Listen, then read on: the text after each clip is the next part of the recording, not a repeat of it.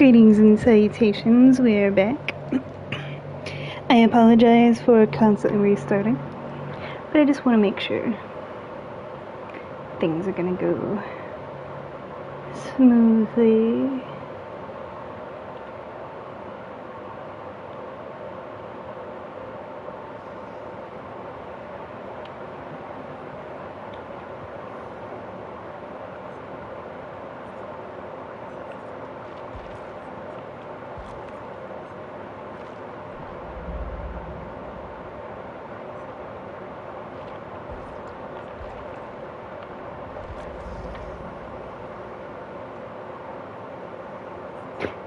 Yeah, see, they even took everything out. Because before there was stuff for the summer thing, now there's nothing for the summer thing. So they already removed it from the game. Which means they're going to be working on it and fixing it. So what we might do in lieu of that, we're just going to play regular. We're going to play regular today. And then tonight, we will check again, and have a part 2, and see if maybe they fix it.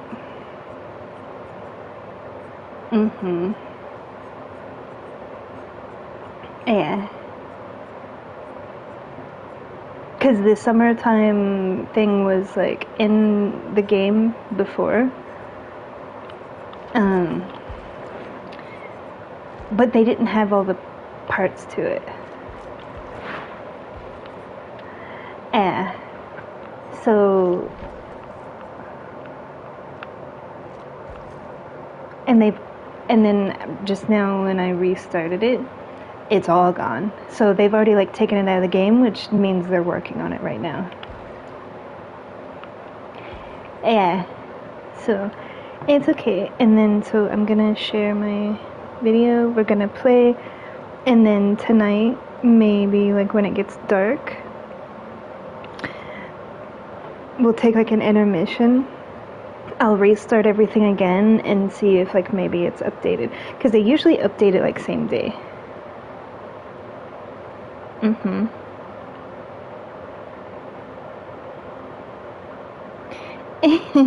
Yeah.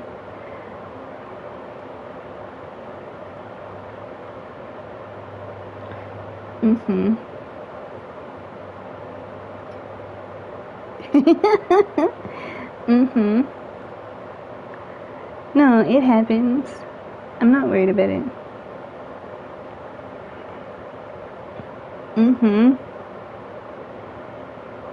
It happens, man. When it comes to, because the way that I see it is when it comes to technology, you're always at the mercy of technology, with stuff not uploading, with me, with my YouTube channel. I have no issues with any other app except YouTube. Sometimes when I'm broadcasting, it doesn't go through and you have to redo it. Sometimes it, the other day, my video just uploaded, but then it was giving an error. Sometimes the audio goes out. So it's technology in general is so fragile. It's life. It's people, It's great when it's working, but it's so temperamental and fragile. Yeah. So that's kind of why I don't do anything career-wise that's technology dependent, because it's so wonderful but yet so fragile, and the whole thing could just collapse, and then we're thrown right back into the dark ages. So it's lovely and it's nice, but one little thing and something doesn't work. And I'm I would not want my life basis on that. Yeah. That's unnerving, yeah. Because it's nice, but I'm still over here just living my life, Yeah. So we're gonna chill outside for a little bit, Get some vibes going. Oh yeah. And so, to everyone watching, there was a summer event that was coming out today. And basically what happened is they uploaded it into the game, and 90% of the features were not there. Neither of the two skins were there. The stuff for the map wasn't there. The mode, it's supposed to be like shuffle mode. Shuffle mode is basically where this right here, it's not your build. It gives you random perks, which is really fun. Because it even applies to the killer. And next week we have blackout mode, which is my favorite mode. It's my all-time favorite mode, hands down. Pitch black. Nighttime. You cannot see anything. You cannot see anything. The only thing that they do is they give you candelabras to put on the tops of the gens, and so you can only see the tiny little soft glow that is within that candelabra. You still can't see anything else around you. The thing about it is, the killer can see nothing but pitch black, and guess what they see? The soft glow of your candelabra. So it makes you be able to see, but it also gives you away. It's so much fun. I will tell you, I do play more killer in that mode. It's 50-50, because it's so much fun to play survivor in that mode. But it's also so much fun to play killer in that mode, because as survivor you're scared the whole time. You're oh, where are they? They're gonna come out of nowhere. But then as the killer, it's ooh, where are you? I'm gonna come out of nowhere. Jump scare. I love jump scares, because I don't get scared. Jump scares are the only way you can scare me, because it's that cheap tactic of rah, That's the only way. So yeah, you know that because you guys have done that to me.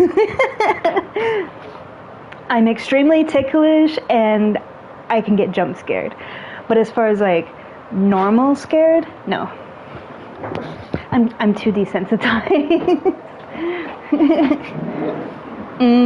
I was watching The Shining when I was 3 years old, unfazed. Don't talk to me. Sit down.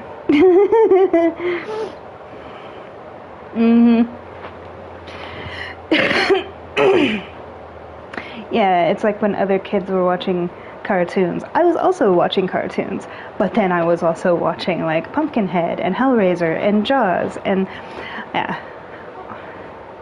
So I'm completely desensitized to horror. So jump scares are the only outstanding thing, because jump scares apply no matter what. Yeah, you can always get scared by jump scares, no matter who you are. Because with jump scares, it's that's a human thing of yeah, that's not horror. It's just yeah, it falls into kind of a separate category.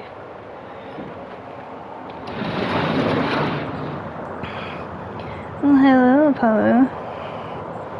We're gonna come out here and sit with you. Are you done tanning? Or are you still tanning? Because his fur is tan. So whenever he sits outside, I say that he's tanning. He's working on his tan. Getting pretty dark.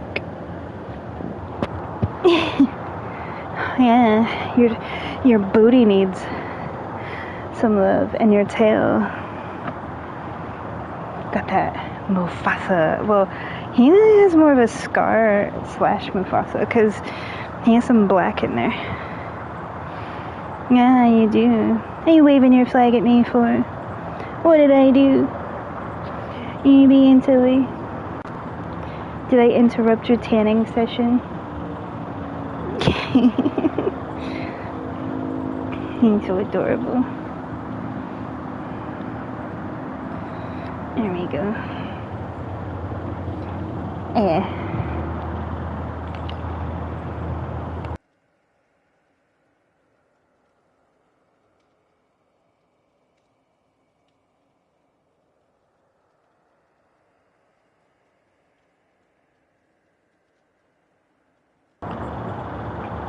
Did it work? I couldn't tell. I was like, wait, did I mute it or unmute it?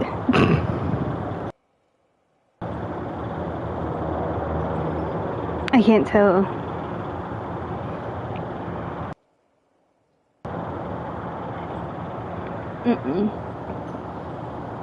Hang on. I have to like try to look at the screen inside. There we go. Yeah, I pressed it too many times, and then now it's like, yeah, okay.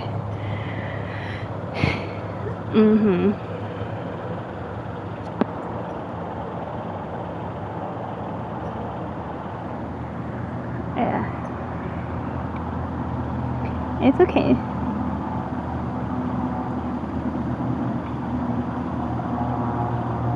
What?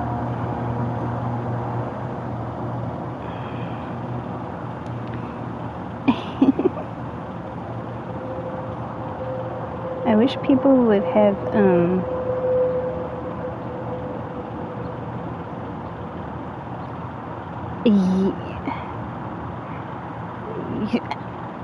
I saw that. It's like, I don't know what state it is, but it was going by like the county, and it's like 107, 104, 101,105. It's like, yeah.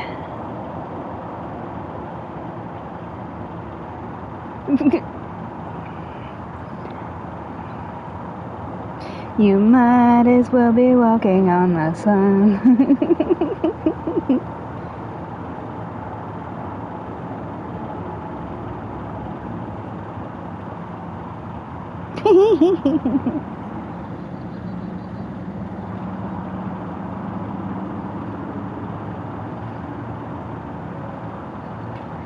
Yeah.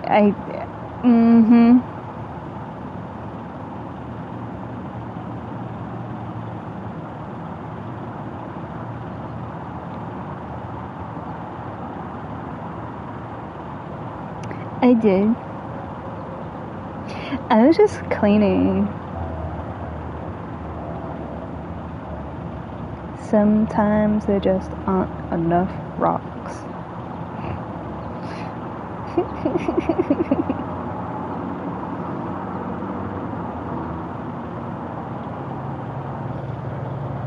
It's a beautiful day.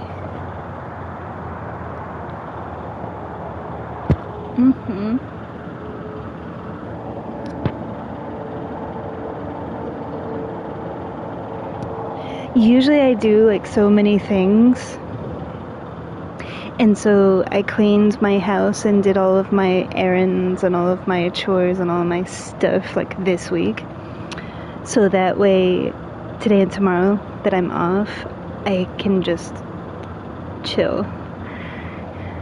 Yeah, because usually on the weekends I'm doing like a million things, and I was like, you know what, this week I have no dance performance, so I'm gonna clean the house, do all my errands, get everything I need, and this weekend I'm staying at home and chilling out.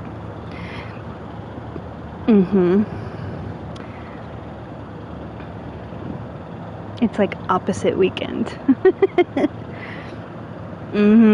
Exactly, because usually I'm doing like a million things. But this weekend, we're at home. Just chilling.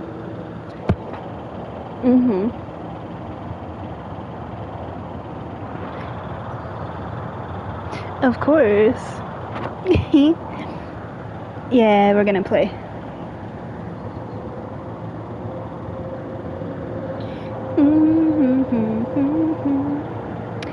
Exactly, so get your snackies, get your food, go to the bathroom, do all the things. Get your favorite drink. Probably will need a few. Because this is gonna go all night. Like all day and all night. Yeah.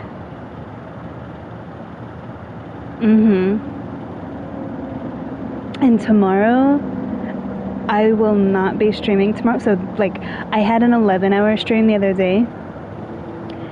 And then space. And today is like all day and all night, and then tomorrow is just my day for myself to like meditate, take my milk bath, and read my Bible, and just peace.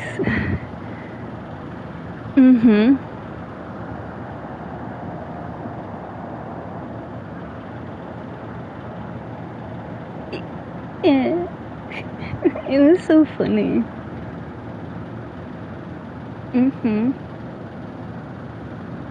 Snuggle, snuggle, snuggle.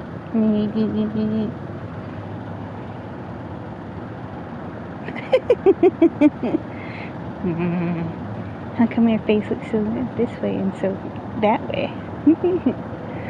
I rub his fur in the opposite direction.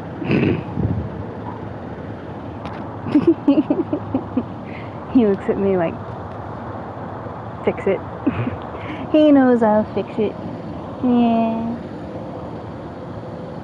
He's a silly baby. Silly, silly, silly.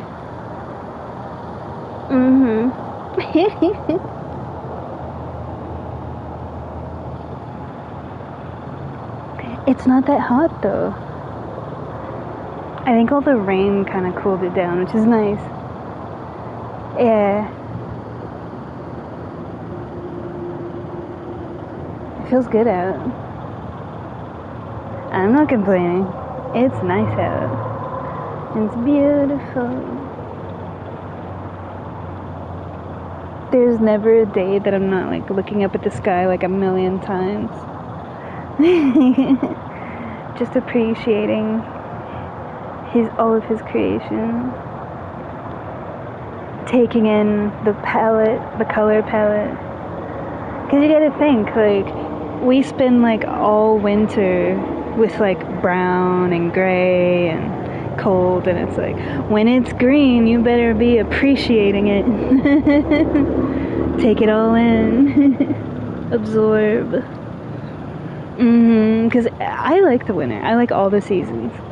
But it's like people are complaining all winter. And like, now it's pretty and you're not appreciating it. It's gorgeous. The little birds, they hop. I think that's adorable. They go tick, tick, tick, tick, tick, tick, tick.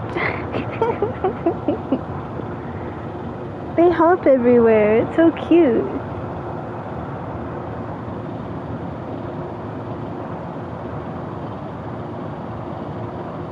Yeah, we're gonna play. I don't know if I want to play killer first though. Might do that. I don't know. We'll see. Because I do need to play killer. Yeah. Nothing major, nothing serious. If we get 4Ks, we get 4Ks. If we don't, it's whatever. I just have to play a killer like a certain amount of matches for one of my challenges, so I'm like, I may as well do it anyway.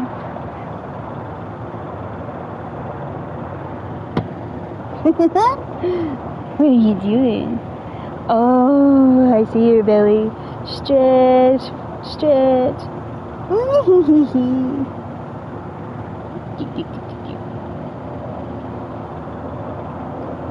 It's so adorable, just rub your belly. Oh, yeah. Yeah. Nani? He's like, why'd you stop? Okay, get some more.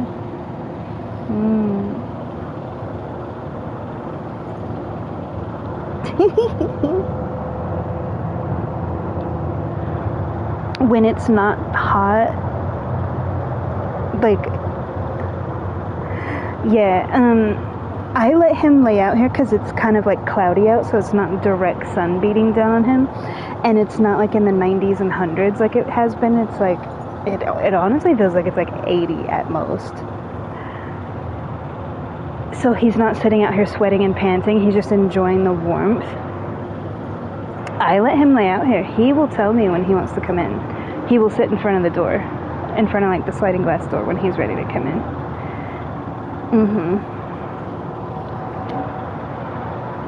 He already had his walk.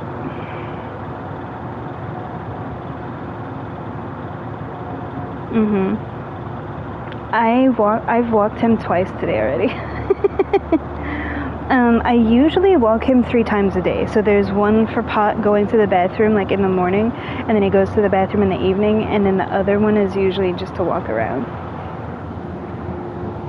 and explore.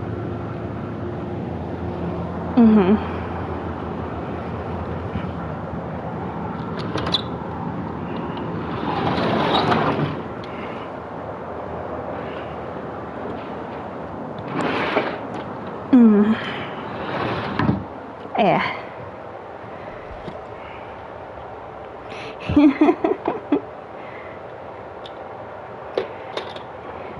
It feels so good.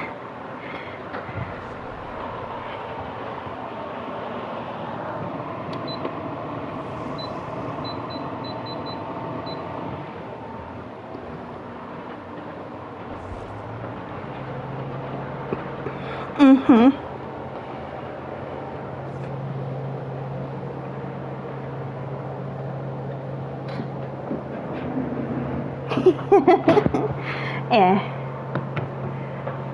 Oh no. Bill.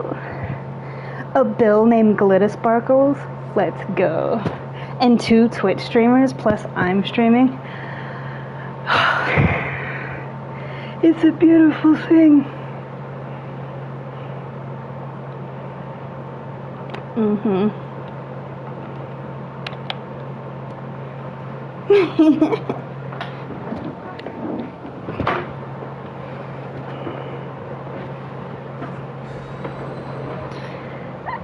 Let's go. I don't even know. Let me check.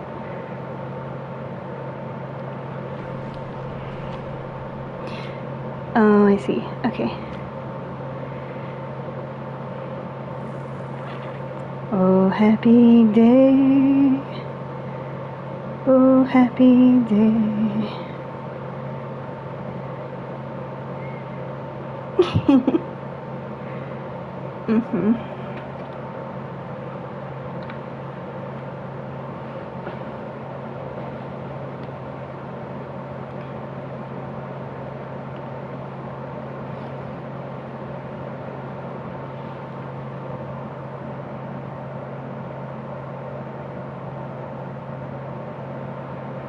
I hope where everybody is nice and sunny and bright and pretty.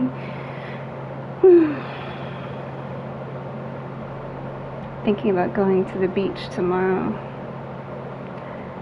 Just bringing my surfboard, my Bible. It's a nurse.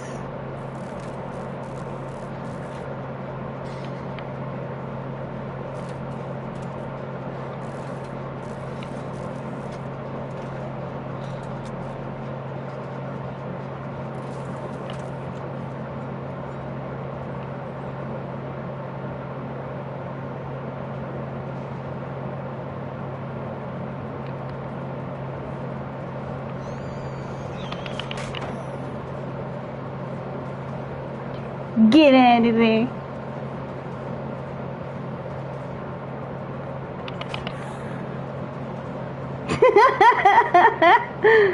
Even if she gets me now, it's still worth it.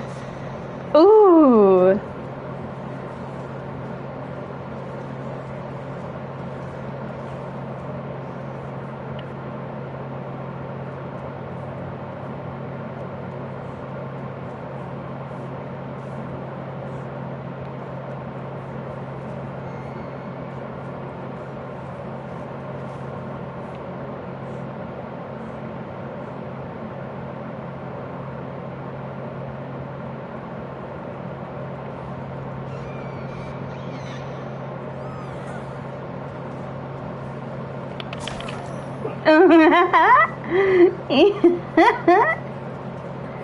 What's this stuff? Yeah, it's like the fact that it's slow.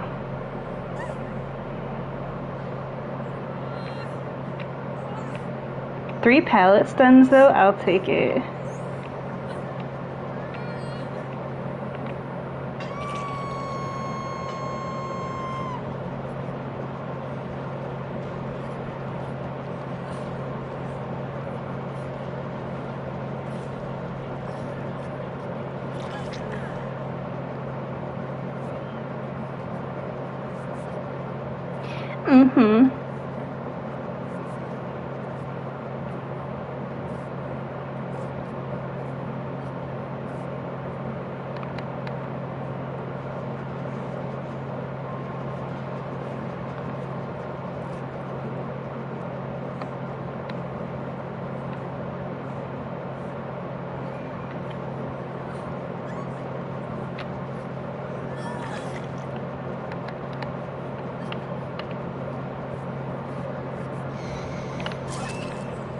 Really?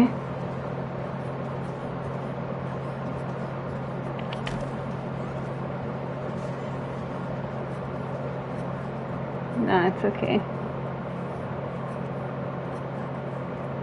We go, we heal. Here's our little buddy.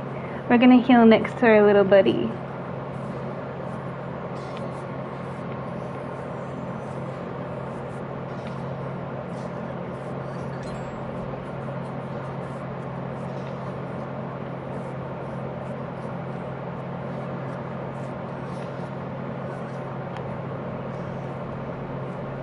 We're gonna go to the other end and try to get some gym progress elsewhere, because she's kind of on the same area of the map.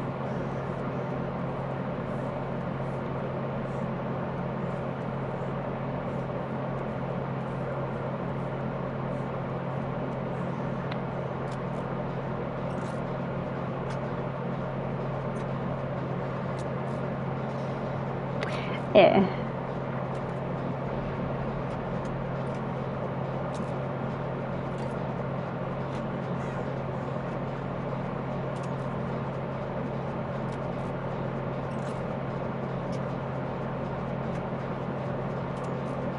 Mm-hmm.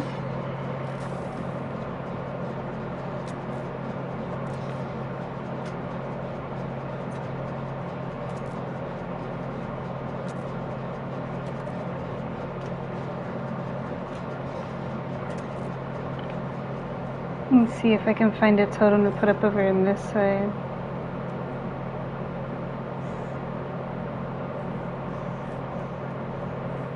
I don't see one.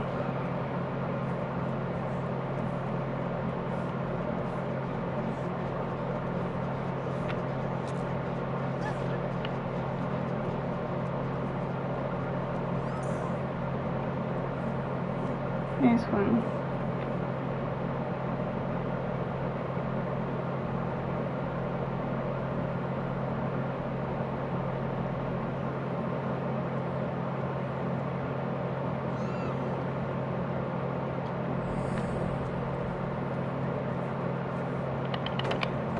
Damn. There was like just far enough away, you know.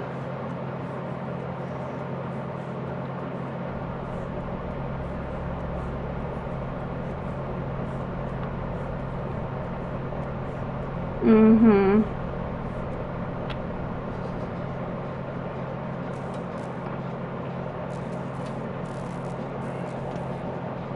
That would have been a perfect palette stun too.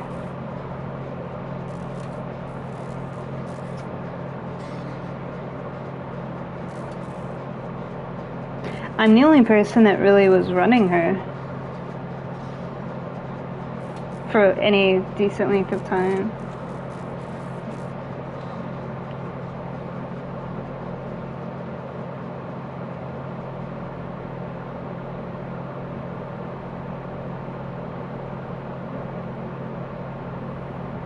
Oh, she went back to the hook.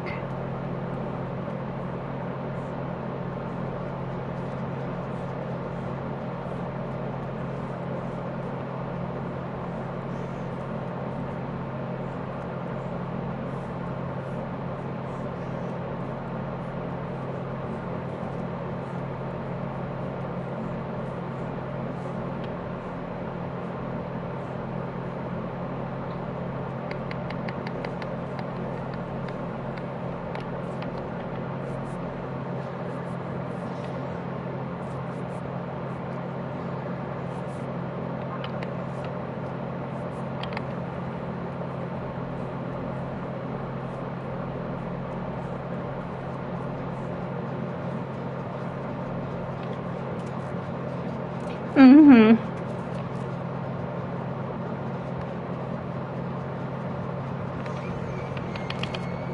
Ha!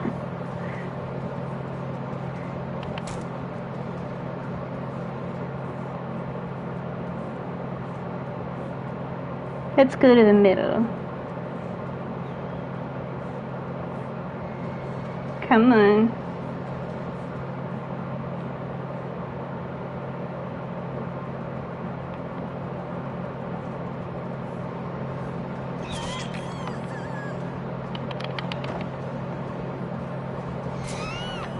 What the heck, man?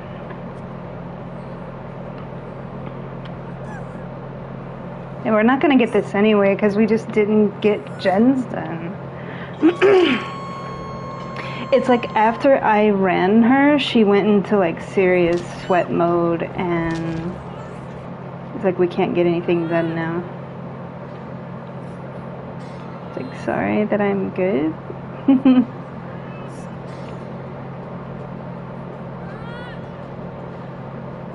And they're like staying injured constantly.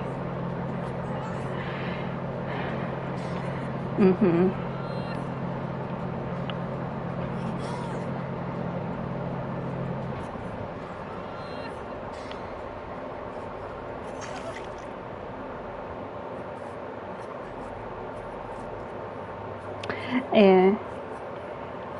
Like, see how slow that is?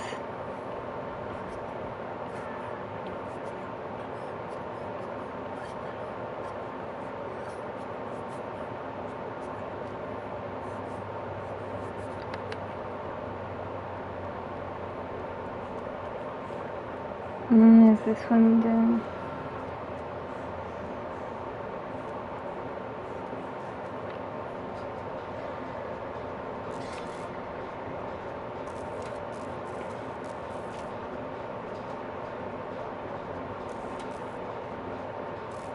Well, and also, like, because she's always there, it's like the gens that we get good progress on just keep receding back down to nothing. So then it's like you're starting from scratch constantly.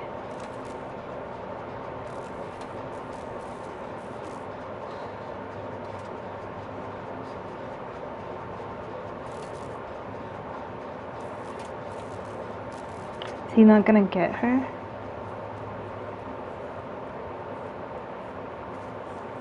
Well, he did. I mean, at the end of the day, it's not gonna matter. We may as well just break totems.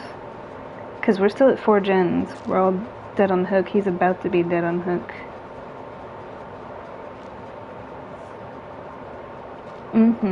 It's just like we just take our points and go.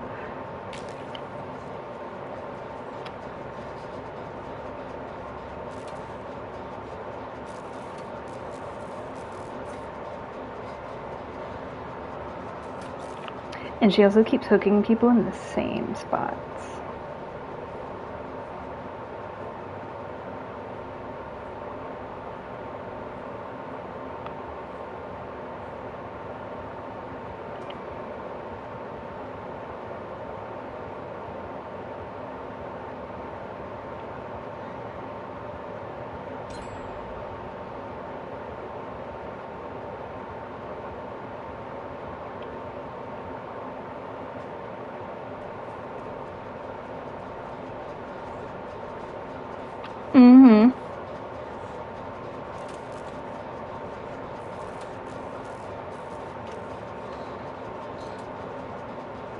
I thought that was somebody coming over here.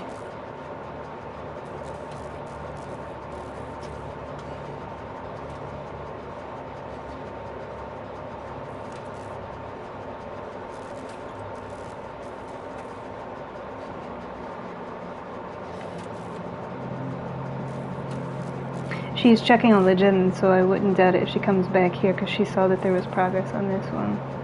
So I thought.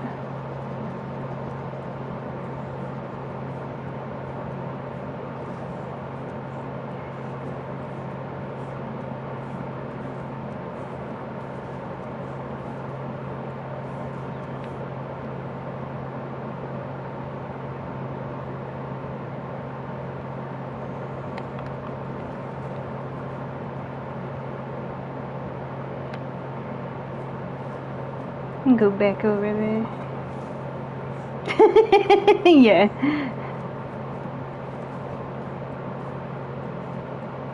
Because they've given up on doing gens. I'm just doing it for XP. It's something to do. You get XP, and you don't get crows on you.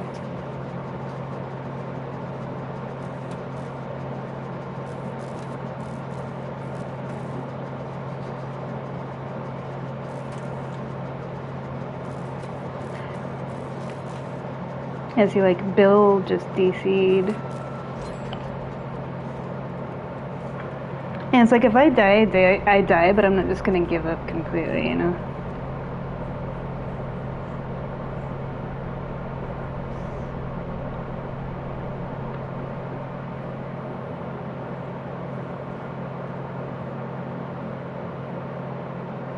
Eh.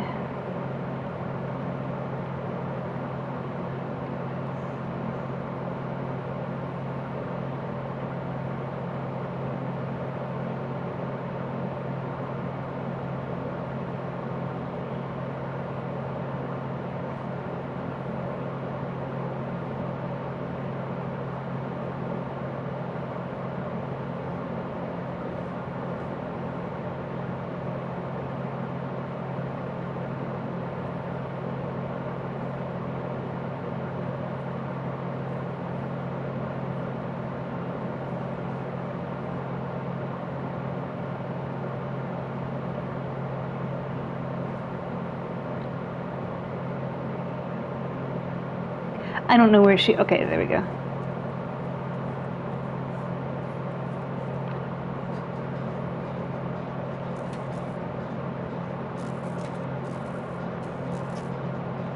Mm-hmm.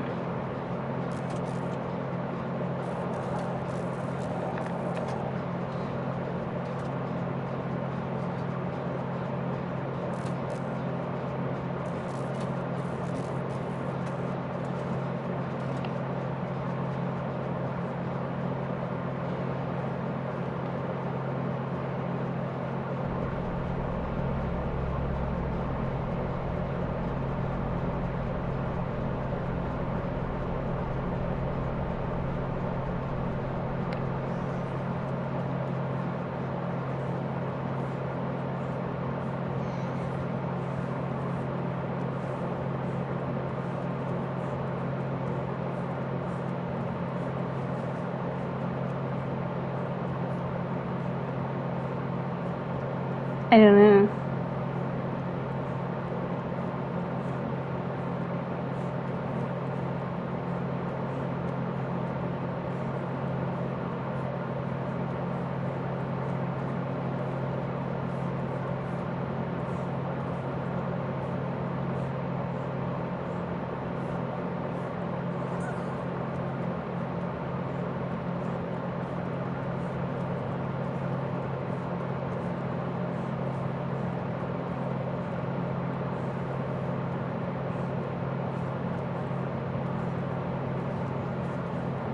It's gotta be on the other side. She's probably standing on it.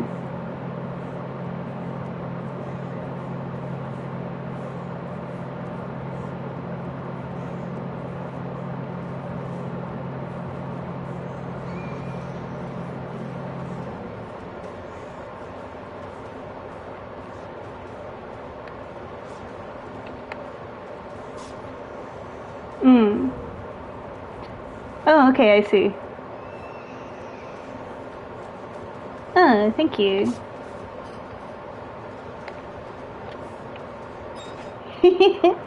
She gave it to me because I didn't DC and I ran her the best, so fair enough. I had a feeling that she found it and that she... This is a person that I played the last time I streamed. I'm pretty sure they did the same thing. I'm pretty sure they did the same thing. Because I recognized this combination and they were playing nurse and I recognized the name. That's funny. And I did the same thing in that match too. It was like I was the only person that ran them really well, so they gave me hatch. Some people it's because you're the last man standing. They're like, hey, if you're still here, you can have hatch.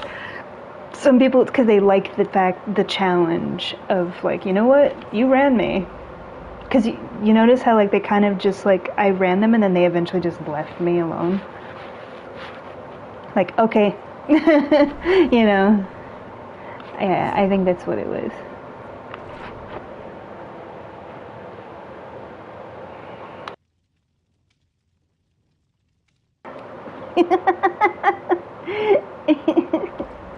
Yeah. That's, well, you know. mm.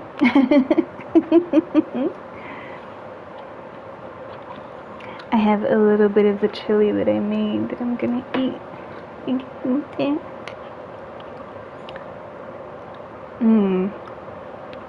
Spicy.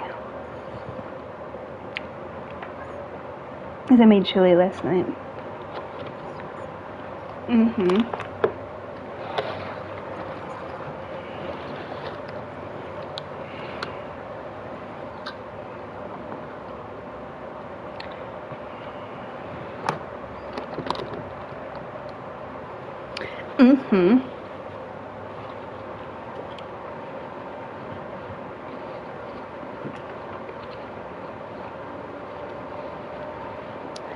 True. It was a good match.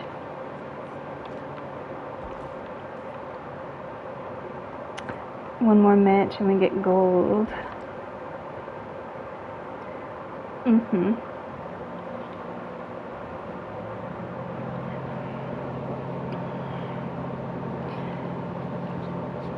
Oh, I thought you guys were gonna go see it.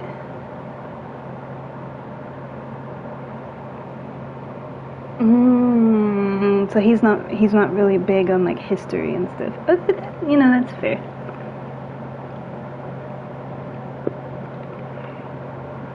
I very much am big into like music history, like language history, science, history, science, language, science,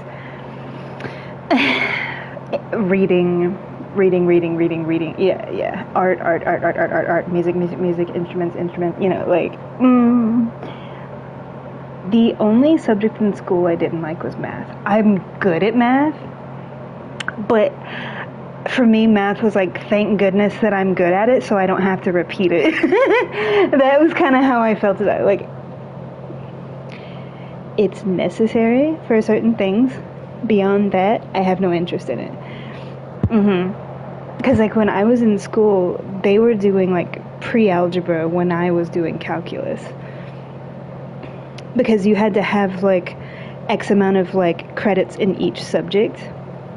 I tested out of foundations, pre-algebra, algebra, and algebra 1.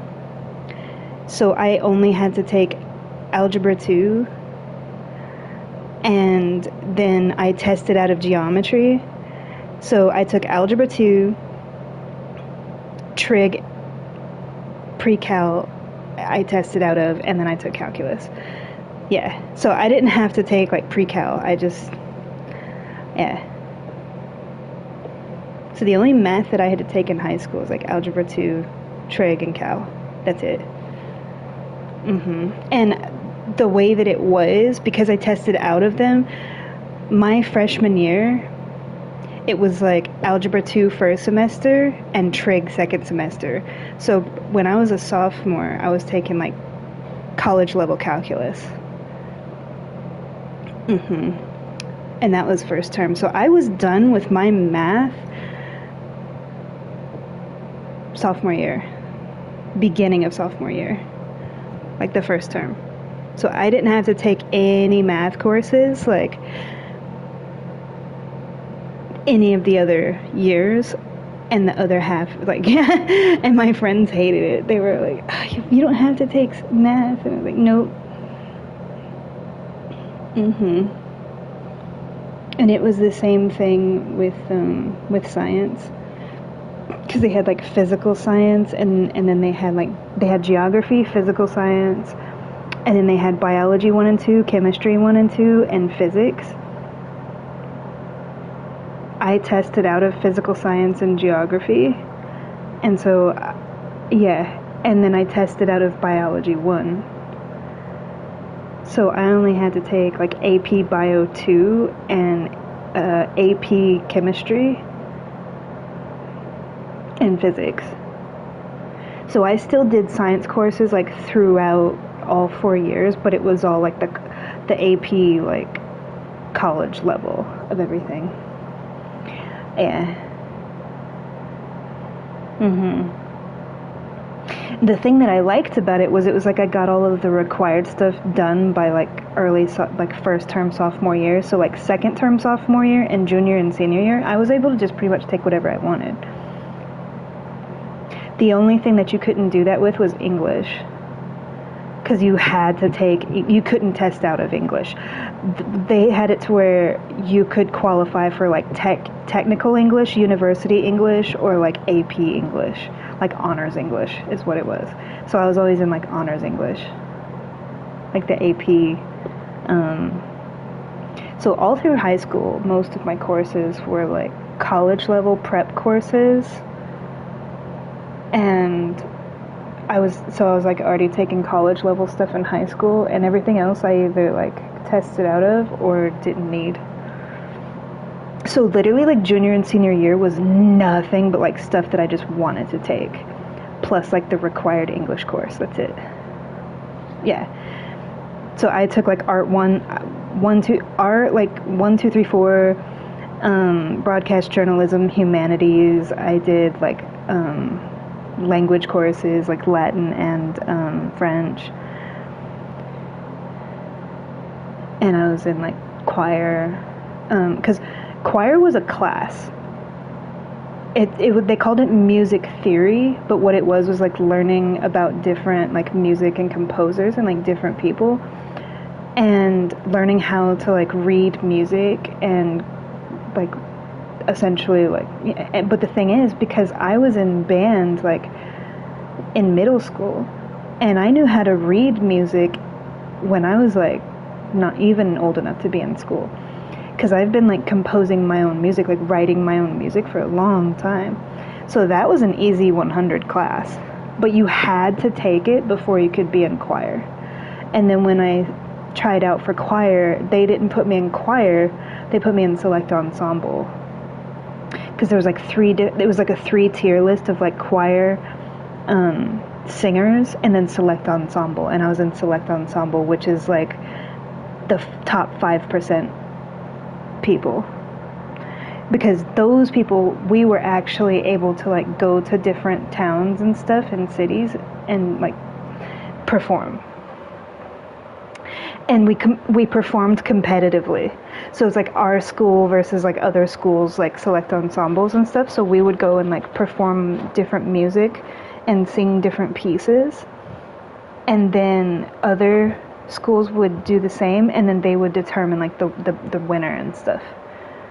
It was interesting, and I liked it because it's like you got to get out of class as like a field trip, and you just like basically get on the bus during school hours, go like you have your long black dress, you know, the choir issued long black dress, you know, and you just go sing and but yeah, most of the stuff for high school I classed out of, like I tested out of.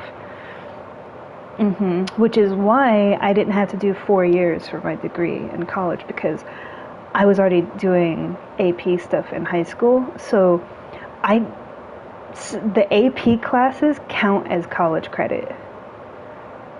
So like I didn't have to take like English 101, Math 101, which is like the Mickey Mouse courses anyway. It's the same exact thing that you do in high school. It's just you have to pay for it. So I didn't have to take like all the basic, like, because usually like in a 4-year degree, your first 2 years is taking nothing but like basic courses with like maybe one course out of them that's related to your field.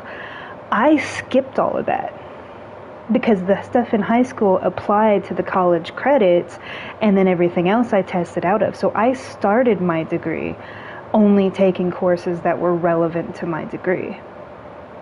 So I basically like shaved like 2 years off of a 4-year degree. And then after that, I tested out of a lot of stuff. So that's why I received a master's degree in the time it takes to get an associate's degree in like 2 years, technically 18 months. It took me 18 months because I was in the hospital, remember, like over the summer, off and on. Yeah. And obviously you don't have college during summer, but it wasn't like a total of like 2 years because of summer break and all that. And you have fall break, summer break, spring break, plus I was in the hospital some. So, yeah. Yeah.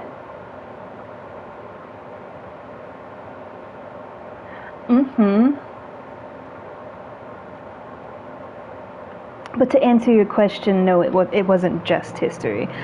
And to answer your other question, like, yeah, I did take all that in high school. I don't know, I enjoyed it. I've always been like that. It's like I'm like a sponge. Because I get where you're coming from, like, oh, it's boring. Like, that's most people, and that's fair enough. Like, most people were miserable and bored in high school. But I actually love learning, and I found it all interesting. People thought that because I wasn't taking notes, that I was bored too. That I was just sitting there bored in class. And it's like, no, I'm just listening. And I can listen while I'm, like, looking out the window and, like, drawing and sketching. So I wasn't bored. There was some classes that I took that I already knew, like, all the material, so it was pretty much just show up for class was the thing. Yeah.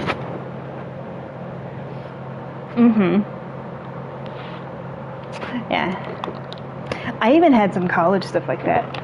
But the good thing about when I was in college was it was mostly online. So I would just, like, listen, because there's, like, a video that they would send you. So, like, for example, if you have the class, like, 3 times a week, then 3 days a week you get an email from your professor, and it has a video that you watch, and it's essentially your professor, like, teaching the class on video. And most people just watch the video and take notes, and then they send you, like, the assigned stuff, and you do that and send it back. Well, most of it I just kind of, like, put the video at, like, 2 times speed and just did the assignment while I was watching the video. So I already had the assignment done before the video was over. Yeah. And then, like, once a week you have a quiz, and, like, once a month you have a test, and that's pretty much it. That was kind of the formula for a lot of my online courses. So I only had, like, the one lab.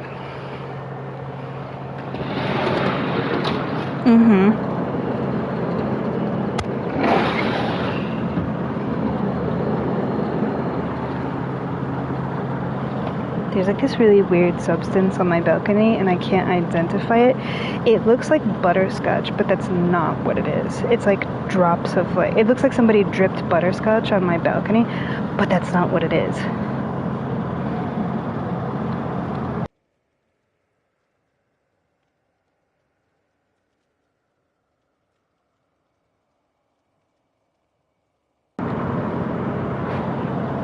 Yeah, it's like when you cannot identify the substance.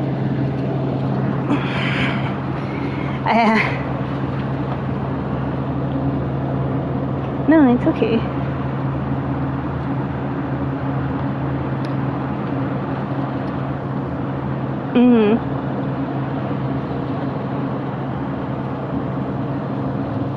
It's okay. It happens sometimes. Did I answer your questions, though? I can't tell. Well, because we were talking about Odyssey, and I know I kind of went off when you asked me the questions about, like, oh, you know.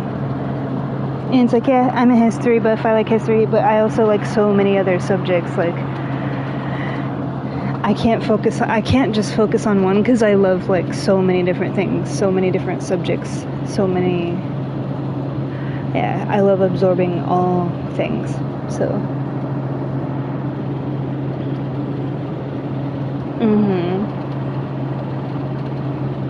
So I find that stuff interesting, whereas, like, some people don't. They find it boring. So, like, I understand why you guys didn't go to see the Odyssey, because he probably would have fell asleep, to be fair. That's why I like going to like plays, and I go to the opera, and I go to different performances. And you always ask me like, how can you sit there and go by yourself? And it's like, because at least I know I enjoy it. I wouldn't want to invite somebody and they're only like going to be nice and they're bored. It's like, if that's really not your thing, it's not your thing. But I'm also the type of person that I'm completely happy just doing stuff by myself. Like, I do that all the time. I'll just do things on my own.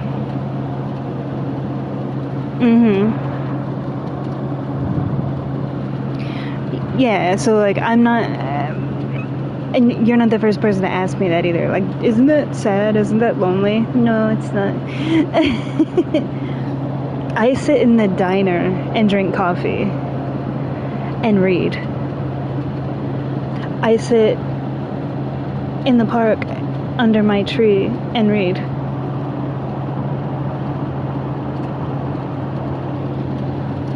I don't get lonely. And I'm enjoying my surroundings and I'm doing what I enjoy, so it's not sad, it's not depressing, it's not lonely. Yeah, I'm just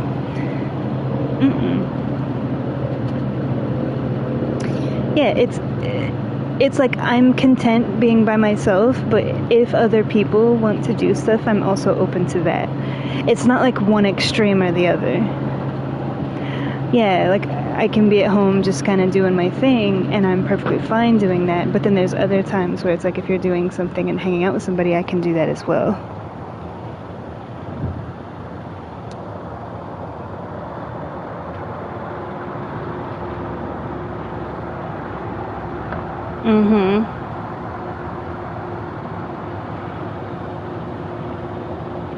Bro, off the controller. You have the whole balcony to lay on. He lays right on top of the controller every time.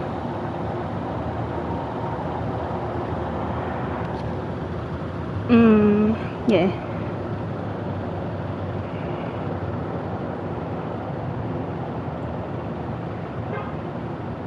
Oh, favorite?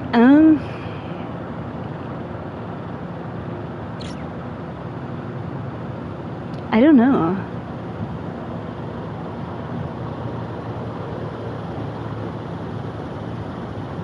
Word etymology was fun.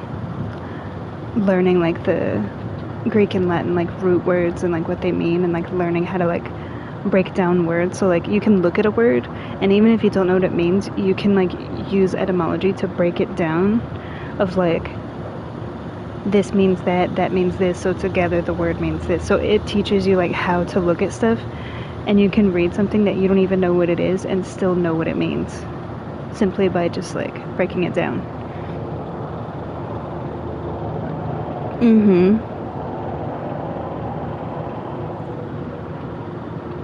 Art class was fun. Choir, music. Like, there's not one standout, because I really enjoyed all of it. And same thing in college. Like, there wasn't any. With college, like, I truly loved being on the swim team. The swim team was a huge standout for me. As much as I like doing the theater stuff, and that was fun, the swim team. And I would say like biochemistry 1 and 2 were really fun.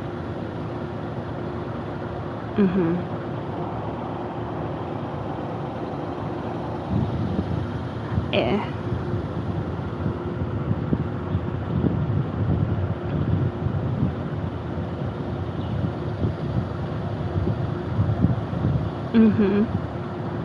Honors World History was fun for me because our teacher was amazing. Like, my art teacher, this is high school, my art teacher was amazing, my word etymology teacher was amazing, and my Honors World History teacher was amazing. Like, we had good teachers. That's why it's hard to pick one, because it's not just the subject, but it's also like the teacher, because the teacher can make or break the class. If you have a book teacher, it's boring. They come in, they sit at their desk and stare at their phone, and they just like give you like read pages blah blah blah through blah blah blah, here's your homework assignment and done. Essentially, they're not really teaching you anything. The book is doing the work for them. They're not teaching the class. Yeah. And typically, the proof is typically classes that are formatted that way. Most people are failing the class. For that reason. Because it's like, well, anybody can just read the book, but if you're not understanding what you're reading and then you're trying to do assignments, you're trying to do something based off of not understanding. So you're going to get them wrong. And then when it comes time for testing, you still have no idea what's going on. You haven't learned anything. Of course you're going to fail. And the response is like, well, the book is there. If you read the book, then you'll know. And it's like, yeah, but if they need something explained, the whole purpose of being a teacher is to explain it. Like, I always passed all of my classes, but my friends, like, struggled with certain teachers because they just didn't teach. Like, they would come over to my house, and because I always did my homework like in class, so I never had homework. But I would have friends that would come over, and I would just help them with their homework. And they're like, the way that you explained it makes it so simple, and now I understand it. Why can't the teacher do that? That's their job. And I was like, exactly. It's sad when your friends are basically teaching you your class.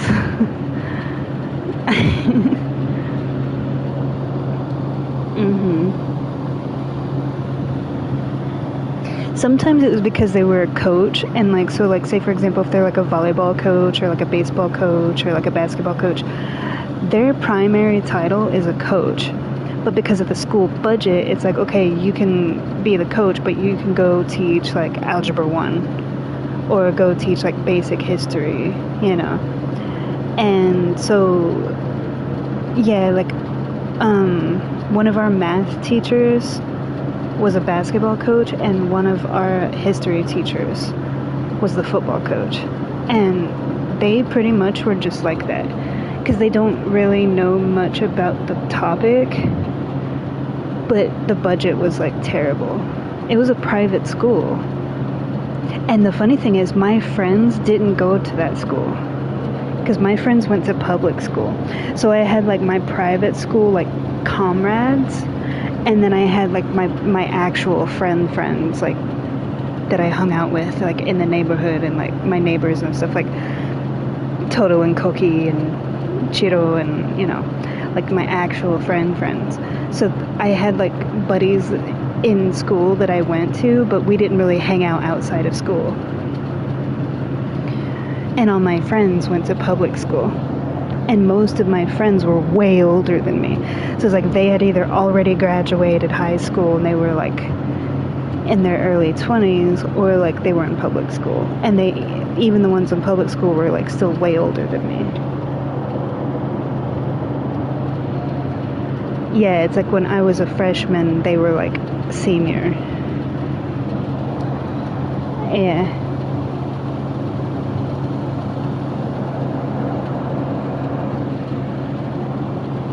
It was just always like that. I don't know.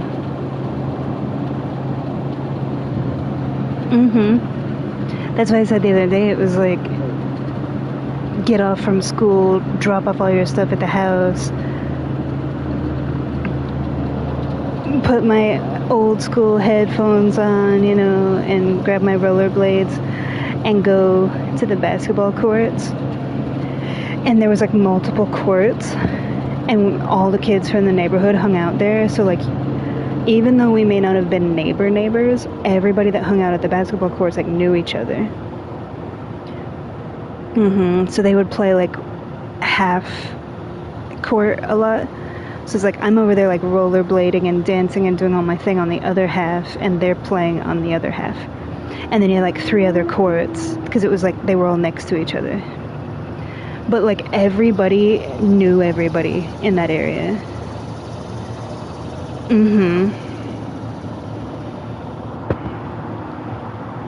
And even in that scenario, I was the youngest person. Because like the kids my age were too like intimidated to like go hang out with them. Because I had a couple people ask me, and they're like, aren't they like thugs? Aren't they like, you know, like they pretty much like assumed the kind of people that they were, and it was like, we're all just hanging out chilling, you know.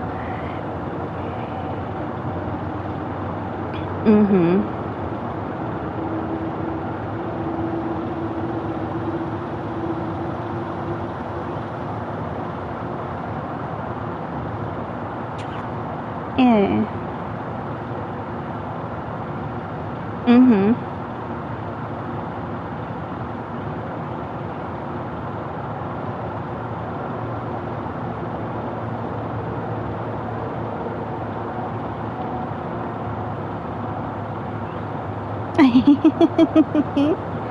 Yeah.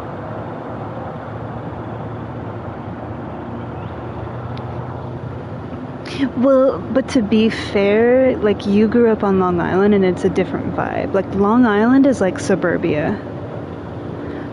Queens is like kind of like that. Because like, yeah, like we had a brown house. Like I grew up in a brown, like, you know, the brownstone houses in like the Upper West Side. And it was like the row houses, but they were like tall and like long backed. If it, yeah, like we had one of those style houses, so it was like hang out on the stoop, you know. And you have like a little rectangle for a backyard, you know. Yeah, and like my room was upstairs. But yeah. But Queens is kind of like divided 50-50. It's like you live where your house is like suburbia style, like with the street with all the row houses and stuff, but you still live on a block. You walk a couple of blocks up and then you're in like, you know, everything's still walking distance like it is in Manhattan, but it's just set up differently. Now there's other parts of Queens that are actually like streets that you drive around and it's a little bit more spaced out and stuff. But so Queens is kind of like 50-50. It's similar to Brooklyn. Yeah, it's like you can walk around, but you have to walk further to get to the bus stops. You have to walk further to get to the train spots. Yeah, so and Long Island is literally just like residential, like typical suburbia where you drive everywhere. Yeah, so like I grew up in like this more city part of Queens that was closer to the city, like, because this is the city. Like Manhattan is the city. Yeah.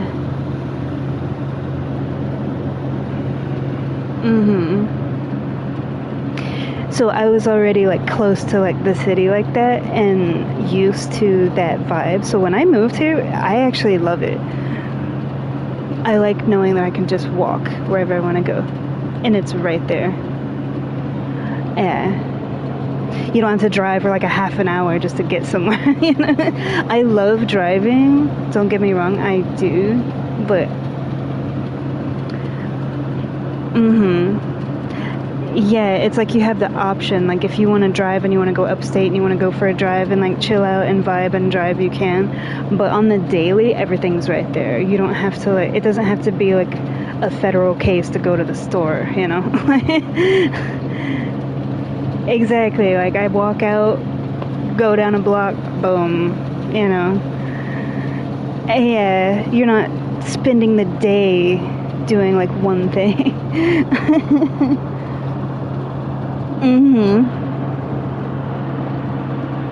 Exactly.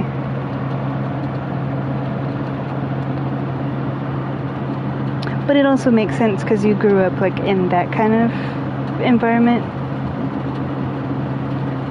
So I understand why you think that that's kind of like scary and sketchy and yeah, like hanging out on the basketball courts with people that are like way older that you don't really know. But to be honest, like it's hard to explain. It's like they're not like your best friends, but it's like it's people you chill with. Yeah. Yeah, it's like I'm not spending the night at their house. They're not like my best friends, but it's people from the neighbor. Like the way that we used to put it is like, yeah, we're the kids from the neighborhood, you know, like, and we all hang out.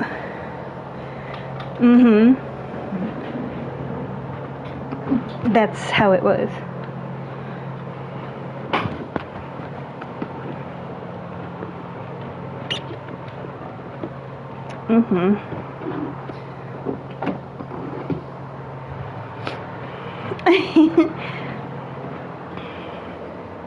No, you know, you want to know something? One of my friends from school used to say the same thing, and her mom. It's funny because she was my friend, and I was like the nerd, you know, and all that stuff. Plus, I was like the, as you call it, like the goody goody that didn't do bad things. So I was like never in trouble, straight A's, like super nice, you know, all this stuff. When her mom found out, because one time she came over to my house, and she was gonna spend the night, and then she came back and she was gonna give her something. It was like she forgot her retainer, so her mom got her retainer and drove over to my house to bring it back to her. And my mom was like, oh no, the kids are down by the courts, you know, they're just like hanging out. And she's like, down by the courts? And we were over there, and we were like sitting on like the little bleachers that are in like the court, the basketball courts, talking and hanging out and like getting some sun and just like girling around, you know. And we were starting, there was like a couple of other girls from the neighborhood, and they were like, you know, doing like this dance thing. And so we were going to start dancing. Her mom comes there out of nowhere and is like, says her name and is like all upset. Is like, get in the car, you are not spending the night. I didn't know that this was the kind of people that you were hanging around. And it was funny because like I looked at her, but then everybody looked at her. Like, what?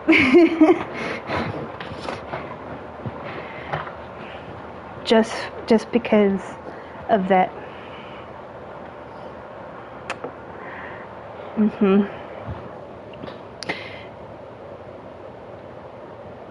Yeah.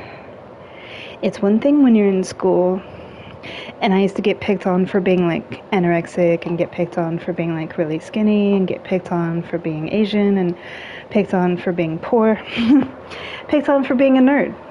You know, you expect it, it's fine. I lived through it. I never complained about it.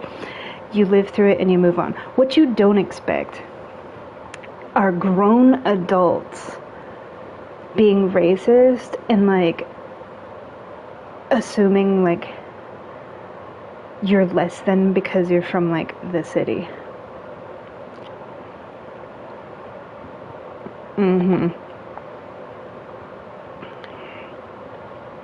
I was apologizing to them, and I was like, no, you guys are cool, like we hang out every day, like I don't know what she's going on about. And they're like, June, you don't need to apologize. She, you know, and it's like, but you know, she's my friend's mom, you know, because we were always cool with each other. I never thought about any of that stuff, you know. Yeah, because I used to hang out at the library. I'd hang out at the library and then bring some books home. Like I would sit at the library and read and just like vibe and chill out, because the library had like some steps where you could like sit outside and read. So I would do that, and then I would bring my books home. I used to hang out at the park, and I also used to hang out at the basketball courts, and we called it the courts, you know. And all different kinds of people were there. Rich kids, poor kids, skater kids, basketball kids, thugs, wannabes, like nerds. Like there was nerds playing Pokemon Go. Like there's the, you know, yeah. And it's like, exactly. And it's like, I'm over here with my skinny nerdy ass self, like, but it was like she automatically categorized us. And then, like, basically, like, wouldn't let her be my friend anymore. She wasn't allowed to be around me. And it's like, but the funny thing is, the friends that she made outside of that were those people that would like sleep around and get into trouble and break the law and steal and like the biggest hoes you can imagine. And I'm sitting there like, I'm the nerd, like the virgin, the nerd that doesn't do anything wrong, that's like straight A's, that's like super sweet to everybody, and she's not allowed to hang out with me, but you're gonna let her hang out with this group over here simply because they have money. Simply because they have money. Because I will tell you, like, even though I grew up on like that side of the tracks, you know what I'm saying? A lot of my friends, like, we may have been like the inner city kids, but we were smart. You know? We just also had street smarts too. Oh, I mean, ghost face.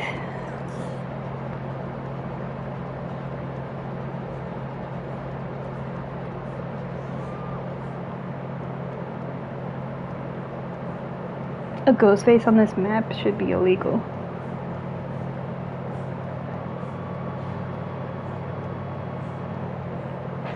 Mm-hmm.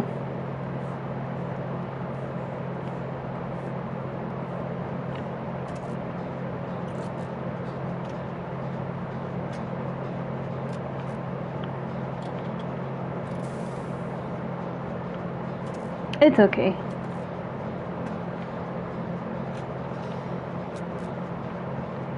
This is a dangerous gen to do anyway. I heard a crow. If you're gonna get me, you can get me. It's okay. Because I'm exposed, so he knows where I am.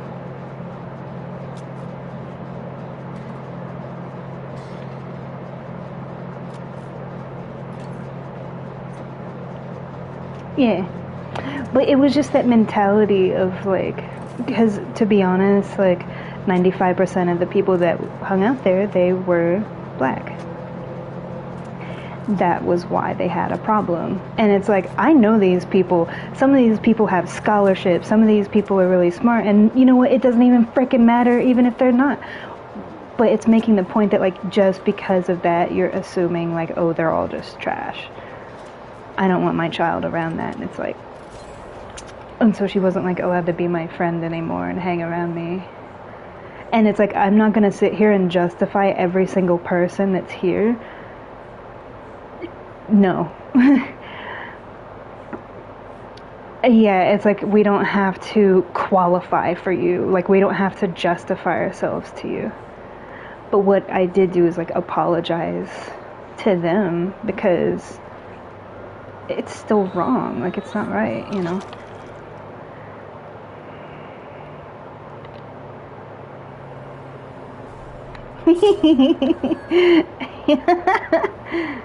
Oh no, everywhere I do.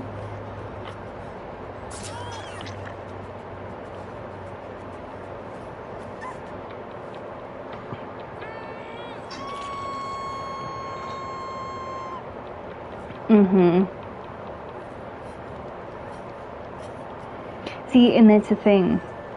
Yeah, like I said before, like, I don't look at stuff that way. Like, if I'm answering the question, then yes, like, I have had friends from all races, backgrounds, cultures, creeds, sexualities, genders, like, none of that crap matters to me. That's not what I see when I look at a person. But it upset me so much. Like, was I upset that my friend couldn't hang out with me? Because my friend didn't feel that way. It was her mom. But she was the type of person that, like, if her mom says don't hang out with these people, then, because, you know, she's the one that has to go home and deal with it, you know, if she doesn't. So she wasn't going to hang out with me anymore because we were the inner city kids.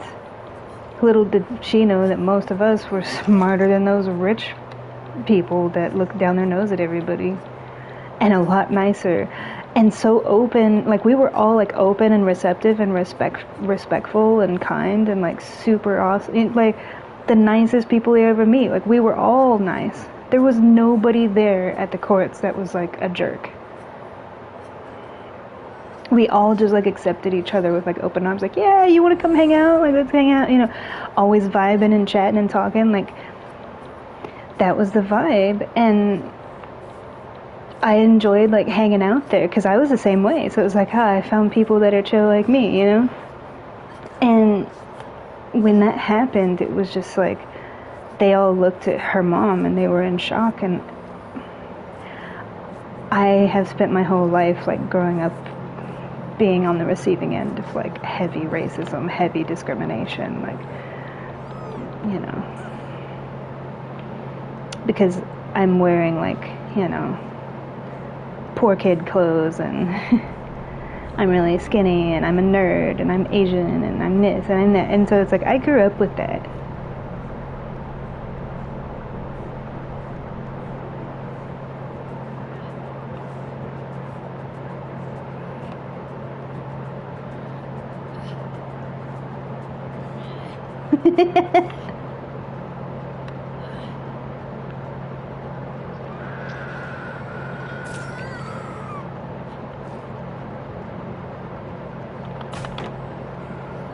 Okay, I'm gonna go in here.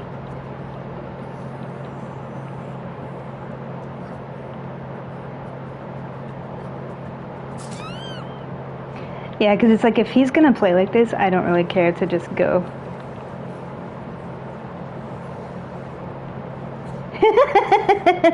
I'm just gonna spin in a circle.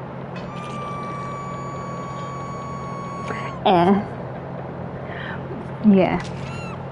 It really upset me. But they were like, no, June, stop. Like, you don't need to apologize for someone else's ignorance. And I was like, but it's still wrong. And it hurt. Like, it didn't just hurt me, but it also hurt me that somebody would say, because she said a lot of stuff that I did not say, that they would even say something like that to them. And it just, so yeah, that was like the only experience that I had that stands out to me as far as answering your question of like with the friends and stuff, because that was the reason I lost that friend. And unfortunately it was because of something. No, I want to heal myself. Get away from me.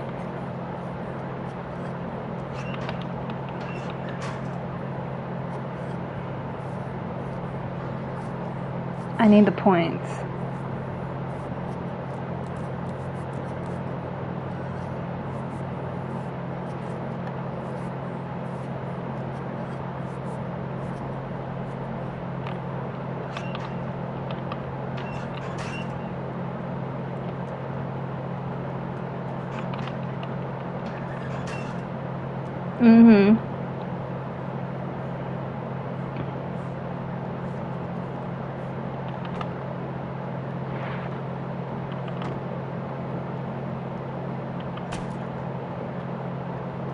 When you don't care about life.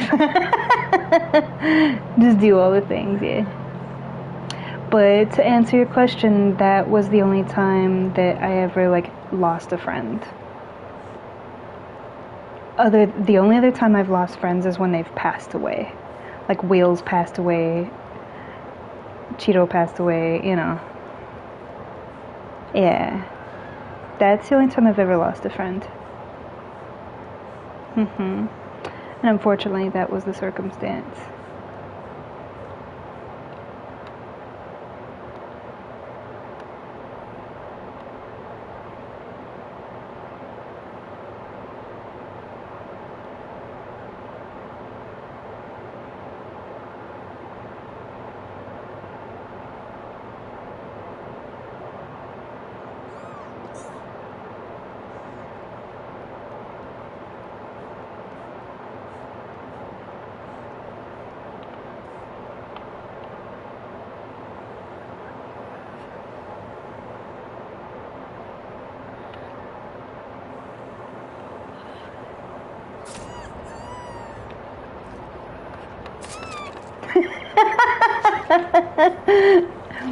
Yes.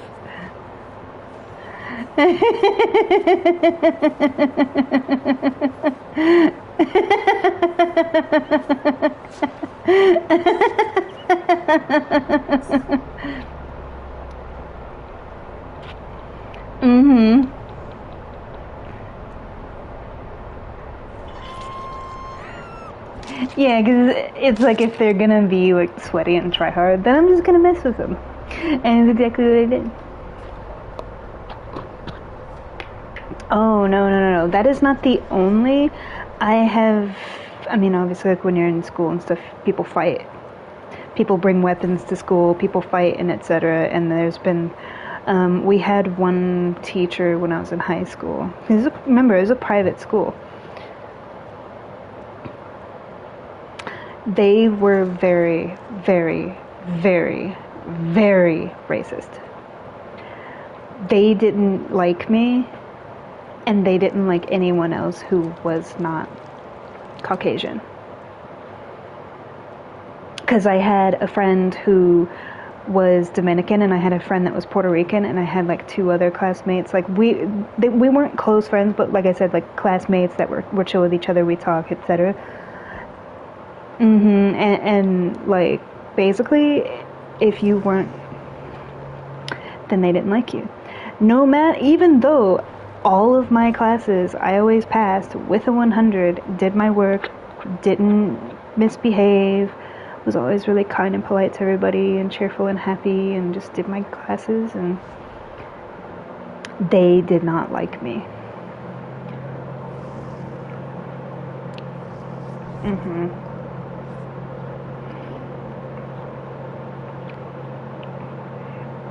To the point they would deliberately like mispronounce people's names.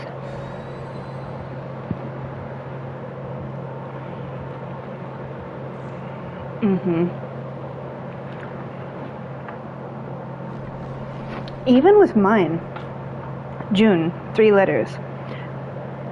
They called me like John, and my last name, Matsuyama, Mitsubishi, and then other names that were of other cultures. They would say it wrong and then shake their head like in annoyance. And there was a couple of kids in the class that they would like try to like make them flunk out. And they had to like argue with the guidance counselor.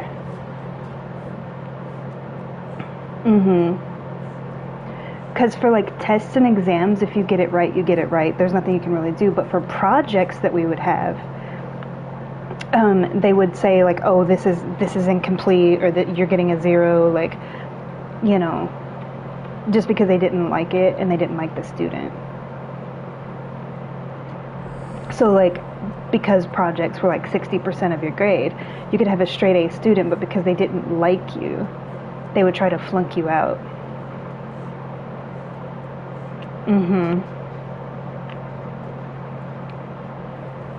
They ended up getting fired.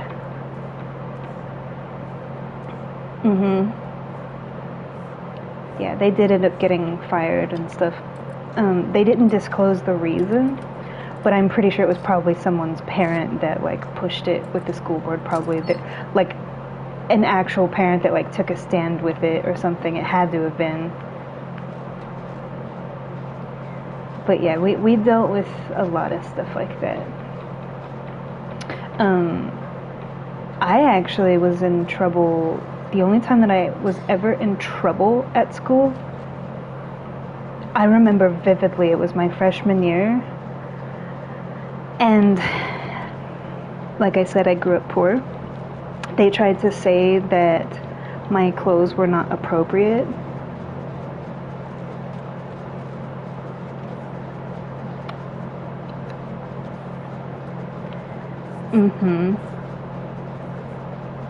And I had the school uniform.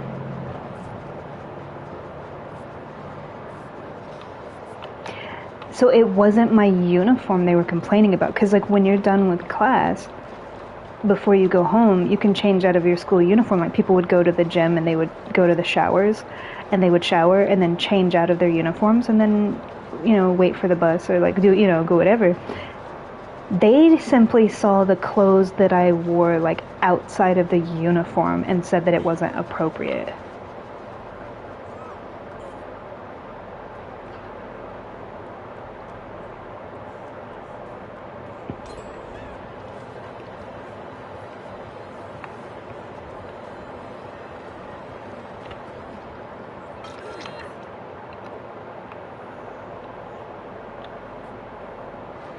Yeah, just because they didn't like my clothes. And the thing is, there was nothing wrong with them. I had like cute little skirts and like little shirts and stuff, and I modified my clothing. But so they brought me to the principal's office and tried to get me literally expelled.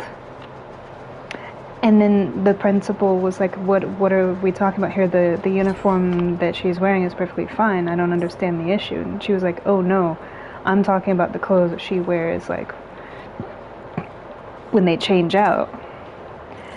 And I had to go to the bathroom, change out, and go back to the principal's office and show like what I was wearing. And they were like, I don't see a problem here. And he was like, well, you know how these chinks are, you know, and started going on about like my race and said a lot of things that I'm not going to repeat.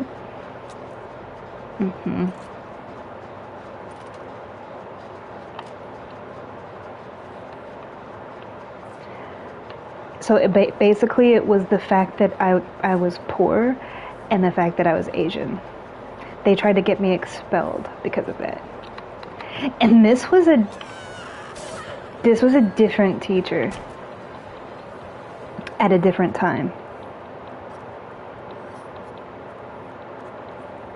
So yeah, that's the only time that I've ever been in trouble, and I didn't even do anything.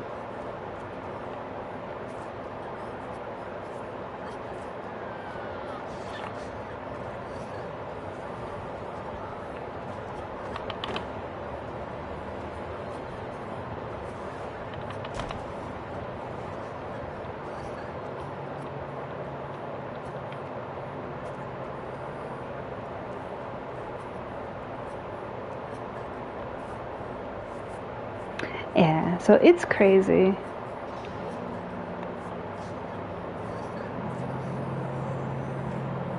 It's so crazy.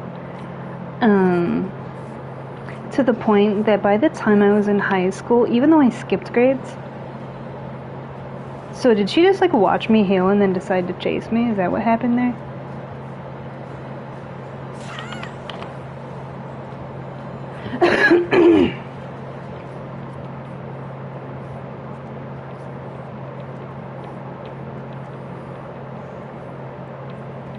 I'm the obsession, so I feel like she knows where I am at all times.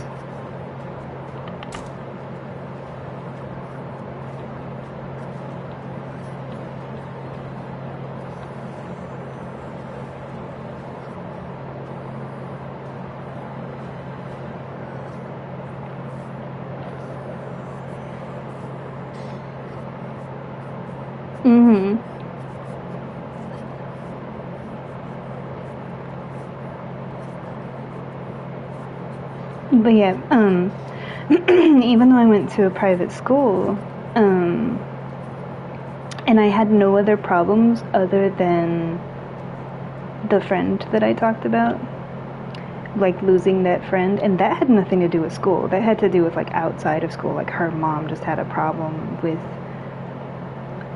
us hanging out at the courts.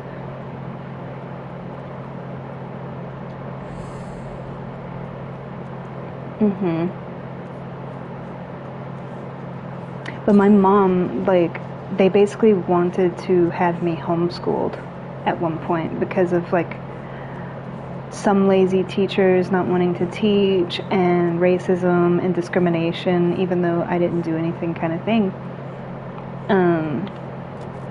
They were considering like homeschooling me.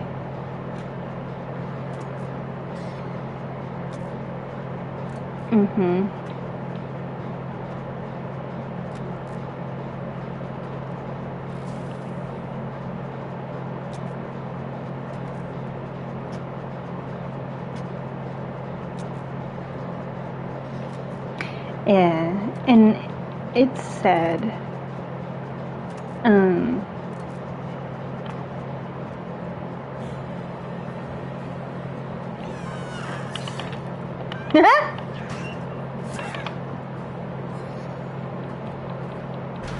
There you go. I like Tiffany, so. Mhm.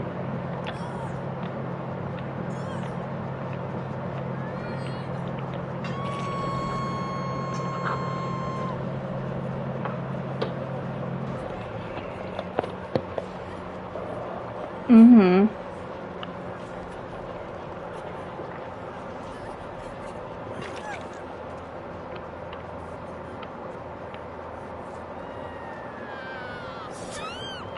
Bro.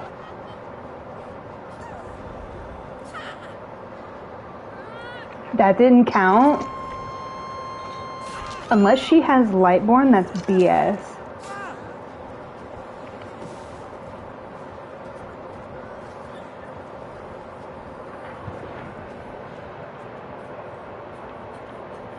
Mhm.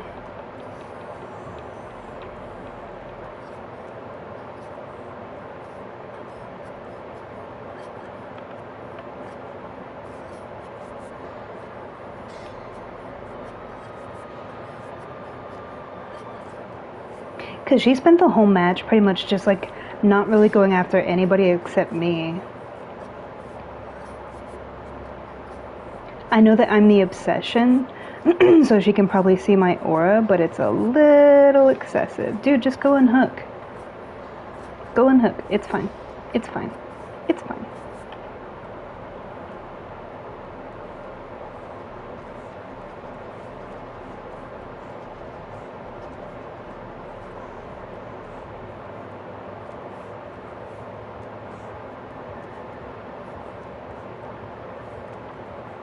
The fact that I was like right there and she didn't see me is funny.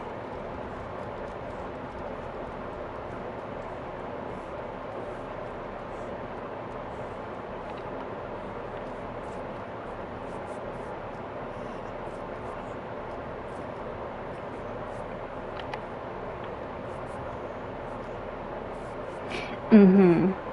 See, I've dealt with that stuff, and there's people that dealt with a lot worse. But it's just really sad and heartbreaking to see and to actually experience as well.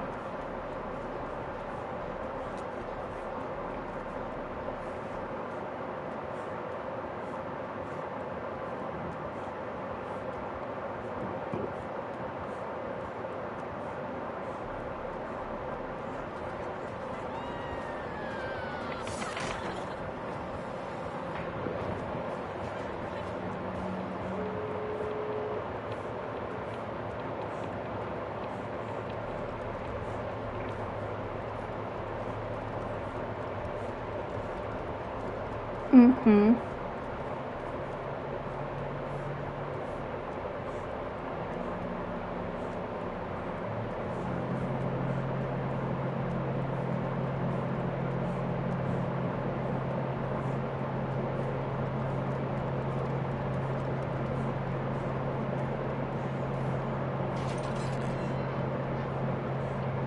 Yeah. There's actually a lot more drama at private schools than there is public schools. Because all my friends went to public school and they always told me like stories and stuff.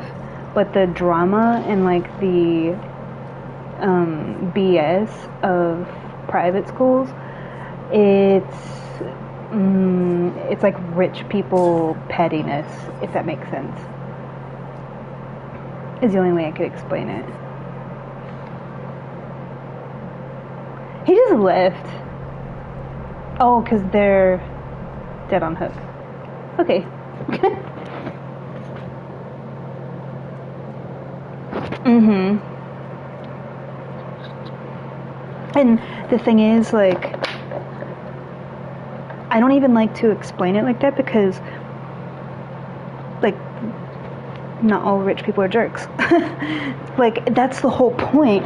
that I'm trying to make, that I'm laboring to make by answering your question is like, people are people, man. Yeah, like how much money is in their bank account, how much money their family has, what they look like, where they come from, what their race is, what language they speak, what their skin color is, like how their personality is. None of that matters. But there was like this assumption that private school is like privilege, and it's like, no, we have just as many problems, if not more so, because you would have like the rich girl, like mean girl concept, and you know, make fun of you because you're poor and all that stupid stuff. And it's like, yeah, who's valedictorian? I'll be seeing you. Like, I kind of always had that in my back pocket. Like, who's the best cheerleader on the squad? And then I moved to dance. I was the best swimmer on the swim team. Me and another girl were like the best cheer. Yeah. We were always at the top of the pyramid, let's just put it that way. Because I was really flexible, but I was really light, so they could just throw me around. And I could always do like all the things. So, yeah. And it was always me doing the split in the center. But, and it's like, that doesn't even matter to me. But it's like, if you're gonna get in my face and try to throw shade, you're all gonna sit down. Like, if you want to talk, if you want to be petty, it's not in my nature to, but if we're gonna start whipping out the cards, you all are gonna end up taking a seat.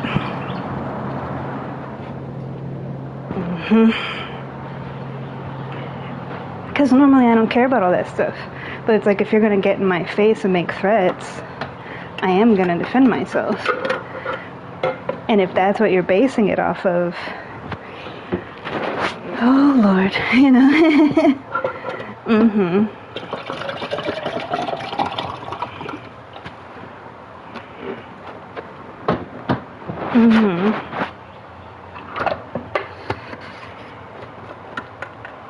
Yeah, and that was only like one person that ever did that to me. That's why I say I didn't really have a whole lot of issues. It was just like one experience over here, one experience over there, one experience over there. The only thing that was kind of consistent was I did get picked on.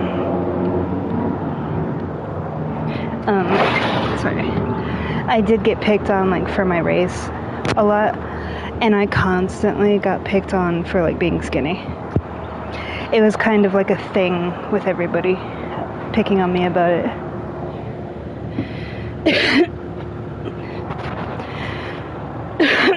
Sorry. I hate when there's something in your throat and it won't go away. But yeah. People were always picking on me for like being skinny and being a nerd and being Asian. Now, when I was younger, like in younger grades and stuff, I got picked on for being poor on top of all those things. And then I really didn't get picked on for that until I was like in high school.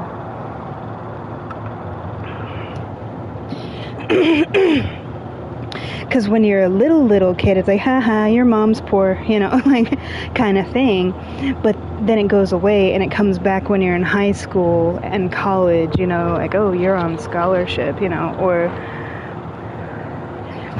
they'll just let anybody in the private school now, you know, kind of thing.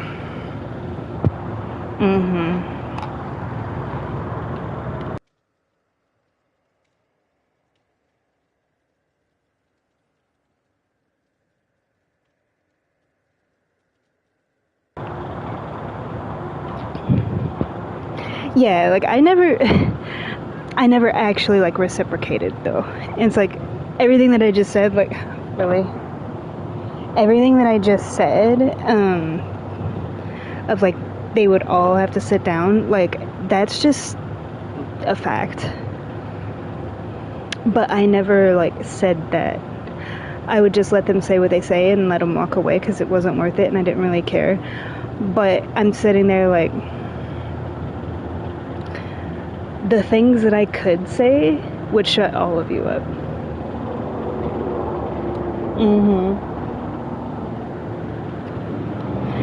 But it's not in my nature to sit there and brag about myself like that. And it's like, I don't have to prove anything.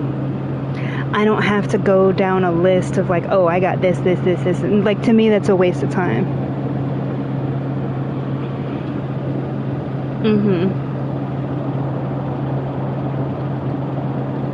Yeah, and it's like, that's not the purpose.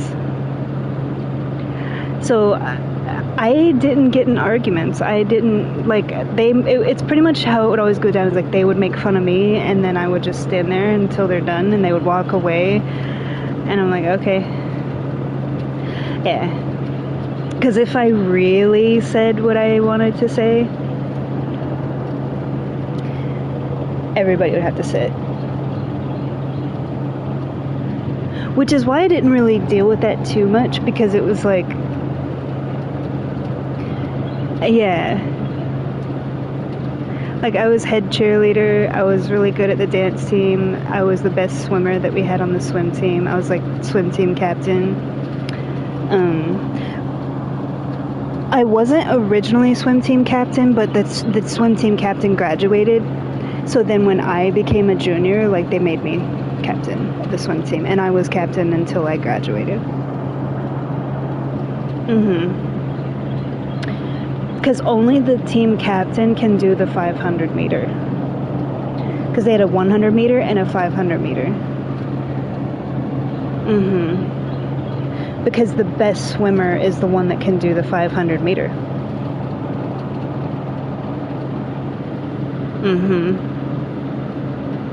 Like, even when you, like, say if you were to try out for the swim team, you show, like, you would basically go up to the coach, and then they would have you, like, get in the water, do some basic strokes, and then they would test your breath capacity. So, like, they hold the timer while you go underwater, see how long you can hold your breath, and then from there they base, like, what you can do. And then, like, okay, so do a backstroke, do a front stroke, here's how you do the butterfly, and they see what you're the best at, and then they make you do laps. That's how you try out. And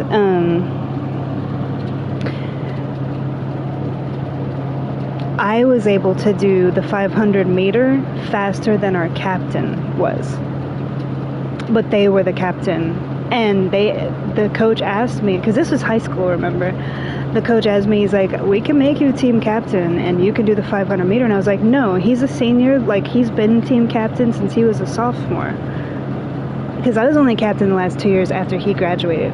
He had been team captain since, like, sophomore year. Like, his sophomore year. And I was like, he should be able to graduate, like, swim team captain. Like, give him that. Like, I'm good. I don't need a title. Like, the only reason that I wanted it was because of the 500 meter, because I was really good at it and I enjoyed it. It didn't have anything to do with being team captain at all. Same thing with being head cheerleader. Like, it was literally because I was the most flexible. I could do perfect splits. And I was the skinniest one, so they could actually toss me up in the air and hold me, like, you know how you do, like, the pyramids, and they, like, hold you on one arm, like, the guys, like, lift you up, and you're standing on the palm of their hand. It's like they could actually, instead of having two guys, I only had to have one guy, and he could hold me on one arm, basically, like, lift me up with one arm on the palm of his hand, and then, like, push me up, and then, like, catch me. And so it was like, I was able to do a lot of more acrobatic stuff. So I did a lot of, like, spins and flips and a lot of stuff that the other people couldn't do. And it made it, like, fun. Because I would do, like, backflip, back, you know, ding, ding, ding, ding, ding, ding, across, like, the basketball court, you know. Like, And some of the cheers, usually it was the cheer coach that would teach them, but I came up with, like, a couple of cheers of my own, which incorporated a lot of dance to it to, like, vibe it up. And then when they had the dance team, I was like, and I just made the decision. Mm-hmm. But it's like, when you're in school, all that crap matters. Like, to them. It didn't matter to me. It wasn't about, like, being captain or co-captain, or being the leader of this, or being the best at that. It was like, I just went to school and did my thing. That was pretty much it. Yeah. But it's like the people in your face talking trash are the ones that are flunking out of every course. They're sleeping around. They're like, parents are constantly coming into the principal's office using their money as push to like keep their kids in school. And it's like, they're in your face. Like, the only thing that they're saying in your face is you're poor, or the color of your skin, or your race, or the fact that you're skinny. Like, basically things that are out of your control that don't change. Like, you can't change your race, you can't change your skin color, you know, you have no control over like the lifestyle that you grow up in. Because yeah, both my parents made money, but my father like lived like a bachelor lifestyle, so we didn't have money. Yeah, but it's like, when you're a kid, like, you can't control like any of that. What you can control is like making good grades and making an effort and being a good person and being kind and yeah, and like friendly. Like, those are the things that make a person. Your heart. So because they didn't have anything to say about like, oh, you're like yeah, like, they can't say I'm a bad swimmer, they can't say I'm a bad cheerleader, they can't say I'm bad in choir, they can't say that I'm stupid because I'm like the top student, you know. So they have to come for like my race and my skin tone and being skinny. But that's why I say, like, I never retorted back to them, because it's like, I've been hearing that my whole life, man. Like, also to the point that I think like yeah. I don't know what the heck is wrong with my throat, so I apologize, but it's bad. It's not even dry, it's just like, it feels like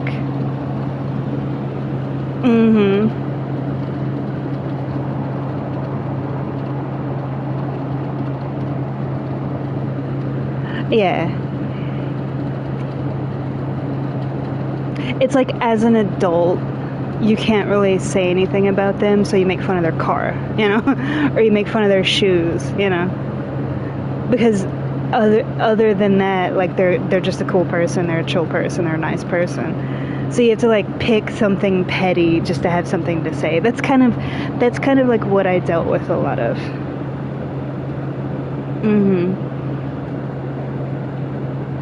But I was never in any fights. I was never in any arguments. As a matter of fact, the thing with my friend's mom was like the closest that I came to like an argument. And that wasn't even with her. It was with like apologizing to them for like what she said.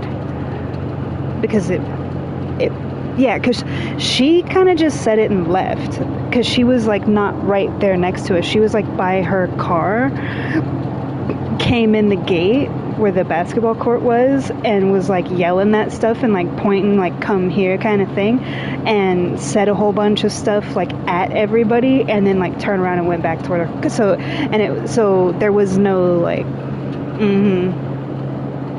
like, even if you wanted to say something, like, she was already like getting back in her car anyway.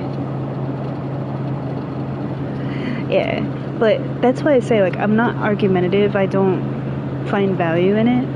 I've been on the receiving end of like a lot of discord and discrimination, to the point that a lot of people, even people that weren't my friends, it would just kind of happen a lot, and the people around me are like, dude, like, how do you deal with that and not get upset? And I was like, because I've heard it my whole life, and my faith is so strong, and my relationship with God is so strong, that to me it's like, I'm his child and that's it. So in the streets and in life, when people are like trying to bring you down, of like, trying to pick something out to make you feel less than, I don't let it bother me. So like teachers that are like mispronouncing your names and picking on the clothes that you wear outside of school, and trying to get people expelled just for their race, even when they haven't done anything wrong. Like, they're passing all their classes, they don't do anything wrong, but it's like it makes them mad that, like, because in their racist mind, like, oh, all black kids are thugs. So when you come across smart ones that, like, they don't fit that box of assumption, like, no, they're actually really smart and they're actually really nice and they're a good person, it pisses them off. Because they still are trying to, like, reduce them down to where in their mind they think they should be. And I had this exact conversation with the principal, and I was like, that's exactly what it is. It's pure racism. And they're like, no, and the principal is like a really good person. He was a really good guy. And he retired, and we got another principal who was an older lady, and she was really nice too. And they were always apologetic of the behaviors of some of their staff. And they're like, we can't take back what was done or said, but, on their behalf, like, I apologize for you having to hear that, or having to, because they had like the whole conversation with me about my clothes, and they're like, we know, and I don't see anything wrong with it. It's not out of regulation. It's not, because there were some girls that their skirts were like up their butt crack. Nothing got said to them. Basically looking like a $2 hooker outside of school uniform, and it's like, I just have a cute little off-the-shoulder top, and there was a couple of times where it was like, it was like crop tops, but I always had like a little jacket or a little sweater or something over top of it, and I had like my fluffy skirts, and like there was a lot of times where I would just like wear my school uniform skirt, because it was like mid-thigh, with like a little hoodie or like a crop hoodie or little v-neck crop top or something like that, and I would just like tie a flannel shirt like up and crop it, kind of thing. Cute little shoes, and my little backpack, like my messenger bag. Because I had the backpack that Fung Min has is very similar. It wasn't like a backpack, it was like a small backpack. And then I also had a messenger bag, like when I was in college. But it's like, there was nothing wrong with my clothes. They were looking for a reason. Because it's like, they can't come for my grades. I don't do anything to get in trouble. I don't start fights. I don't argue with anyone. The only thing that they had, that teacher had to say, was like my clothes that I changed into when we were all changing out. And they're like, well, they're on school property and they're wearing inappropriate clothing. And even the principal said, we have written up like other girls for way worse, and this is within regulation, even though they're still on school property. Yeah, because we would change out in the locker rooms at school to our normal clothes. Some people didn't do that. They just go home in their uniforms. Well, there was like a big group of us that we would just like change out, like take a quick shower, and then put like our normal clothes on, and then like head out. And that was their whole thing. Like, I was on school property wearing inappropriate clothing. And even the principal like apologized. And I brought up the point of like the things that, because I had never been in the principal's office, and I was like, it's okay, there's just a lot of stuff that I see going on that it concerns me. And that's when I went into, with the principal, like a whole can of worms of like students that like, there's nothing, they're not doing anything wrong, but they're being discriminated against by different members of the staff simply for their background or their race or where they grew up or like the neighborhood they live in, the clothes they wear. Yeah, and just like me, it's like they're not getting in trouble, they're not starting fights, they're not bringing weapons to school, they're not in gangs, like they're not screwing around, they're not doing drugs, like they're just coming to school and being normal like me, and so I pointed a lot of that out, and they asked me like specifics, and they wrote down some stuff, and it was like, this is not okay. That was the only time that I ever actually like said something because outside of that, it was pretty much just like kids that would, like, your classmates or like people my own age, like in the streets and stuff, that would like say something to me. Yeah, you know how you're like, oh, yo, June, you know, but instead of saying my name, they would call me a slur, you know. Yeah, and it's usually like not just a racial slur, but sexualizing the racial slur. A lot of it was like sexual things, and I just kind of ignored it. Like basically what they want me to do for them and their friends, and like how my body would be for certain activities and things, and it made me uncomfortable. I would just kind of ignore it. So like when you grow up like listening to different things all the time, you learn to just kind of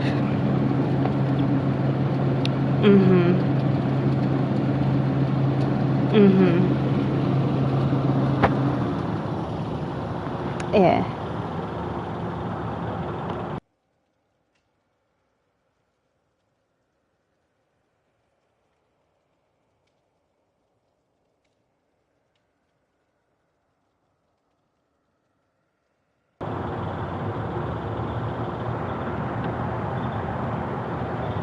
Oh yeah, it's crazy. But yeah, I had stuff when I was younger. I had stuff when I was in school, and I had stuff when I was in college. And honestly, like even outside of the realm of school, I deal with a lot of that. Like I've always, pretty much since I was like, even in like from primary school age all the way up until now, people grab me, people like try to grab my waist, people like pick me up out of nowhere. Like you have like a group of guys and they're all hanging out and talking, and then they kind of like do the head nod at me, and then they head nod to their friends, and they run up on you and like pick you up, and like it's supposed to be fun and flirtatious or something like that, and really it's just like put me down. It's like without even asking, they don't even know who I am, you know, grabbing certain things. Yeah. I've had people like lift my skirt without permission. Like, you'd be standing in line at the coffee shop and they're just like bumping up against you. But it's really, yeah. So I'm the type of person that just like headphones, music, book. You know, and even with that you still have problems, but you know, that's just kind of how it is, and it's unfortunate, but it's like, you know, that's what you have to deal with.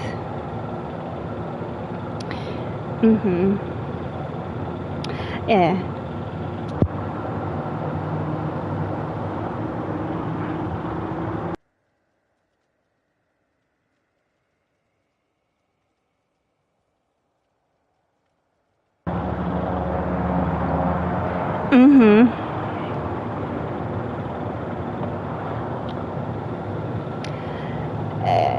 Yes.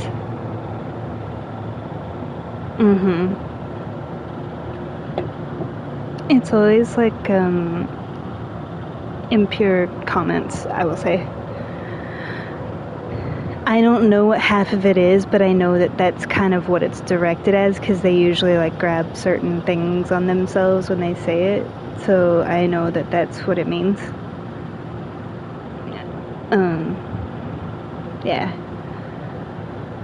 Because I don't know about all that stuff, but I'm not stupid either. You know, they're grabbing their like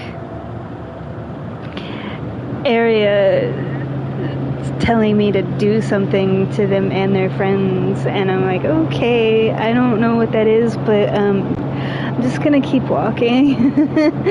Yeah, like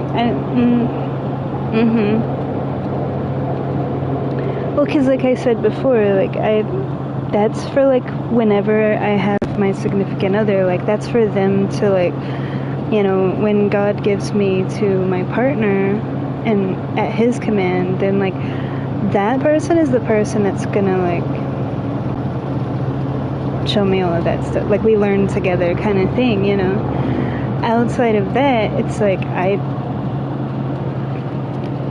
I've always just like kept that at like beyond arm's reach. Because even like with Koki, like he was very much like into everything that you can imagine, but he knew with me to not say certain things.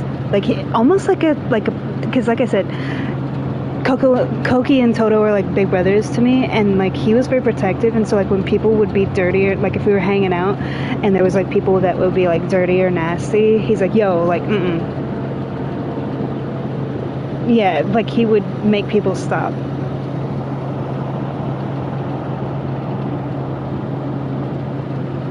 Yeah, it was like he was a perv, and he was like very much like into physical activities, but around me he would go out of his way to not talk about that kind of stuff, because when I was younger he tried to start to talk about something and it made me uncomfortable, and he was like, okay. And he's like, if anybody makes you feel uncomfortable, you tell me, like if anybody tries to, and so he kind of was like that with me. Yeah, like he wouldn't let people be gross or mean, or it's like I could take care of myself, but like he did not like when people would start to do certain things. It bothered him, because he told me, he's like, it bothers me when people try to like be, uncouth, or like, yeah, perverted, or like foul language, cursing, racism, sexualization, anything like that. He wouldn't let people be like that around me. Even when Toto would make comments, he was like, dude, stop. Yeah, because we were all friends. He's like, dude, just stop.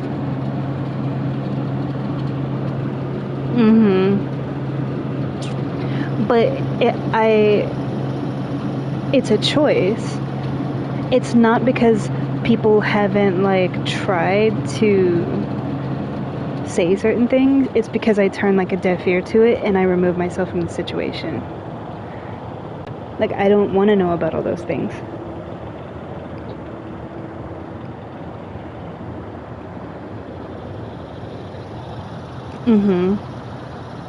Because if it was in his will for me to know it, when that time comes, that's when I will know it, and not before then. So, yeah. But yeah, I would say, like, I can count on one hand how many times there were, like, issues. As far as, like, bullying from, like, staff, like, teachers, adults. Yeah, it's like I've been picked on my whole life about, like I said before, all the things. But I just let it roll. There were a few times that, yes, I would cry. Like, yeah, like you go home and you cry in the shower because it's still hurtful.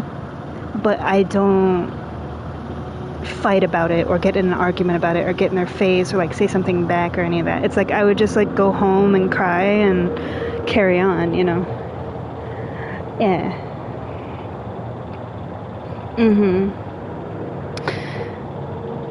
When they say what?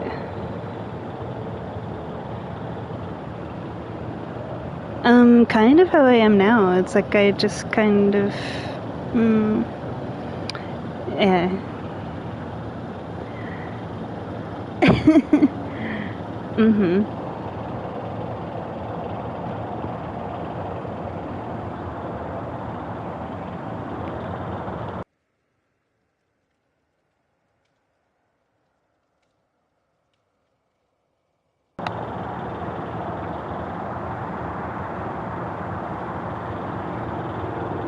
No worries. You always say that. I don't think that it's a bad topic. As a matter of fact, it's relevant because that kind of stuff goes on all the time. It goes on social media, it goes on in the streets, it goes on at your work. Like, that kind of stuff is stuff that a lot of people deal with, but it just doesn't get talked about. And at the end of the day, like, it's not okay.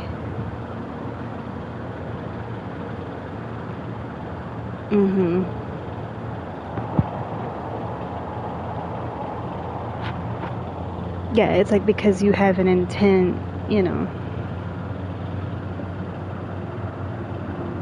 Mhm.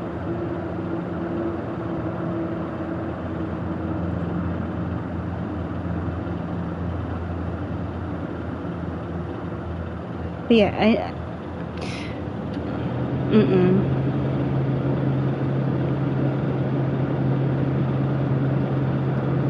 I will say it's not something, because like we all grew up in the city together, you know, and it's like it's not something that we talk about while we're all like out hanging out. Like when we were all like at the courts and stuff, we were just like having fun and doing our thing and just enjoying like being outside and hanging out, chilling with your friends. But I can't tell you how many times, like, because I would always like be there until the sun would start to go down, because my parents were always at work. So when I went home, no matter what time of night I went home, I was still by myself, because my dad was hardly ever home at all, and my mom didn't come home until like after I went to school in the morning. So I could hang out until like 9, 10 o'clock at night at the courts, you know. So there would be a lot of times where like some of the other kids, like, they weren't even really kids, they were like older teenagers, some of them even in their 20s, and they're like, yo, June, you're pretty cool and all that, and I'd be sitting there listening to my music after like playing basketball or like roller skating or doing whatever. And then sometimes, you know, you just sit there on the little bleachers and you're vibing out and everything, and they'd come over there and everybody else had kind of left, you know. Those one-on-one conversations though,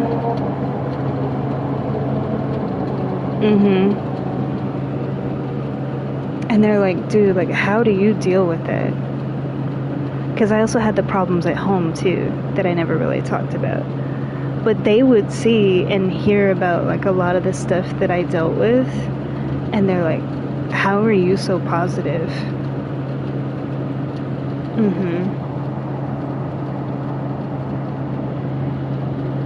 And it's just like, that's just me. Does it mean that it doesn't hurt? No.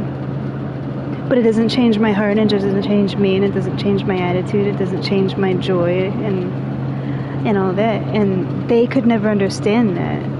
Because they would tell me about their experiences. Like, I've had it happen a couple of times where I've dealt with it, and they would get in fights with the person, but it would be like a couple of times and then that was it. And it was like, with me, I dealt with it like throughout my life, and it was always like a multitude. Like I said, like being skinny, being little, always being like way younger than everybody. So I always got called a baby, a child, like baby girl was like always the thing that everybody called me. Like, yeah. And then there's the racial stuff, you know, the fact that I'm poor, like all these things that I've said a million times. But they would always like want to know, like, how do you cope with that? Like, how do you deal with that? And I was like, I kind of don't. Not because, oh, I'm not dealing with it, but because it's like I don't give it the time of day to think about it. If that makes sense. To me, it's like when people say hurtful stuff, sometimes it does hurt, but most of the time, I let it go right through me. The only time it ever really hurt me was when I was already like kind of in a type of way. So I was vulnerable to, like, you know, and even then it was like I cried in the shower and then I was good, you know. But 95% of the time, it's like words went right through me. Now, if I said if I wanted to say some stuff, like I said, everybody would sit. But it's like, to me, it just went right through me. And they would always ask, like, because there was a few different people that I talked to. And same thing, like, when I talk to people even now, like, in the parks and stuff. I talk to people from all different walks of life. Some of them are homeless. Some of them are, like, just on a lunch break. Some of them are like moms and they're like watching their kids play, and like you talk to people from all walks of life, you know. It's a big butterfly. That's a big butterfly. That might be a moth. It was such a big butterfly. Just a big one. I think that was like one of those big atlas moths. It was funny because it was like, because, it's really big, but it's flapping all crazy and silly. So it looked goofy. Mm-hmm. Yeah, it's like Dwayne "The Rock" Johnson prancing like a ballerina. Like, it looks funny because he's so big. So it looks funny. But they would ask me, and I get asked that constantly, like, how do you deal with such negativity? And just like you were asking, and you were asking like all these questions that I've been answering of like what my favorite courses were in school, and like did I deal with like certain things, and like how did I handle it, and like did I ever have A, B, and C? And so everything that I've answered, to me, it's all the same answer. Like, I look at it like there's gonna be things that people say and do.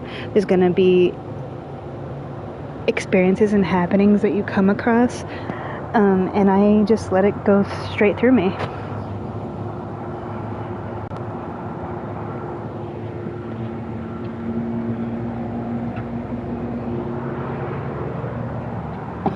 Yeah.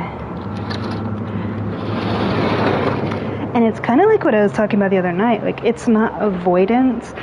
It's not dealing with it, because there's that whole thing of like, oh, you just don't ever deal with anything. And it's like, no, in order to deal with something, it had to have bothered you to begin with.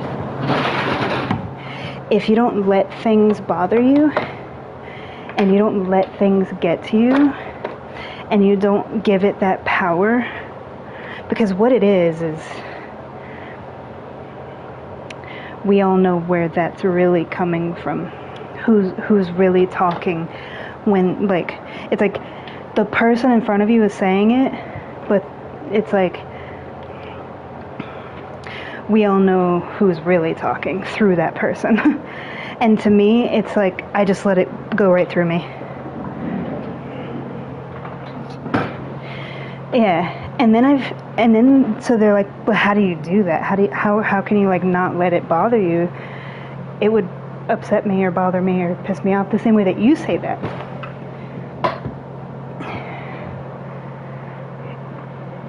Yeah. And it's just like, you know.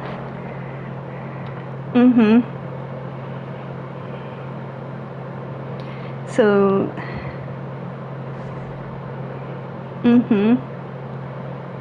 So yeah, I mean, I'm not completely void of like dealing with stuff. It's just I kind of let it roll.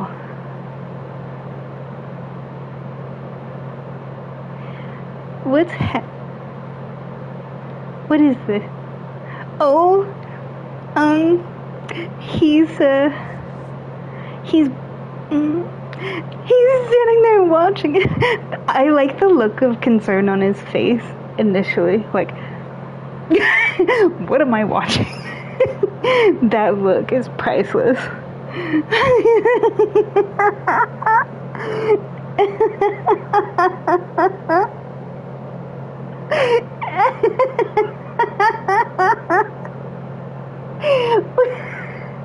The look of concern and confusion is everything.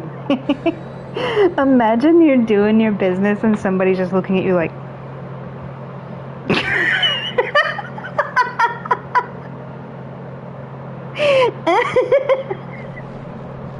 that's funny.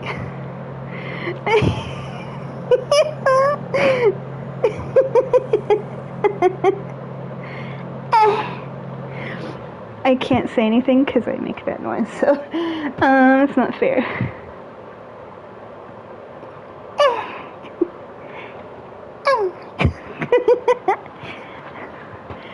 I don't sound exactly like that, but it's very similar. Yeah, well, I've never done it, but it's like, you know, when we're like being goofy.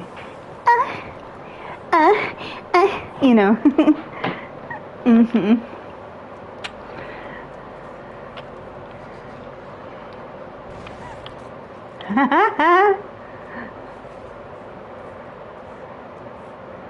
Whatever will we do? blows the gin, goes elsewhere. That caught me off guard. I wasn't ready.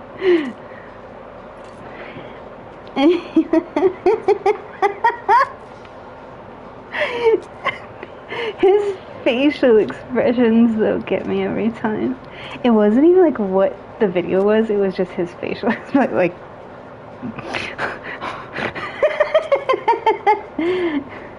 screenshot.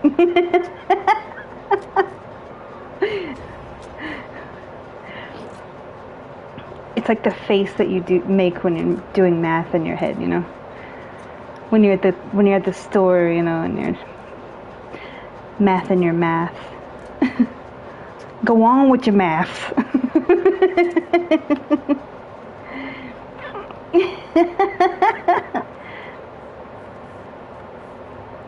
Okay, well you go that way, I'll go this way.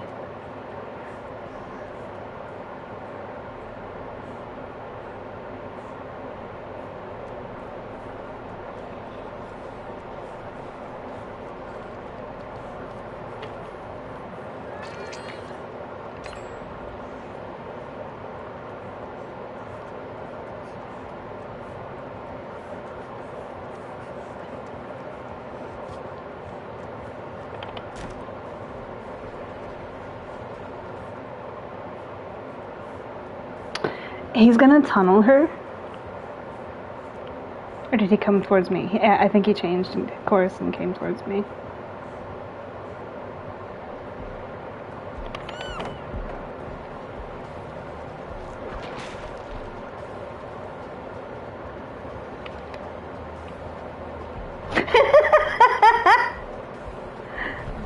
Ooh! Okay. That was funny.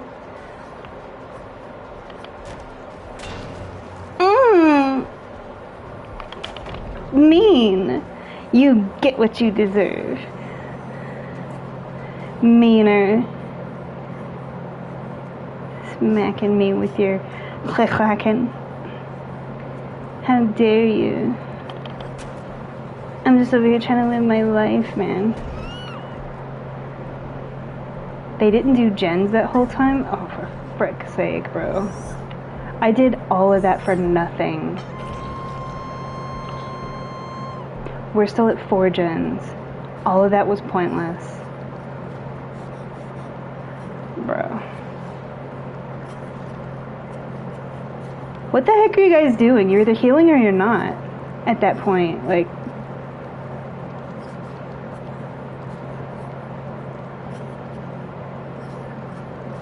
At least Ashley is like doing gens.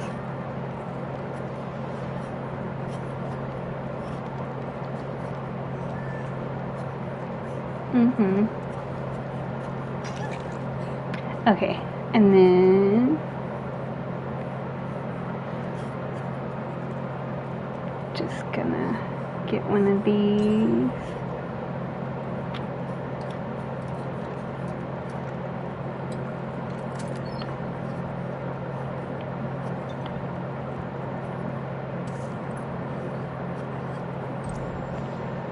Oh no, whatever will I do?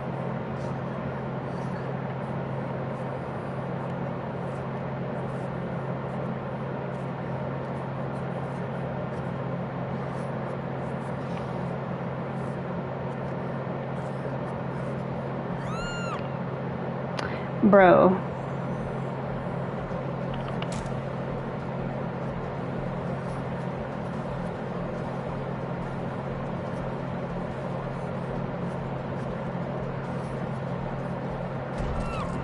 What the heck, man?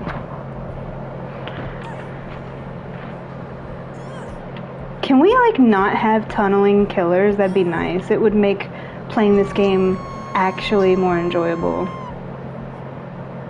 Because there's 2 people that haven't been touched at all. He hit him and then just walked back over here to make sure nobody was getting me off. Look, like, that's how hard the tunneling is.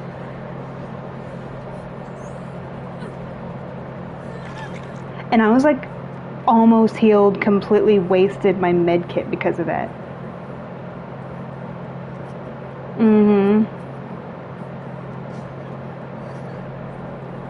So I'm gonna go to the corner. So he would have to edge map to get me at this point.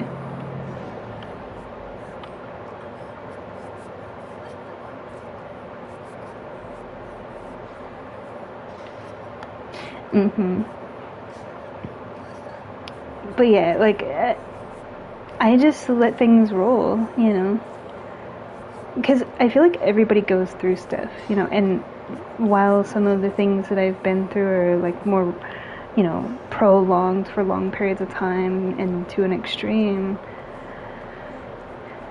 when it comes to like bullying and words and things of that nature, I just like, okay, 3 people on a gen? Wow.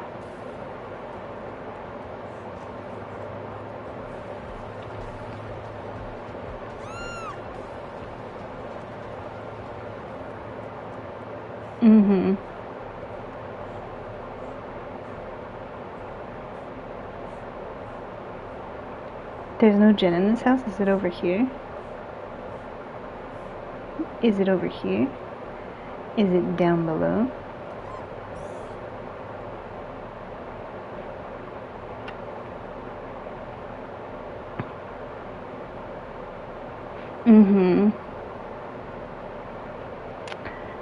Yeah, and you know, I pretty much said all of that because that's what you asked. But ultimately, like, I don't even think about stuff like that.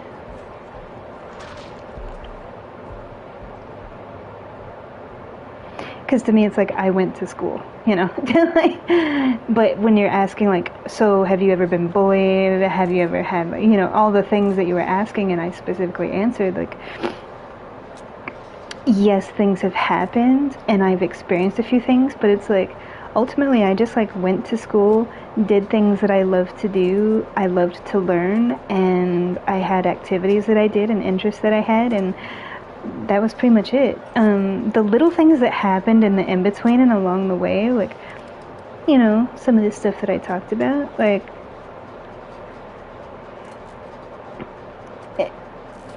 to me, it doesn't change me or define me, you know? So, yeah, some stuff happened.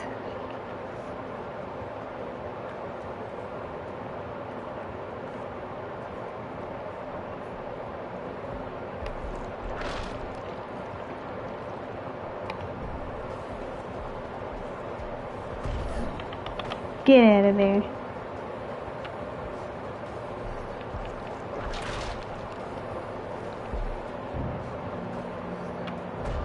There we go.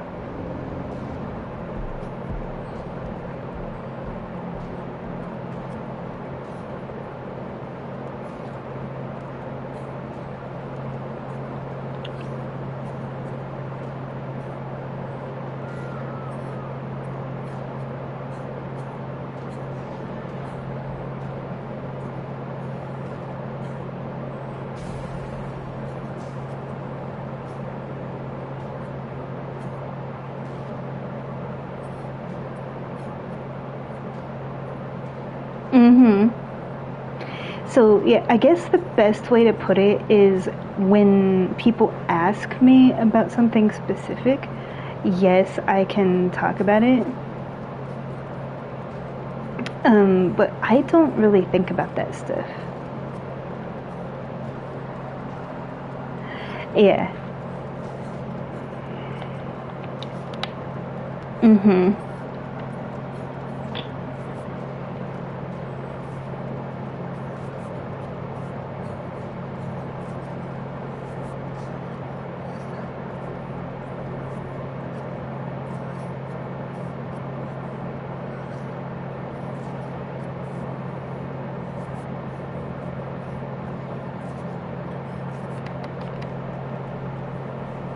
Yeah.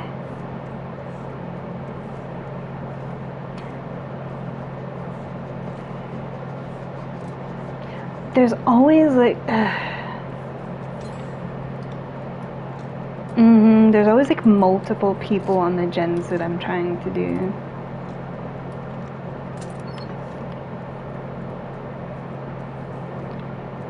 Let's see if anyone's done this one. Yep.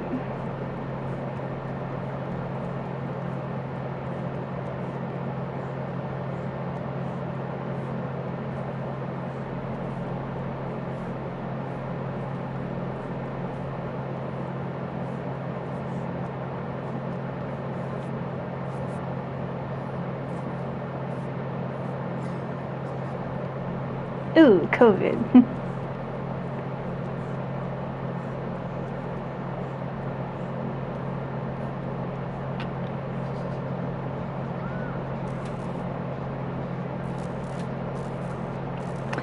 He went further down. Let me try to find the gen that he's on.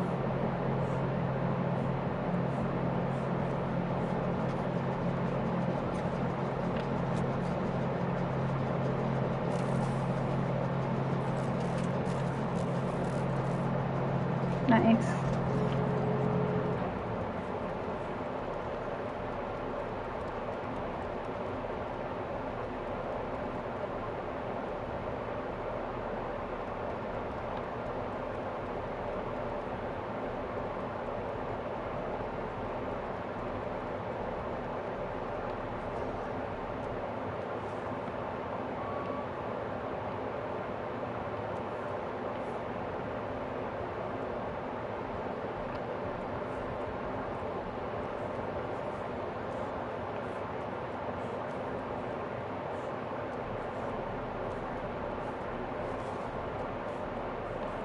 Mm-hmm.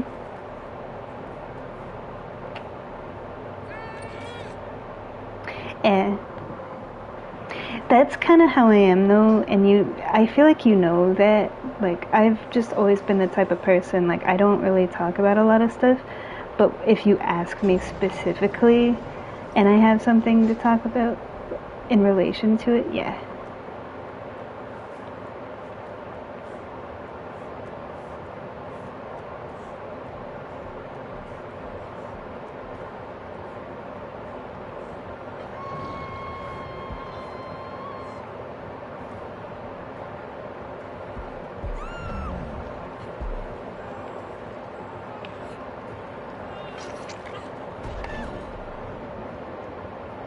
He said no.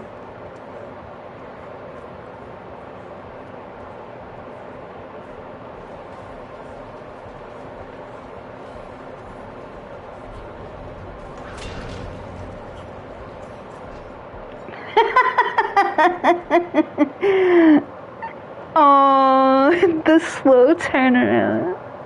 I didn't unhook her, she unhooked herself. Because the only time that bar doesn't go up to where you can unhook yourself, like if they're camping you, if you're on dead on hook, like if it's your last hook state, then they can camp you as long as they want and that bar won't go up and you can't unhook yourself.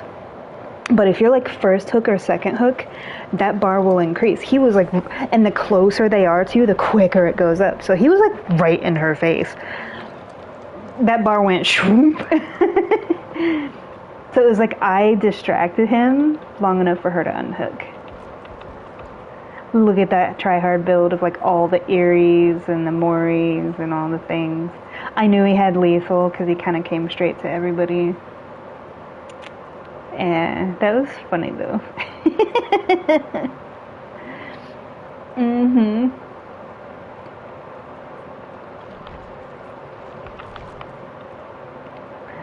Yeah. I actually had a good team. Like the Claudette helped me. She picked me up and healed me. They actually did gens. The only frustrating thing was like they were always like double, tripled up on gens, and then I'm like, okay, every gen I'm coming across, I can't really, there's no space. Mm-hmm. But it wasn't like a bad match or anything. Yeah. He could have killed me. That's the thing. When he downed me, he could have just hooked me. Mm-hmm. And that would have been it. It won't open. It won't open. You can't. I want it open. Hello? Please. There we go. I had to say please. Mhm.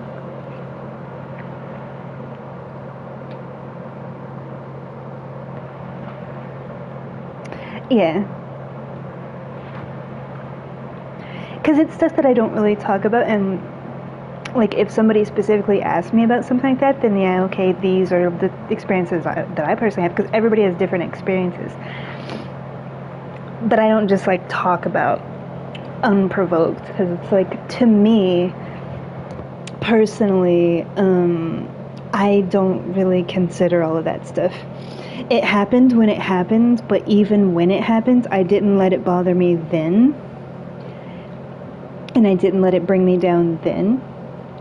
So it's more of like, yeah, I've had stuff happen, and I can say, these are the things that I can talk about, but did it like change my life or turn me into a jerk or like harden my heart, make me angry, make me vengeful, make me hate the world or think that the whole world's against you, or because I just looked at it like that's just that person having displaced anger. Like, they're angry about something else in their life and they're just taking it out on me. That's kind of the way that I looked at it.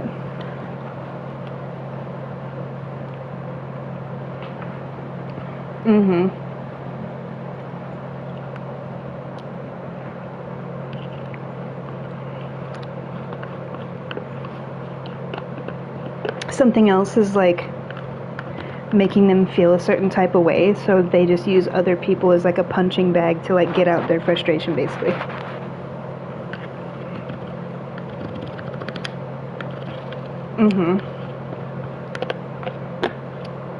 Yeah, and it's like, okay.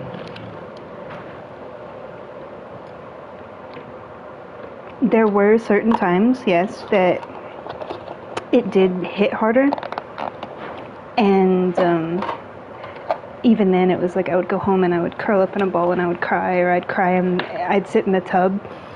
I do this thing where it's like I turn the shower on and I just sit in the tub, like my arms around my legs, and just cry.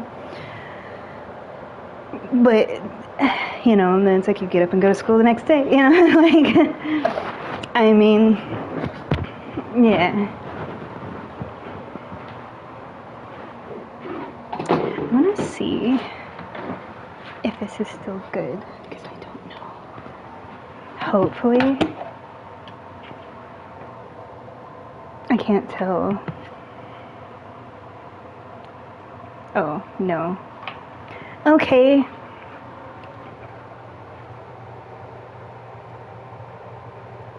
That answers that question. I'm gonna have to put this in a bag. I did this for my roommate, but she didn't eat it. It's something that I cut up that I specifically know that she likes, because she said she wanted it, but she didn't.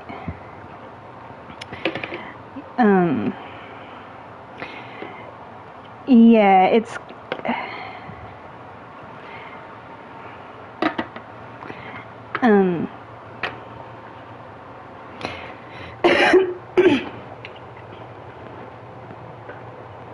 it's nothing bad. It's just they purchased something and they wanted me to cut it up for them. And I was like, yeah. So I cut it up for them, and then they just let it go bad in the fridge, basically, is all it is. But I wanted to see if it was still good, because if so it wouldn't go to waste. But it's bad.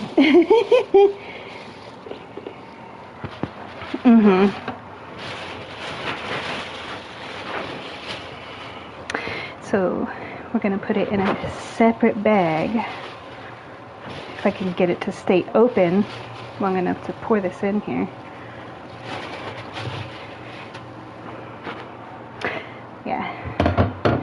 Yeah, I mean, it was their stuff, but they wanted me to like cut it up for them.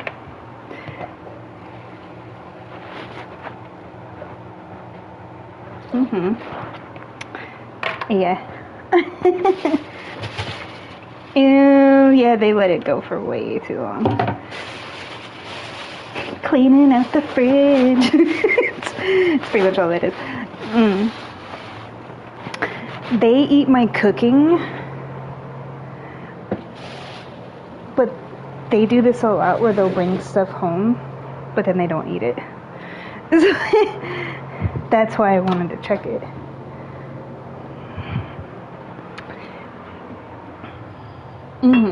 Yeah, and everybody's different. For them, it's more like they just forget that it's in there.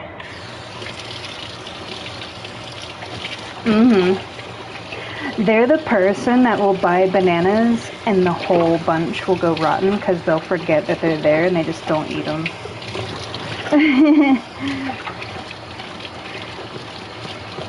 Because when it comes to produce, I buy my own produce and they buy theirs. So like they'll buy their produce and I buy mine. Mine I go through pretty quickly. Theirs sits there and goes rotten. And I always feel bad because I'm sitting there looking at it like, you know, but it's their stuff, you know.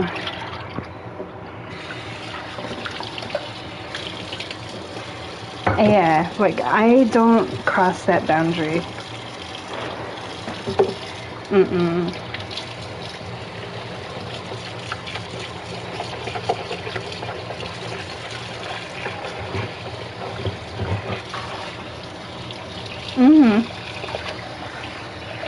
I had a feeling, that's why. I was like, I'm pretty sure that's probably bad.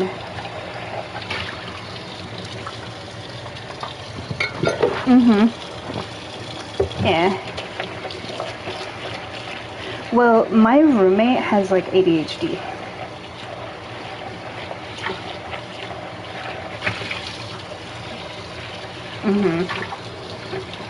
It's not like extreme, but it's more of just like basic forgetfulness of like simple stuff.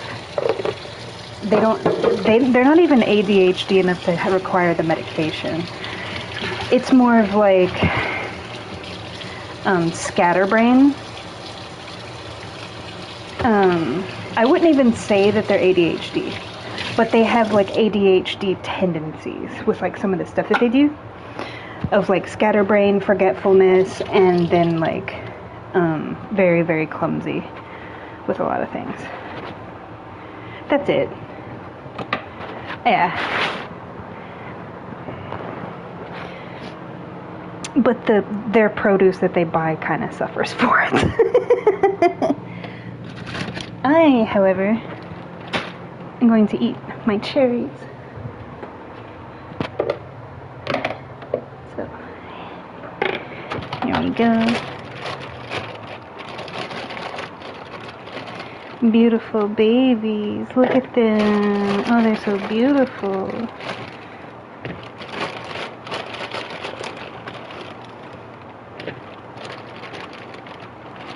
Oh yeah, we're getting a big thing for it. It's the same container that I always put them in.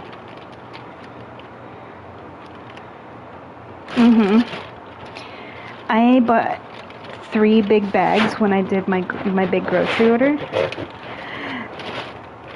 I've already gone through 1 bag, but then I fasted for like 2 weeks. So, ooh, some grapes.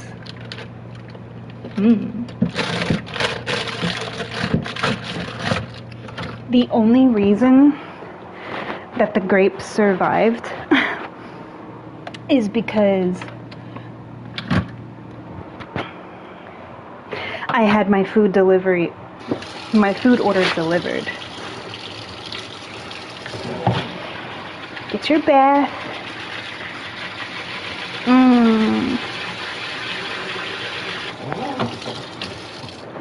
Yes.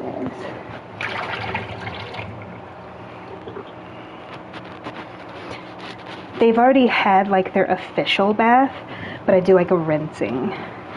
Cause like all my stuff, I use like baking soda, and I put all of my produce in like a baking soda bath when it first arrives, and then I just give it like a basic rinse before I eat it. That's pretty much it. Yeah, nothing major. Oh, get the... There was water on my kimono sleeve. Technically, this is like too big for me. The sleeves are like...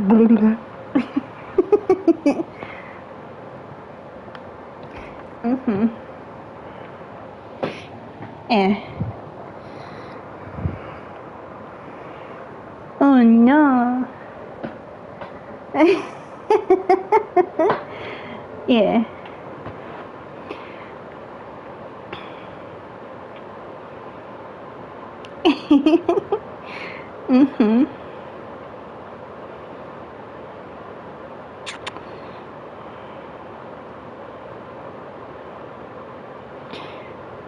Yeah. It's okay. Cherries.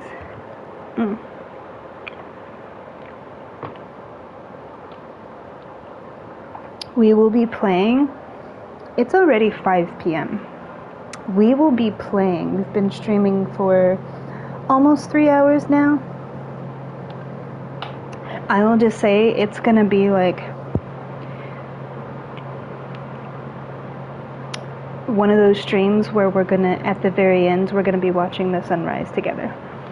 Just so you know.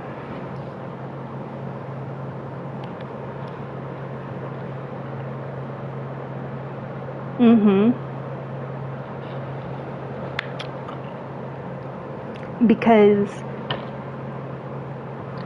I work this coming up week. Because this week it was like every other day I worked.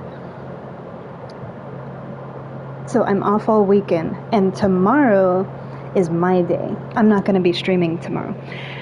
And this coming up week, I work every single day, and I'm going to be working really long hours. After that, once August hits, all my spare time until school starts, I'm going to be practicing my cello and dancing. And once it starts, like, I'm not going to have that much time to do streaming and stuff. So I'm doing these really big, long streams for a reason while I have the time.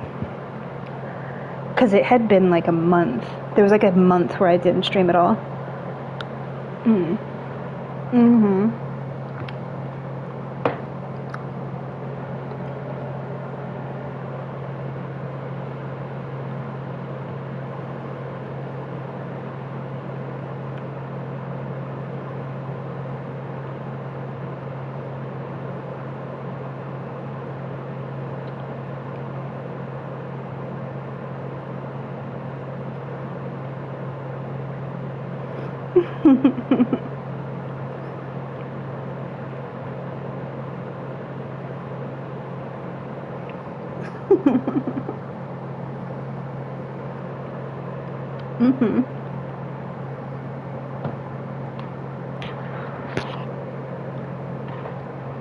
Yeah.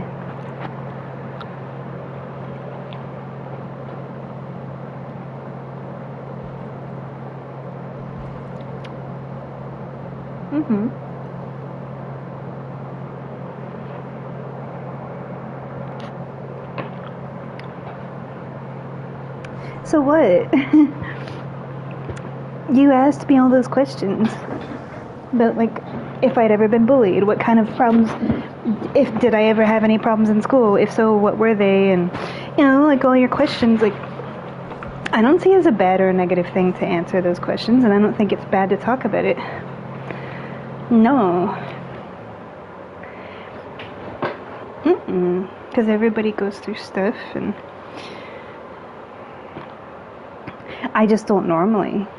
But to specifically answer your questions, yes.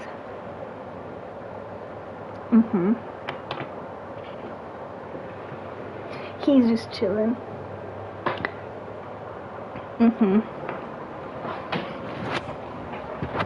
It's nice out. Like, it's actually, like, nice. It's not, like, overbearingly hot. So he's enjoying, like, the weather, basically.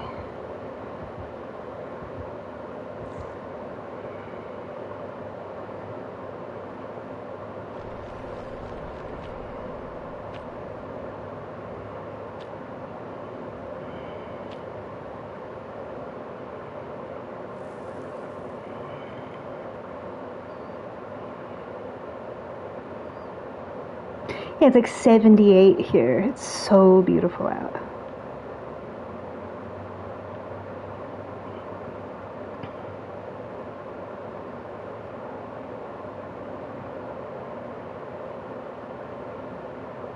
Mm-hmm.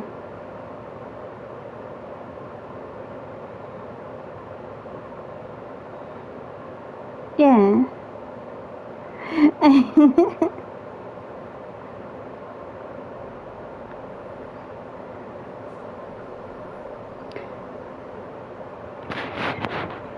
Oh no.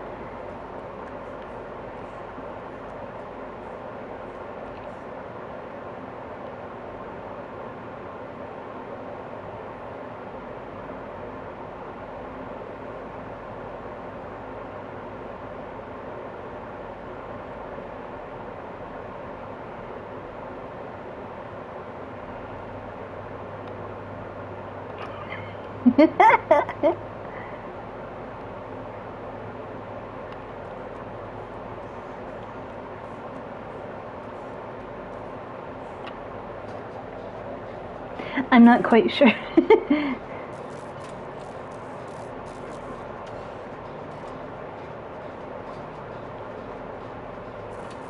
She's still... Oh, and it's a pig, too. Oh, there she is.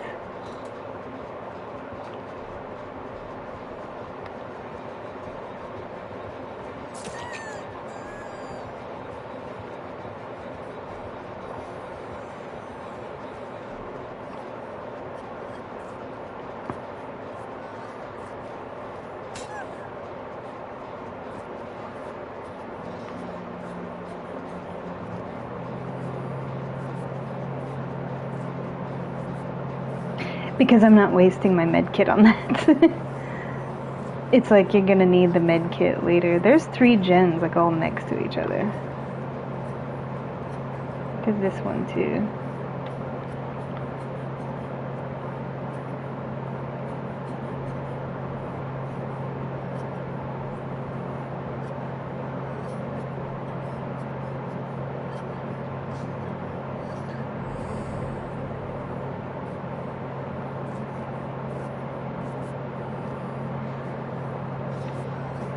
Mm-hmm. Yeah, we have to get the gens that are all on this side done because there's so many like all right next to each other.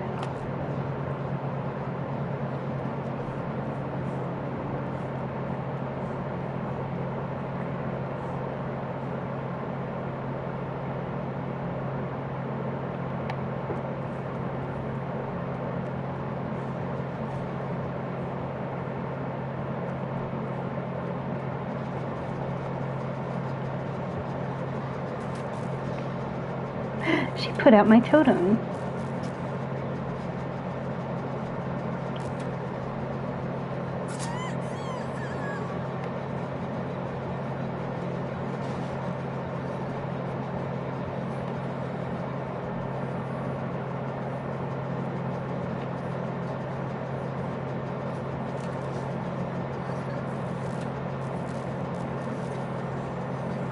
Mm-hmm.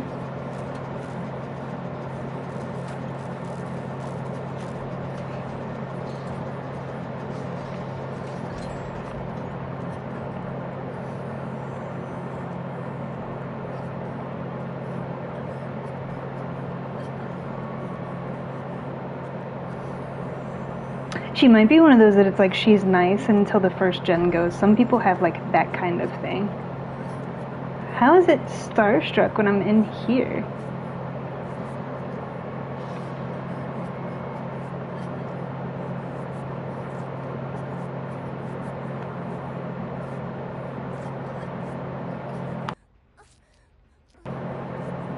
Yeah, that's a little strange.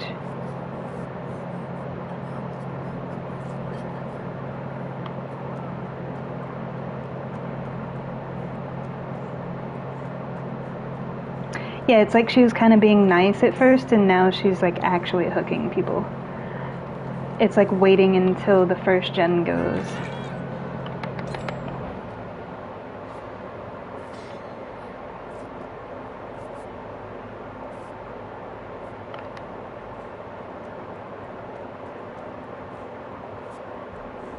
No, you memer.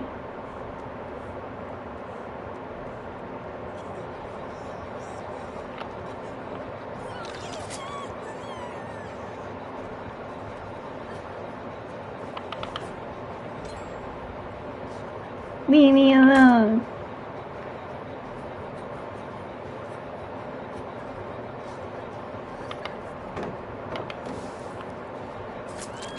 Yeah. It was just enough for them to get that gen done, though.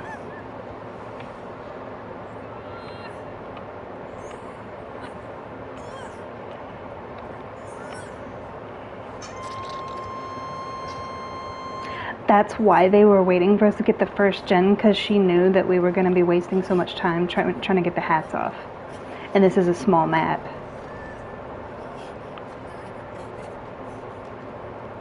Mm-hmm. So while we're hooked, we're just going to have cherries. Mm.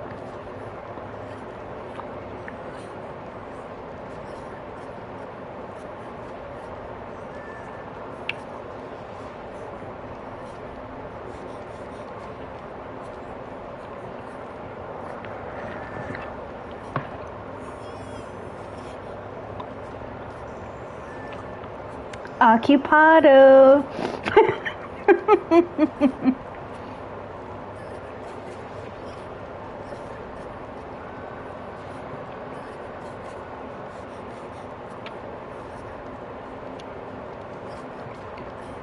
Present. Present.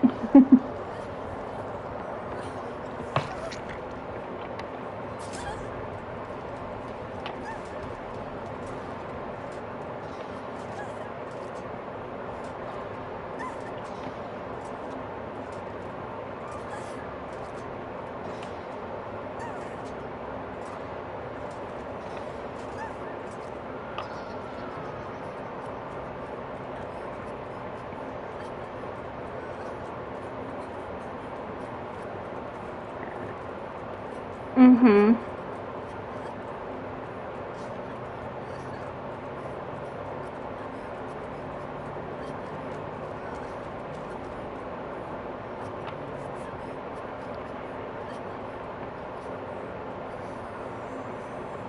I feel like she's gonna come in here and kill me while I'm trying to do this.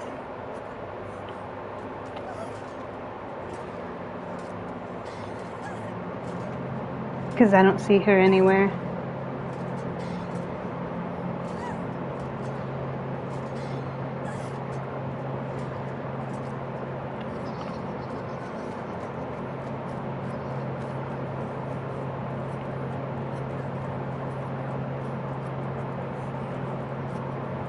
Yeah, I don't see her anywhere. I'll probably be the one she kills next. I just have a feeling.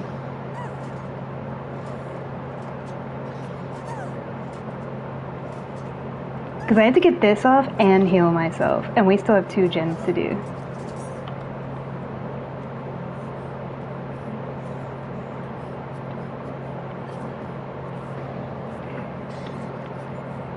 Mm-hmm.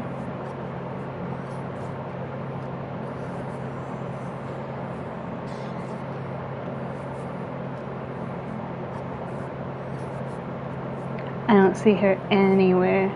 She's probably just patrolling the gens. Because we only have 2 left. So it'd be smart on her part to just like patrol gens and... I see her, she's over here.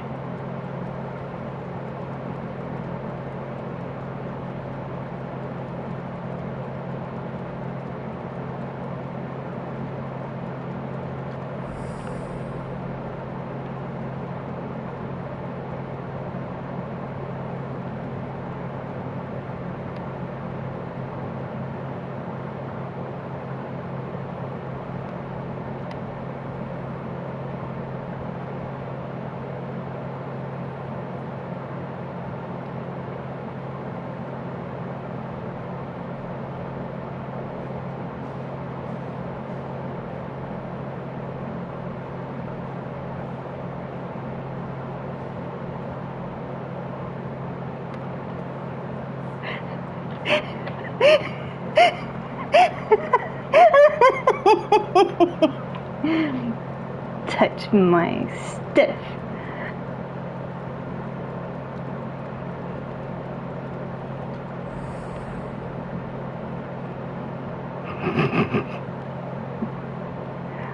Be funny if she comes back.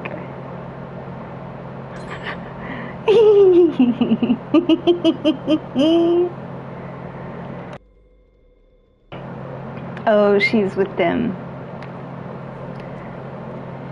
Brat.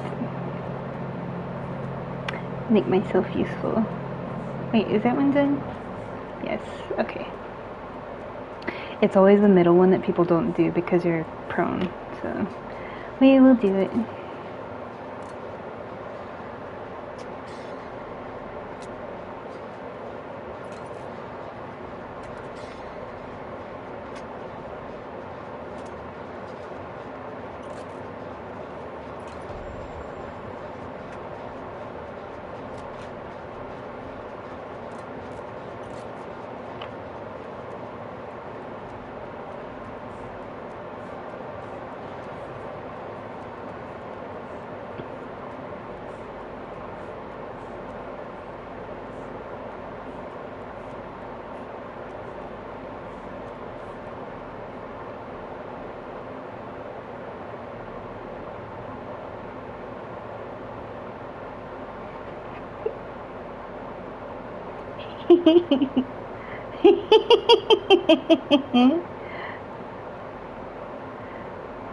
Yes, kick the gin.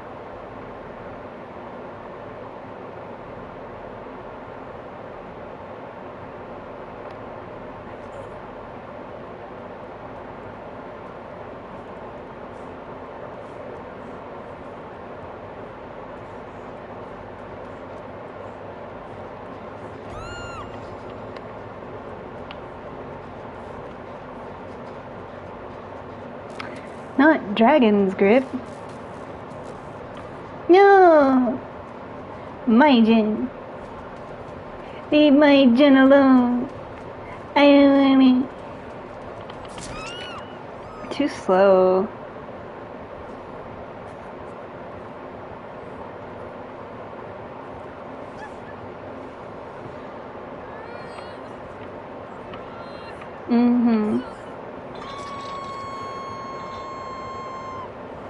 There's not even a gin to do over there. It's like they're hanging out in shack, and there's nothing to do over there. There's no gin, there's no totems, there's no boxes. Shack is actually useless in a lot of these new map designs because they don't put anything in there. Thank you. La la la la la. Okay. I'm gonna do this one. She keeps touching my stuff. She did do it. Oh no, it's right there. Okay, she didn't. Okay. Fair enough. But we're doing this one.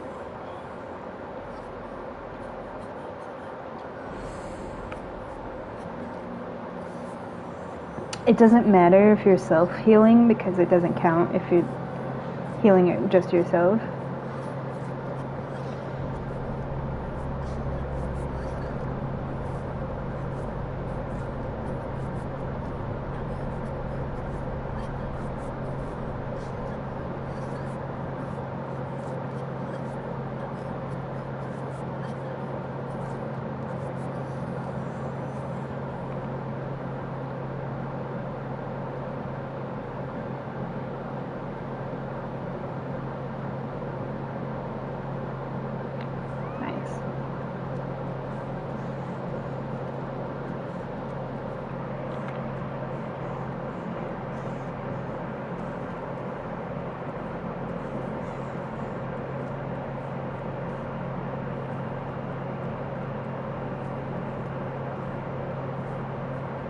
She's smart. She's smart. Props. She's smart. Oh no, wait. She hooked her anyway. Okay, fair enough. I thought she was gonna be smart and like slug her out to find me, which is what you should do. That's what you should always do.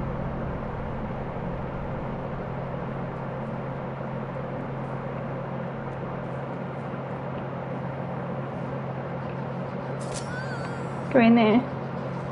No. I don't wanna.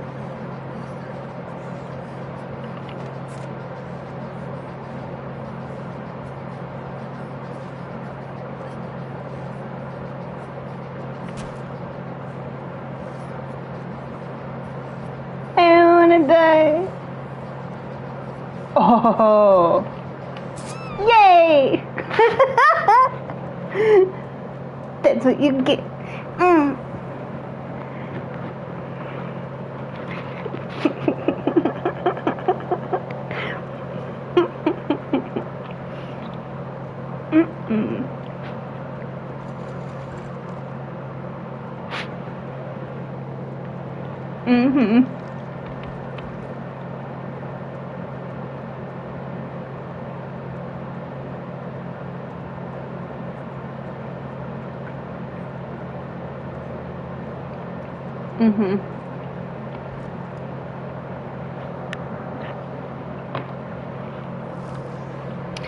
The fact that they let us basically get the first gen purely because of like how their build was.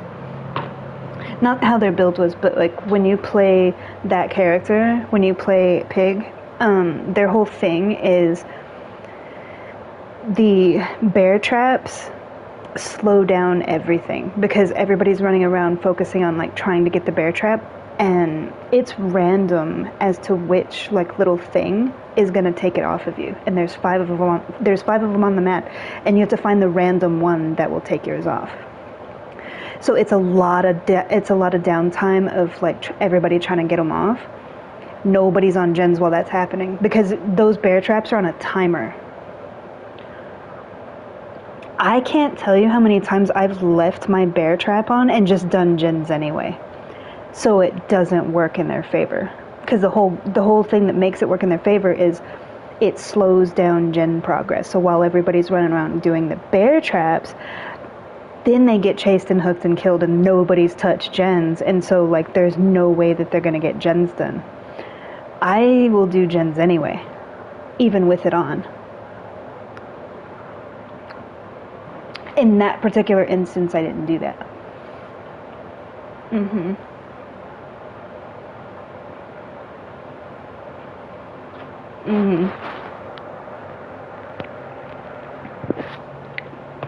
Yeah.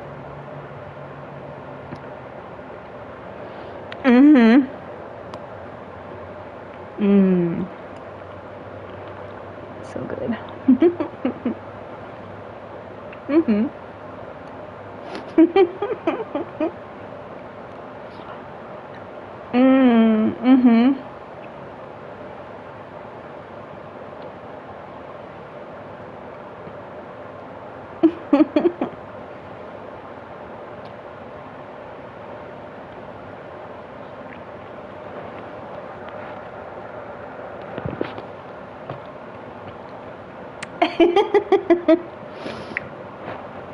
I mean, okay.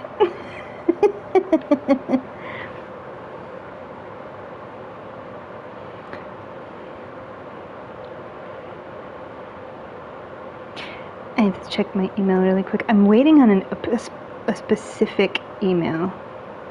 I was trying to say particular and specific at the same time. Pacific.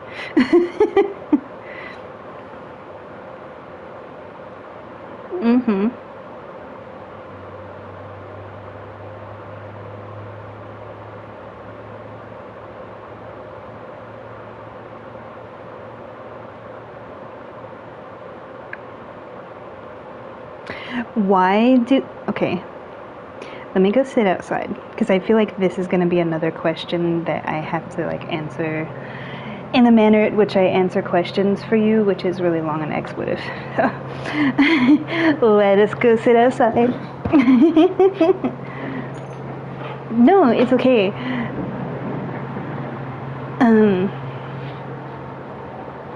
It feels well, and I'm also kind of looking for excuses to sit out there because it's really nice.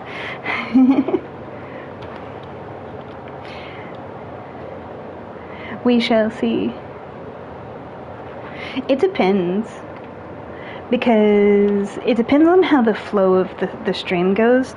I might end it earlier and like be outside. So we will see. We'll see. We're already at like over 3 hours, so I did want to have like a longer stream. But if we don't, that's okay too. It's all okay. I don't really I just kind of go with the flow of like whatever happens. Yeah. I might play like a match or two and be done, or I might be here till like 5 in the morning. We'll see. It just depends. But it is like beautiful out here. See, like what I normally do when it's like this, like I'll walk around the city and stuff, and I will just like take my Bible and like my study Bible and my Bible journal and put it all in like my bag, go to my tree and just like sit in the park and read. And I usually bring like my sketch pad with like my watercolor, and then obviously like phone, earbuds for music, and usually like 1 or 2 other books that I always have, because I'm always carrying at least 2 books plus like my smaller Bible at all times in my bag. They're always in there. Yeah. But this is definitely, because it's not like hot, it's warm, because it's not even 80 degrees. This is my kind of weather right here. This is perfect. And it's July. So we are grateful for this. This is gratitude right now. It's beautiful. I couldn't ask for a more perfect day. The sun is like not beating down. So it's like blue skies, white puffy clouds, beautiful green trees. The grass is green, the city is buzzing. We saw a moth earlier, there's butterflies, there's birds chirping, Apollo sitting here with me snuggling. And it's not too humid, like it's a little humid because it's always a little humid, but it's not as humid as it has been. There's a slight breeze. And it's like 78, like just under 80. It's a beautiful day. It's such a beautiful day. What more could a girl ask for?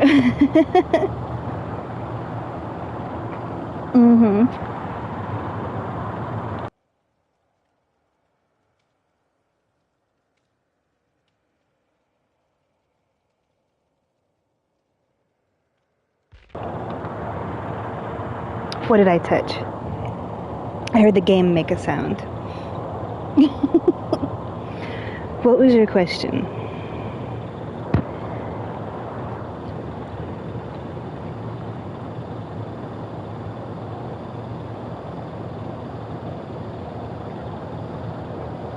You're not bothering me by asking me stuff. No. You're not bothering me at all. I don't mind it. You've been doing that since I've known you. It's never bothered me. Silly. Yeah, so don't worry about it. It's okay. You can ask me anything you want to ask me. Do I feel like I'm always being interviewed sometimes? Yeah, but I don't mind it.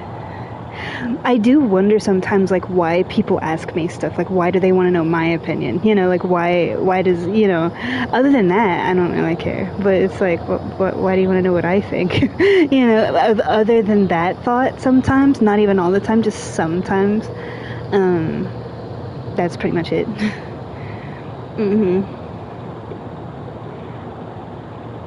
Why do I not let what bother me? The fact that you ask me stuff?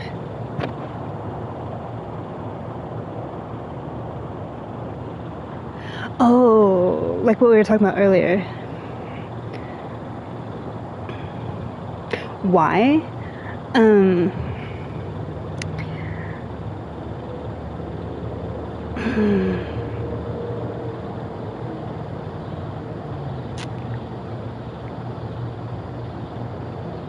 It's a waste of time. It doesn't change anything. Whether it bothers me or not doesn't change anything that takes place, right?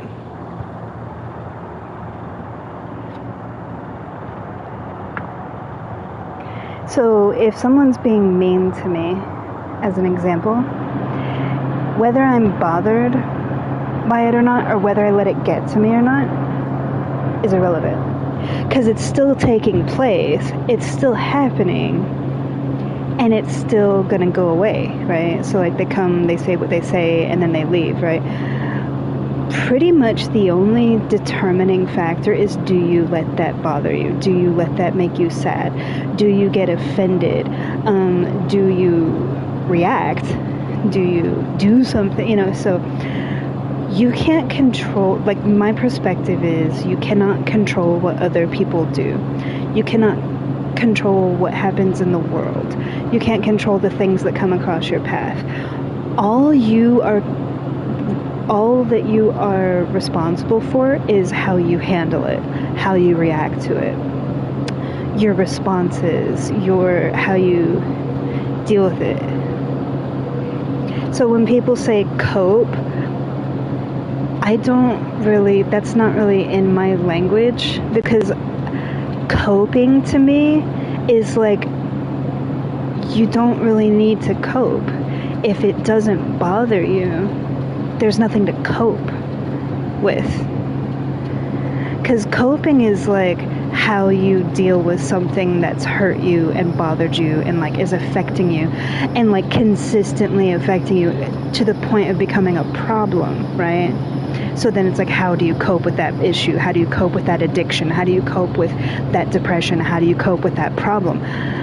When you aren't operating on letting things get to you like that, or bring you down, or hurt you, or like penetrate that, you know, there's no coping. It's how you handle it and then moving on.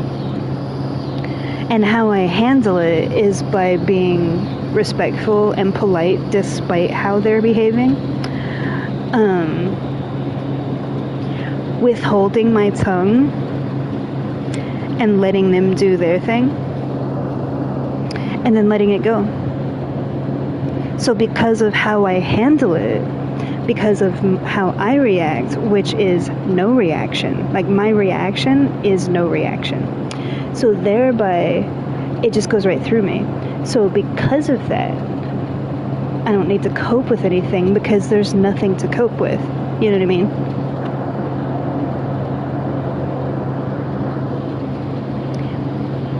But the reason why is because, it's not because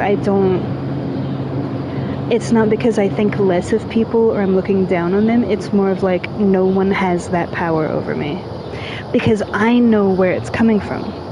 When someone gets in your face and says a racial slur, when someone is in a group of people and they're all like making fun of you, or they're bullying you, or they're like putting their hands on me, or like grabbing at my skirt, or like making like innuendos, or like saying like disgusting things, I look at that like, that's Satan. That's Satan, like in my face, being mocking, sexual perversion to make me feel vulnerable, to make me feel like less than, to objectify me sexually, which can cause like where people have, you know how like some people have insecurities, they don't feel good about themselves, it lowers your confidence, all that stuff. I don't have that problem, because I don't let those things get to me, because I know where they come from. So it's like, I see it, and I you know, you let them talk their crap, but it goes right through you. Because once you have your eyes open to where that's really coming from and what's really the source of that, for some people that's like a scary thing. For me, it's like, oh, you're not getting that on me, you know. So for me, it's like almost an arrogance of like, no, you can try, but it's futile. Your efforts are futile. You're not going to make me feel less about myself. You're not going to make me lose confidence. You're not going to isolate me and make me feel isolated and vulnerable and, you know, weak and only sit. No.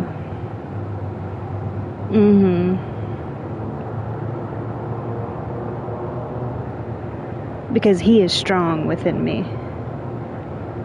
Our connection and our relationship is so strong. Like, it's literally like I'm wearing armor.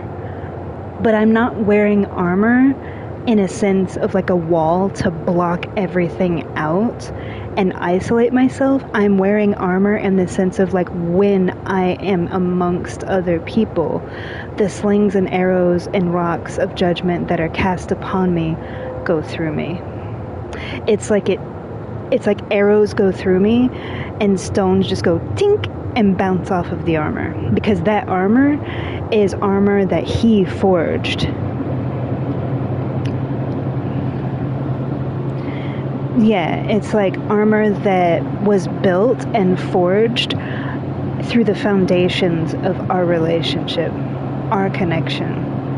And I'm sorry, but nothing penetrates that. Nothing breaks that.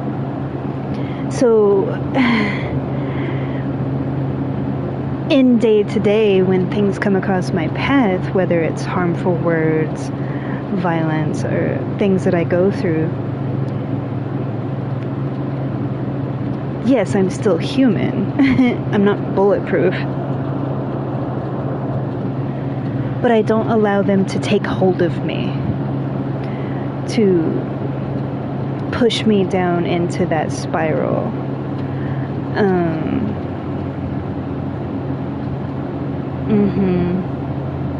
Because I've been there. I have been there. I'm not perfect. I have attempted on my life many times. There's always two ways that I go about it, two very specific ways that I go about it in the past that I have gone about it. And there was one particular time last year because of my father, literally because of my father. And since that happened, I have put in the work. Like, because Koki was telling me about that. He was like, well, you've done so much to help me, and you've helped change my life and redirected me down like this path. And he's like, you were literally like trying to take yourself out, and you were in the tub like submerged, like, and you pulled yourself out of it. And I was like, I pulled myself out, yes, but I also made a choice, and I pulled myself out through his grip on me.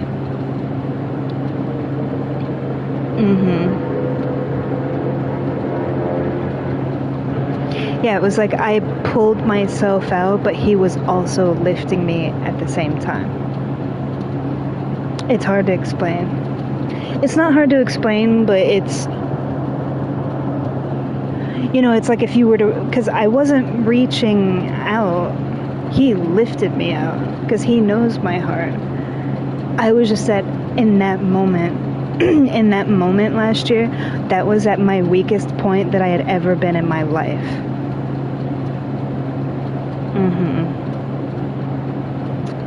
And he knew me better than that.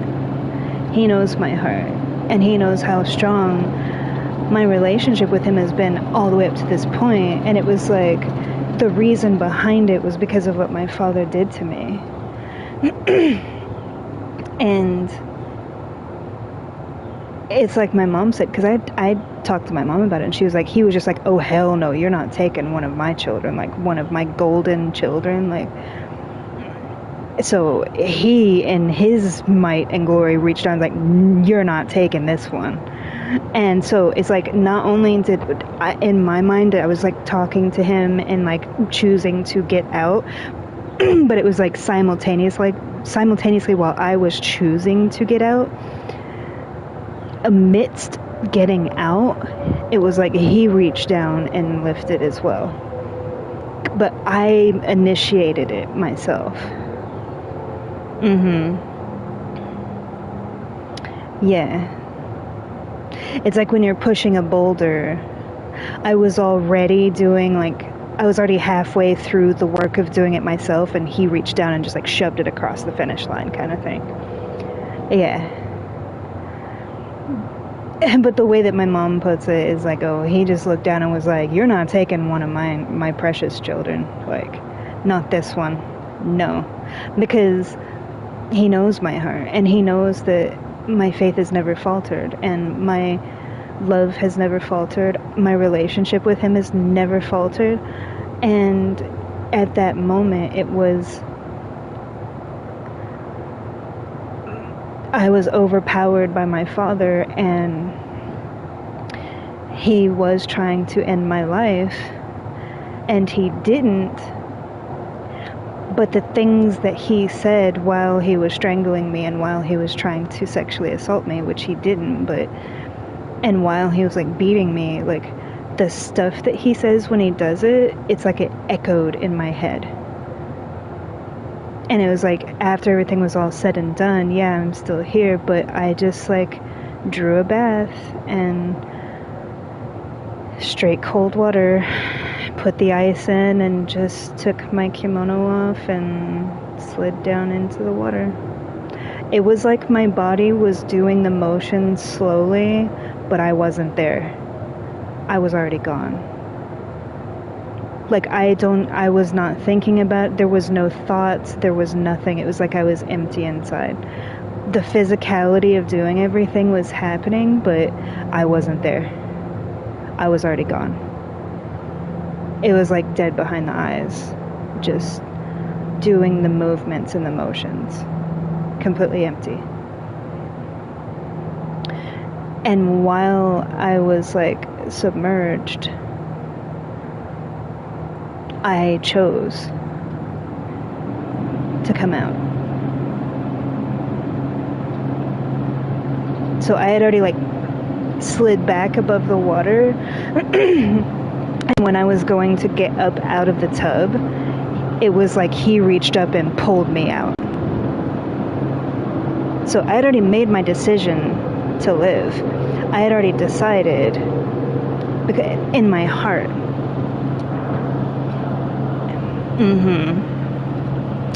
Yeah.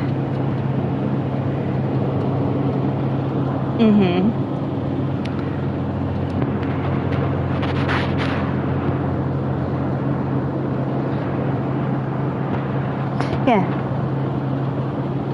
Because I had not like called to him, I hadn't reached out to him, I hadn't prayed to him or anything. It was purely just, in a way, it was like testing me to see like, okay, without my hand in it, can you do it on your own? Kind of, you know what I mean? Because like you can be strong through him, but can you be strong when he doesn't answer? When he lets you show him? And my mom said that's exactly what I did. Like, at my weakest point, I can't yell over noise today. At my weakest point, at the most critical point that I've ever been in my life, with the exception of being in a coma and like my heart surgery, which those are different because those are like things for my health, that's out of my control. Choosing to end your life, that's a choice. That's different. So yes, I'm vulnerable when I was dead on the operating table, when I've had surgeries, when I've been in a coma, but that's a separate thing. This was a choice of like wanting to just go. And I was already checked out. And I was at my most vulnerable and most desolate that I'd ever been in my life. And I've spent my entire life like right there in unison with him and like in that relationship with him. But the thing is, it's about integrity. because it's a relationship with God. Part of a relationship is integrity. You can do and be strong and abide his will when he's there with you every step of the way, right? But can you do it when he doesn't respond? Because you got to think, like, when you pray, he doesn't always answer you. Sometimes it's like, yes, you pray, and it's not that it's going unanswered, it's that it's like, not yet, not right now. So it's not, so it's one of those things where it's like, it's one of those things where my mom said, like, I showed him that even in actually being by myself, with him not responding, not intervening, just me alone, I proved you're not gonna take me. Yeah.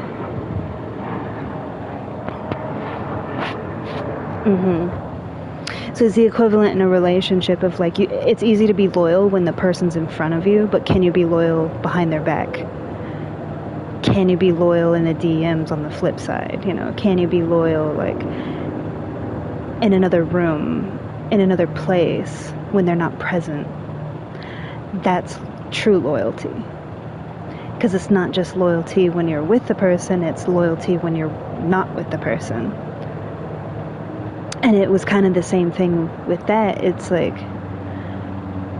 even without him doing that, it was like I was in the darkest place that I had been in my life, and the most vulnerable that I'd ever been in my life. And it's like Satan was like right there, like ready to, and I just,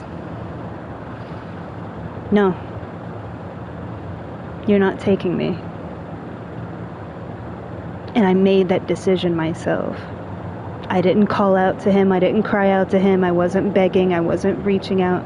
It was like, we're not doing this. You're not taking me. And yeah.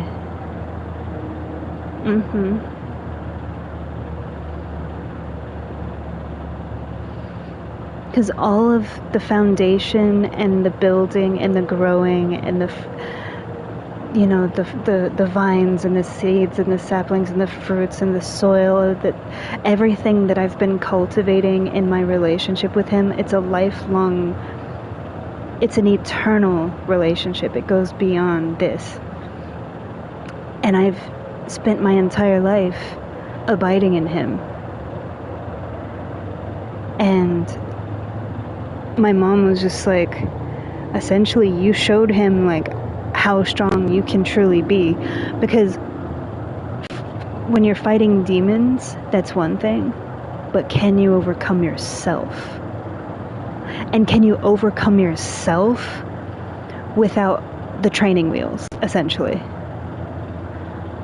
Like, and she was like, that's how, like, she was talking to me, and she was like, that's how I know that he is strong within you, because even without his hand reaching down and doing it for you, you did it yourself.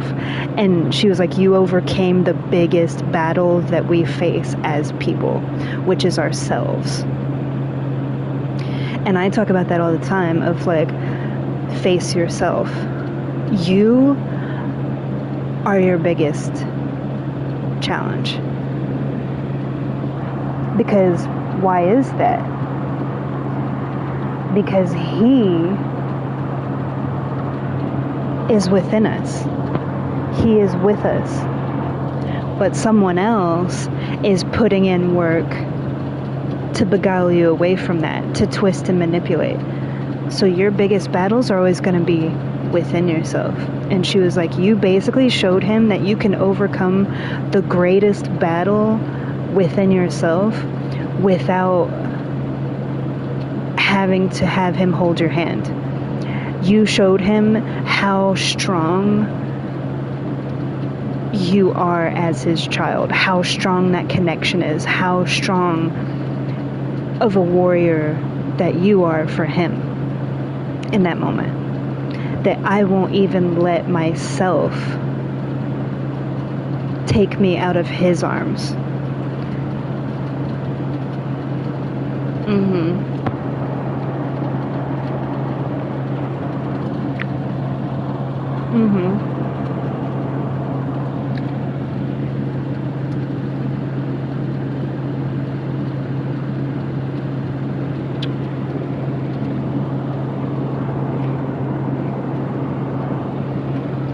It's not easy. And I before now, I haven't really talked about it either.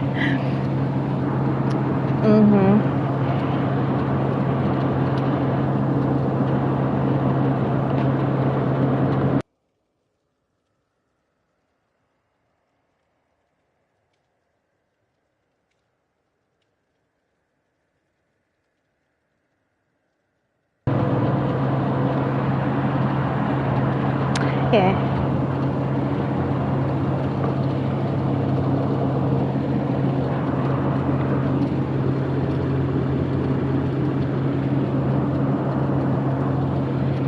No, and that's the thing is,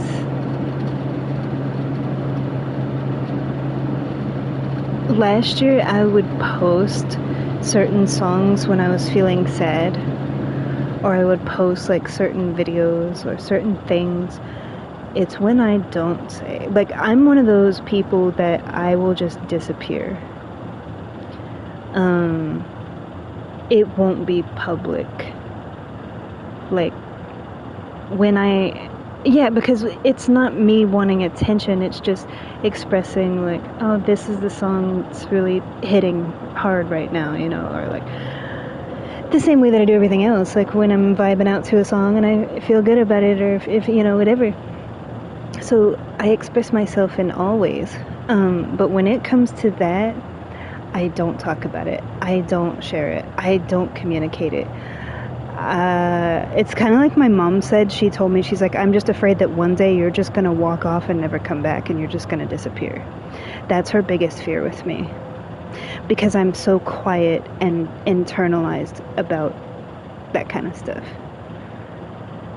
And so she has to live with knowing that any day her child could just not wake up at any point in time. And she also has that fear that I'll just be gone with no, like, yeah.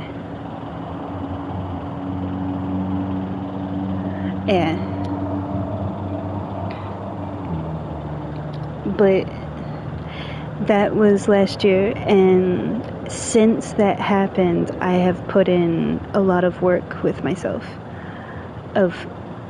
I made a vow to him and to myself, like, and basically it was this,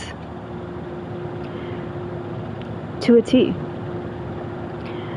When I was submerged and I had cuts and stuff, and I was like, if we're gonna do this, then we're gonna do it, but if we're not gonna do this, then we will never come back here again. Basically, if I'm going to decide not to do it and I'm staying here, we can't be coming back to this place again. So in other words, like, yeah, exactly. Like, if you're going to choose to live, then you need to live, but we're not going to come back here again. Like, we're not going to be at this place again.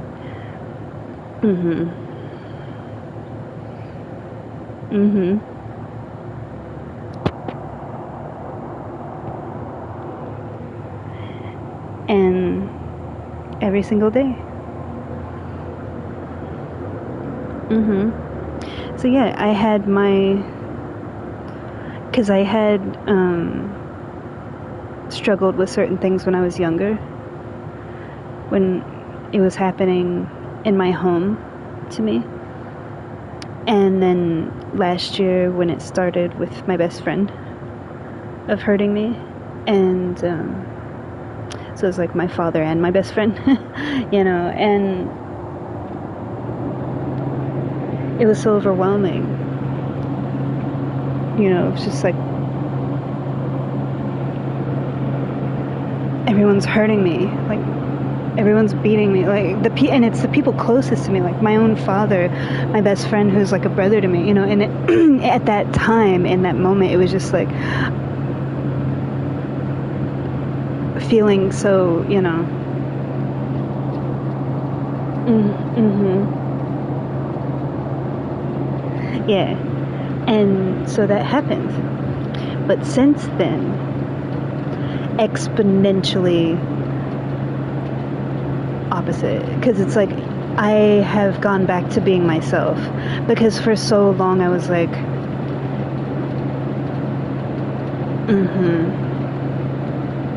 So, I wouldn't even say back to being myself, because I've always been myself, but it was like there was a period of time that was worse last year than it's ever been in my life. And so I just got through it and dealt with it, addressed it, went through the process that I always talk about of like recognizing it, absorbing it, doing the work, you know, atoning for it, giving it to him, but then afterwards, like doing the work every single day to abide in that vow, to abide in him, to abide in his will, which is what I was doing all along in my life. That never stopped. I've done that my whole life, but it was like in that particular moment, I fell. And I fell into a chasm, into like, it was like I sunk into the darkest part of the abyss, and I swam back.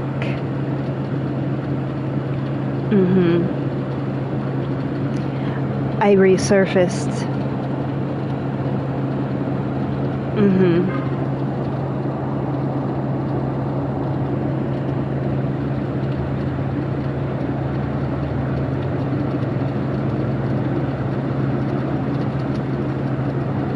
He is the lighthouse.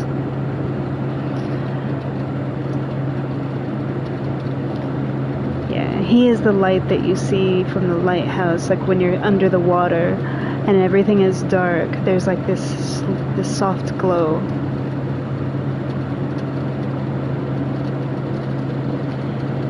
Because even though I swam back myself, like obviously I was in the tub, so I'm not swimming, but I'm using like imagery.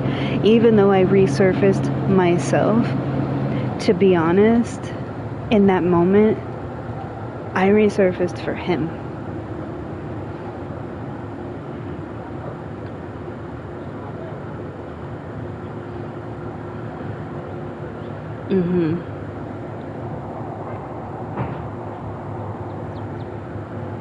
People are coming and going and going and coming and it's like the building next to me. And the cars down below. Yeah, there's like people that were parking in the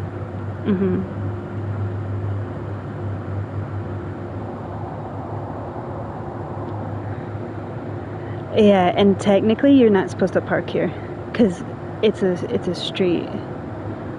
Like the parking is the back of the block. But sometimes people will like put their flashers on and park. It's usually like food delivery people, because the main door from my building is like right there off the sidewalk. So they'll just like park right in front of it, like to the side, and like put their flashers on, lock their car, deliver the food, and then like, you know. It's like when delivery people like double park with their flashers on to deliver.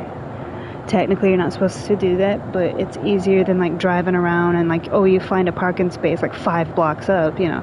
So yeah, there's like a law that like you're not supposed to double park, but it's like if you've only been double parked for like X amount of minutes or less, then they kind of let it slide, because they know that delivery people, you know. Yeah, it's the same way here. It's when you've been double parked for like 30 minutes, you know, like more, you know, then you're gonna get written for it.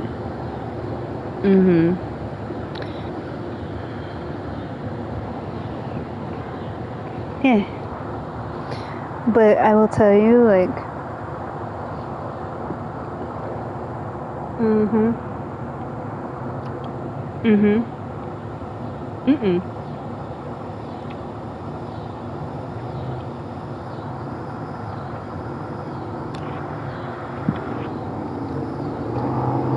Sorry, I ate a cherry like right when you said that.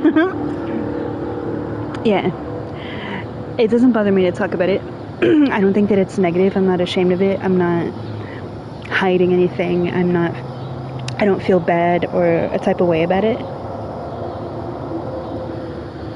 Because I look at it like we're all human and no one's perfect. And it's like I've endured a lot of things. I've endured like a lifetime of abuse. I've endured abuse from people closest to me. I've endured a lot of pain. I've endured a lot of slings and arrows being thrown at me from other people, discrimination like we talked about earlier.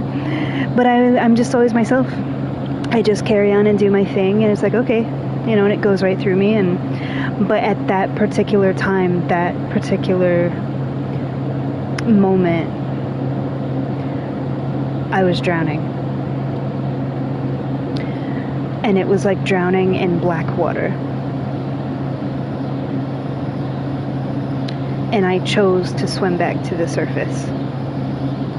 And as I was getting out of the tub, it was like, then he helped to lift me. But it was like, I had to show him that I would fight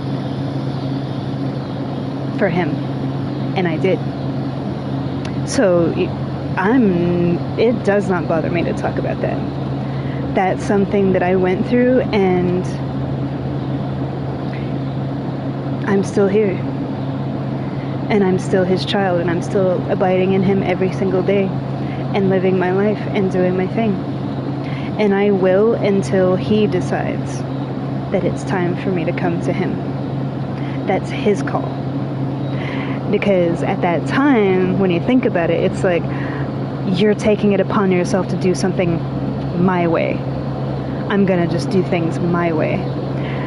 Everybody does that. Everybody's guilty of that. They think that their way is like, because they're impatient. Like, I don't have all of that. I don't have impatience. I don't have, I always abide in him, and I let things happen in their own natural flow in his time. But that was my one time where I was like, I'm gonna go out, and I'm gonna go out my way. And I hadn't even thought of it like that. I had no thoughts. I was completely blank, completely empty. There was no sign of, I was already gone. But not completely.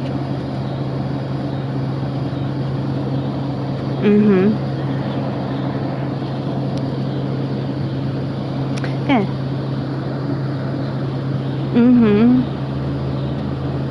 No, I understand. I completely understand that.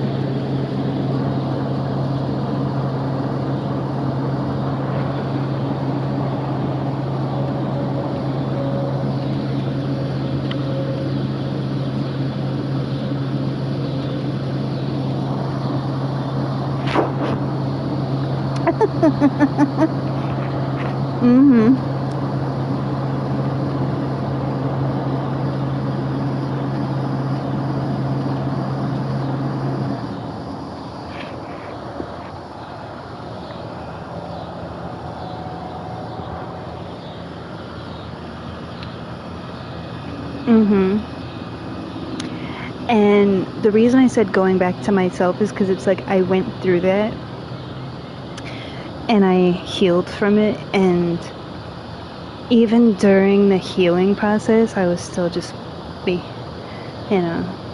just being my normal usual self.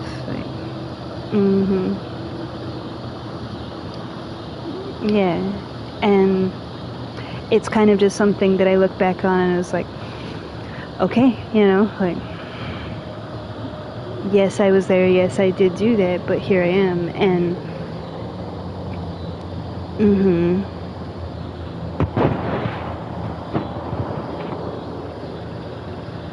yeah,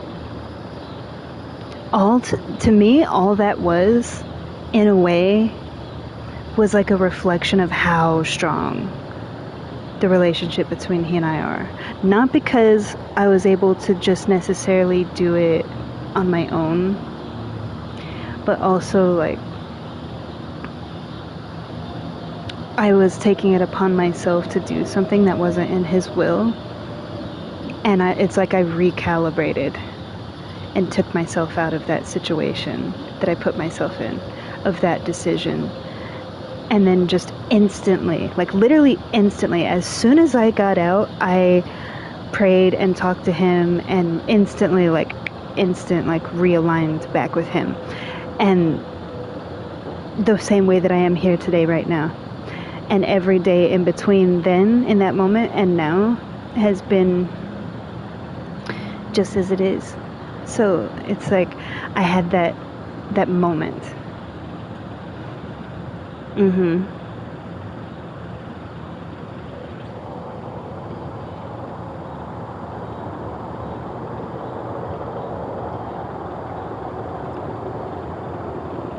Mhm.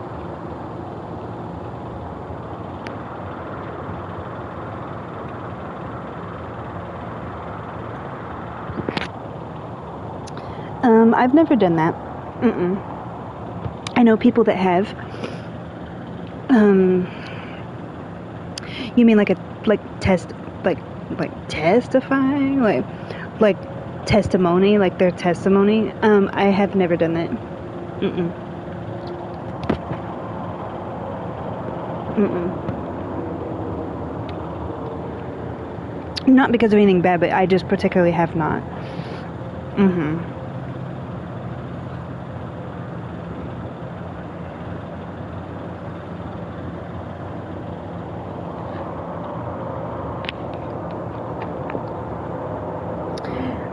At least not in the way that is defined by his word. Because to truly testify your testimony, it's something specific. I've talked about my life, and I've talked about things that I've been through and decisions that I made and like different things like that, but to actually specifically like, this is my testimony, I'm going to just, no. Because there's a way in which you do that. And I have not. Mm-mm.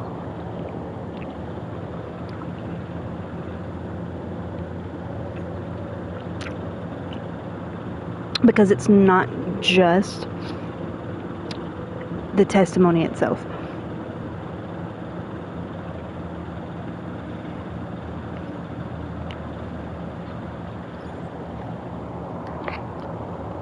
It's an embodiment of like other things before that and following up with that. Mm-hmm. Yeah.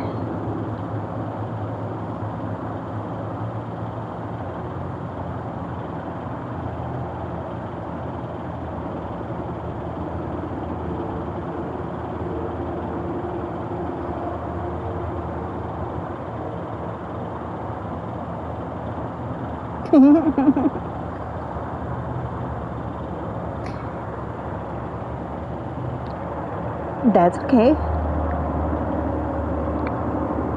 Each person is different.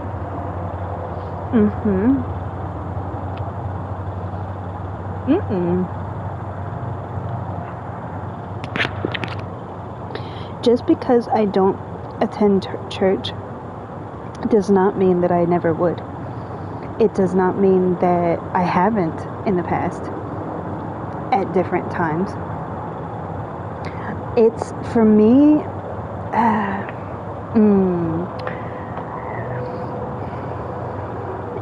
yeah, and to be fair, it's like, I can understand how, like, because I don't go to church, how it can be misconstrued as like I'm against it or I don't like it or something like that, but that's not the case.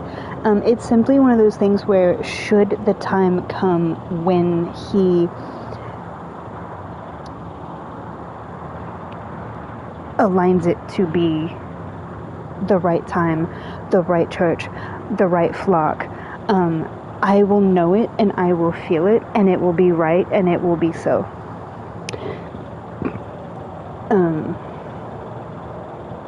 So it's not that I'm closed off to it. It just has not taken place yet. Because for me, it's like I'm not just going to go to a church just to go kind of thing. Because for me, my connection with him is so strong. And I don't take those things lightly. Because when you enter a church with that flock, with those people, you are taking them in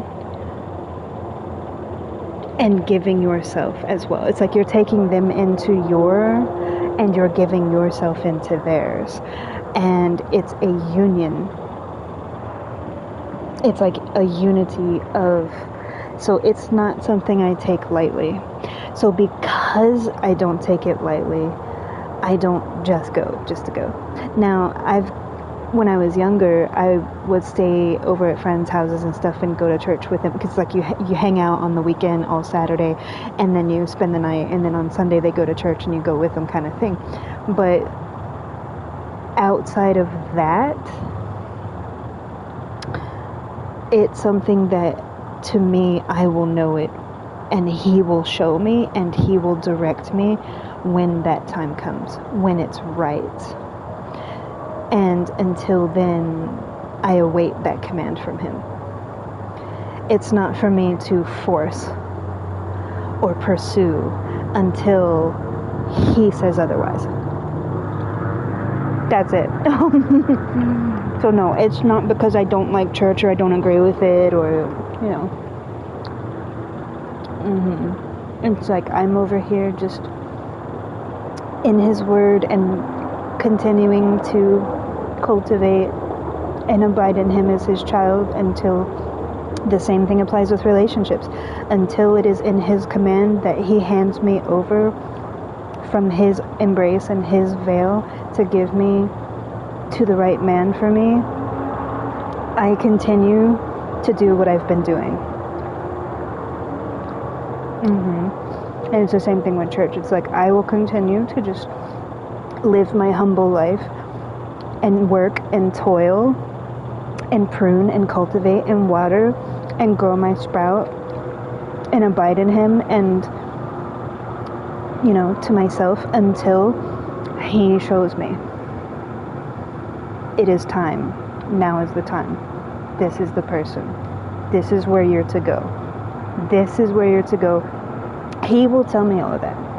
And I know that because he's already done it so many times. Because we talk to one another, but he also shows me. He directs me. He guides. So like he shepherds me. When he shepherds me down that direct path and shows me, then I will know.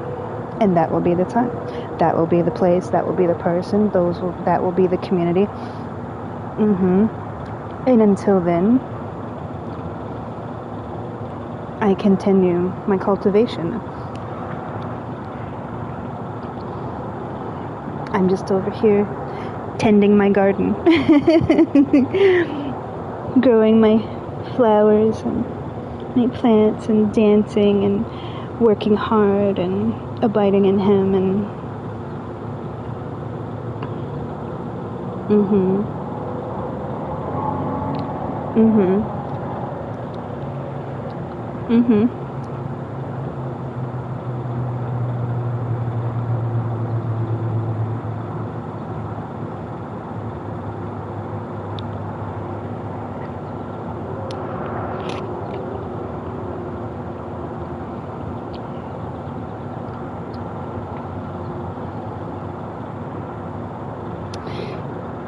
Yeah.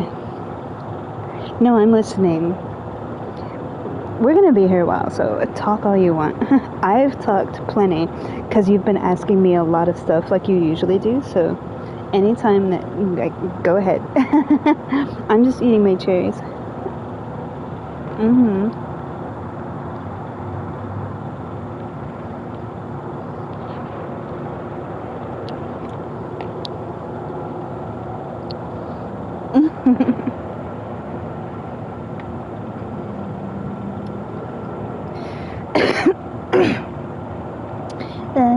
Mm-hmm.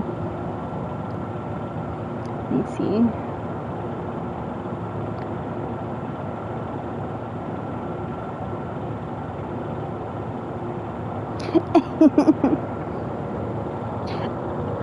No, I wanted to come out here and enjoy the beautiful weather. It's a beautiful day. I can see off in the distance there's like some like darker clouds, but they kind of passed by me.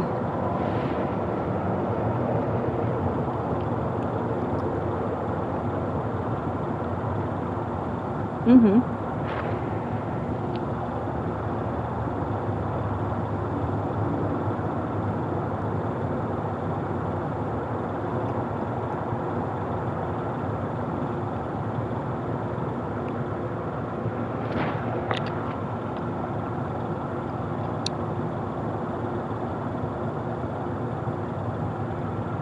There's not a specific manner at which you do that.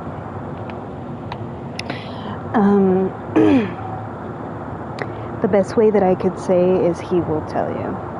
He will direct you. You have to, you have to surrender to him and talk with him and reach out to him, and he will shepherd you. But to be shepherded, to be the teachable, you have to open yourself up to that. Because you have to be willing to receive. And receiving doesn't just mean like all the warm and fuzzy good stuff. Sometimes, like in my case, like you're receiving wisdom. It's not just like the gifts and the virtues, like maintaining my virtue and my virginity and like being faithful and abiding in him and like the blessings that he bestows upon me, like the gifts that I've been given and having a fruitful life, but also the wisdom that comes along with that of things. So it's kind of like you can't just, it's all inclusive. It's like the easiest way I can put it. But even the stuff like that, I don't see it as bad. I see it as like he's showing me, he's teaching me.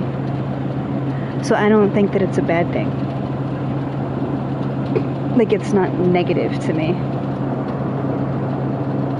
Because I'm always willing to receive guidance and advice and wisdom, and I'm always open-minded and yeah, so it's like when he's showing or telling me something like that, I'm just as receptive.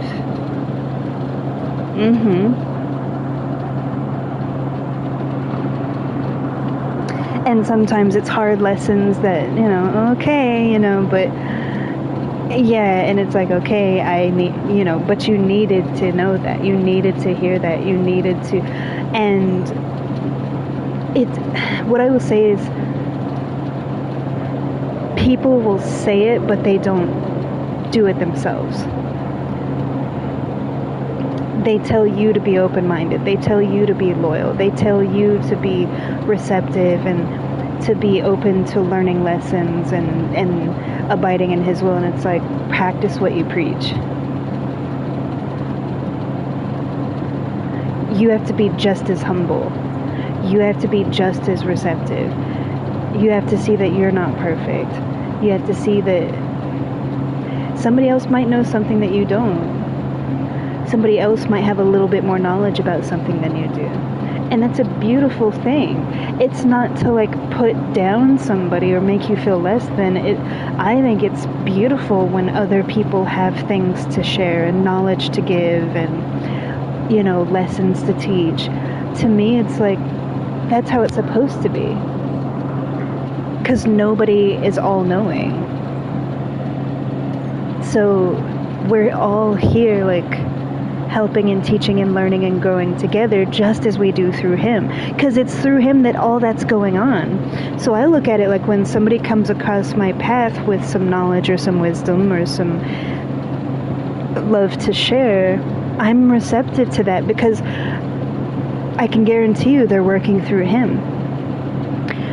But you have to be just as receptive, because you can give advice and give knowledge all day long, but if you're not practicing it yourself and you're always pushing other people away, like, oh, you haven't lived long enough, or you don't know what you're talking about, or I know more than you, as long as you have that ego of that way of thinking, you're cutting yourself off. Yeah, and it's like you're putting yourself on a pedestal of being all-knowing. Like, oh, they couldn't possibly know what they're talking about. And you're closing off being receptive.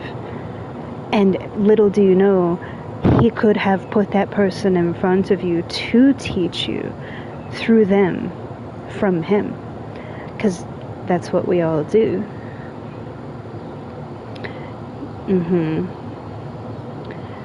So I look at it like it's beautiful. And for me, it's like people talk to me all the time, they ask me advice, they do all the things, but I'm just as receptive. I may not necessarily always do what they're saying, because for me it's about abiding in him. So it's like I talk to him about it. Like, say if somebody gives me advice, that's something that I take into consideration myself, because I have my own mind, but then I also talk about it with him. So it's like I may or I may not, because also you can have good intentions of like trying to help someone or give advice, but that doesn't necessarily mean it's for them. Or maybe it's not for them at that time. Or maybe even though you're trying to be the one to help them, you might not be the one that's supposed to help them. So at the end of the day, it's all about his will, and not trying to overstep that. And that goes like both ways. So it's like I don't overstep that, and I also don't allow other people to overstep that. Am I kind and receptive to things? Yes. But it's going to go through him. It all gets channeled through him. You know? And that's not to be dismissive. That's how I operate. All things flow through him. You know, he's like the filtration system. He's like an irrigation system. Like, it has to go through the osmosis and all that. Like, that's him, you know. And it's like, then, okay, yeah. But otherwise, yeah, and you can be nice. Like, you don't have to be a jerk about it. Like, oh, you know, thank you for, you know. Yeah, because like I said before, I can receive something without it being for me. So it's like I can listen to something, but maybe not necessarily receive it and like put it into practice, because it might not be for me. And he will tell me, like, yes, but not now, or that's not quite it, or, you know, they have good intentions, but that's not quite it, not for you. You know, so it's like a lot of what people say is like their interpretation through their experiences and their observations, which is all we have, really. That's all you have to go on anyway. But it's like they're looking at it through their lens, up to their point of knowledge, through their experiences. But what they may say may not apply to you at all. So yeah, even if like what they're talking about is directly relevant to like what you're saying or doing or what you're going through, that might not be the solution. That might not be the way of thinking. That might not be the decision, or that might not be the way to handle it. So I'm still open and appreciative of intentions and perspectives, but I also think for myself, because I'm a totally different person and I have a completely separate life. And that is one of those things where it's like, on paper it looks good and it may have worked for you, but that may not necessarily be applicable to everybody. It can help other people, but maybe not this particular person. So that's why I'm not, like, I don't turn it away, I'm not rude about it, but it's like I take it into consideration and I go through my process with it and think about it on my own, and I go through him and all that stuff. And it's a beautiful thing, because at the end of the day, we're all helping each other and we're all being kind to one another, and that's beautiful. And some people it helps, and other people it's like it might help them, but not right now. They're not there yet, or maybe they've already surpassed that and you just didn't know that. Because like with me, it's like I don't necessarily talk about everything, so it's like for all you know, like I'm way beyond that point. I've been done that. But it might help somebody over here, you know. Like I've done that with my friends and stuff. Yeah, so it's all beautiful is the whole point. Mm-hmm.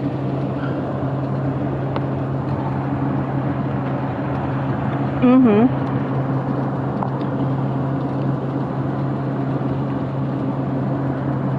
I think it's all beautiful.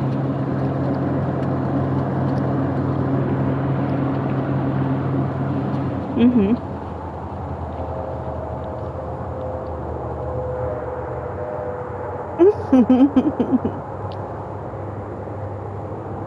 Way beyond.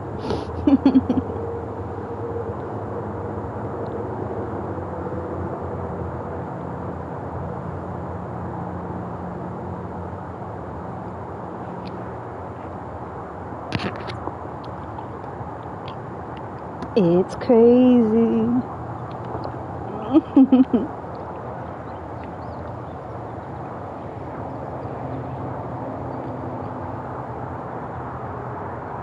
Mm-hmm.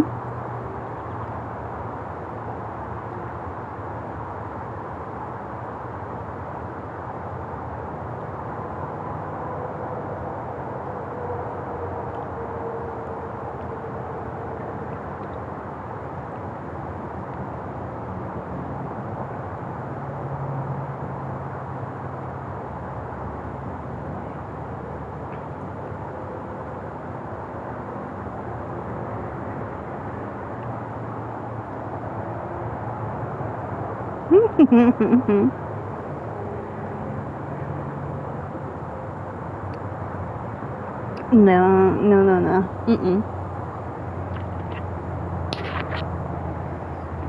We're gonna play. Yeah. I hope I answered everything okay. I feel like today's, in the last stream that I had too, I mean, most streams that I have, like, we're talking, but it's like whenever you ask me stuff and I go off on these, like, explanations and stuff, because I know that that's how you understand things, I'm always just like, I hope I answered, like, so you understand, kind of thing. Because I'm just out here enjoying how beautiful it is outside. And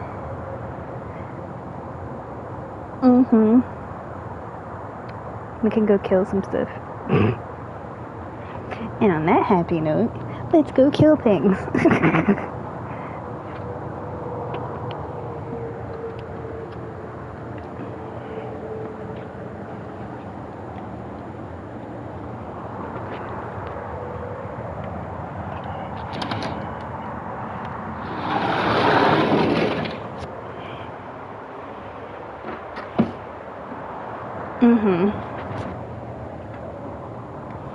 Oh yeah, we're gonna get stuck into it.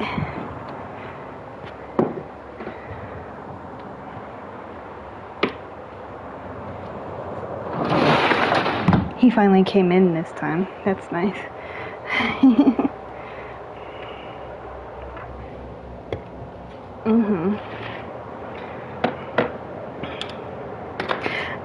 Because I let him, like, lay out there until he's done. And he comes in on his own accord. Yeah.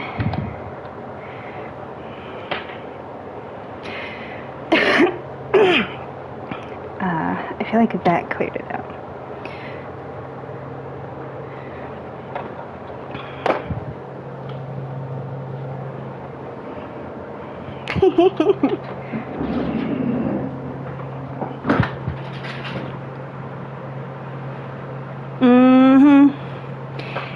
crazy.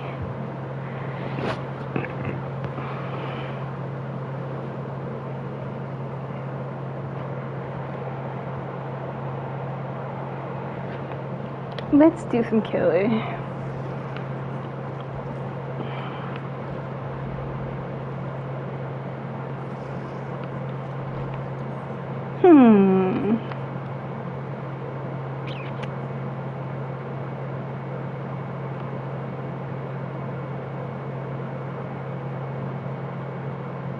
Yeah.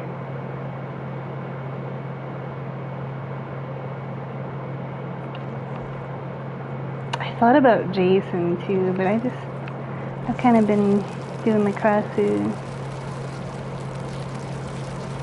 My girl.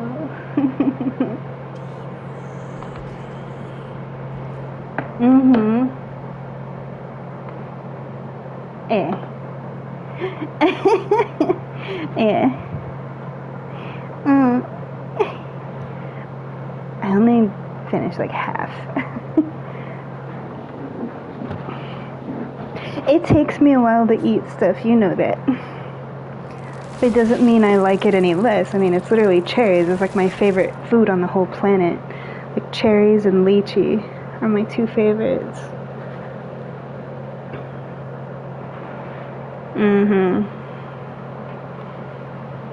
Green tea, like green tea, matcha, green tea, yeah. Before there was like a big matcha craze. Yeah, I think it's funny that like my culture is like considered trendy. It's like, can we just, yeah.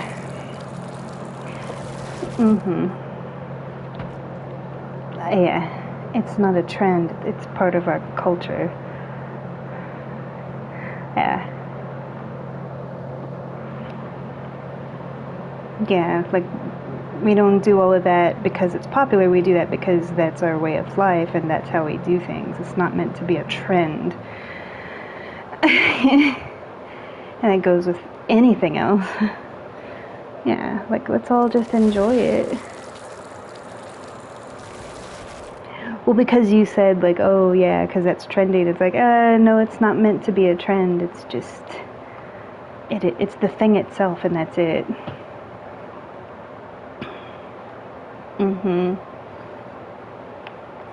We're gonna do some blood web though, because I'm thinking about making her a level 10, which that's almost. But I don't want to waste the... We're gonna do this the hard way, I know.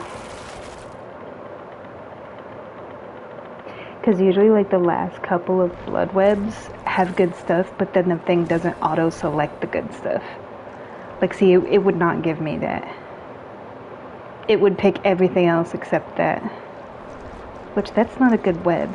That's a terrible web. Excuse you. I was busy doing something. Thank you. Okay. Do this one, and that one, and the scepter, and this. And we need floopies. Done.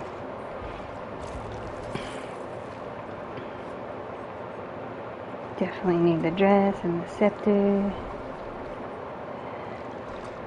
Definitely need the eyeball. I don't really use the rooster because the thing for the rooster I don't really particularly care about.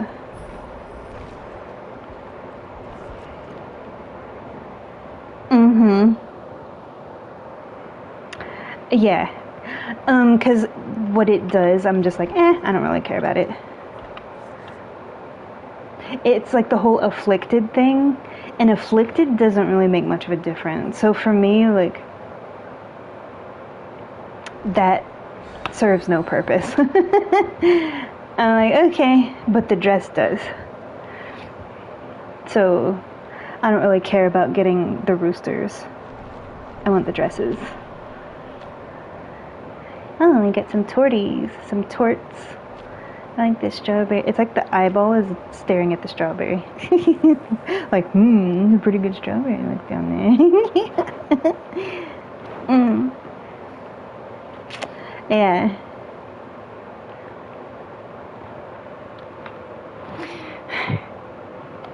Get Really, we have to be ready to play killer. Oh no. Please give me a good map. At least a decent map. Okay. Could be worse. Could be worse.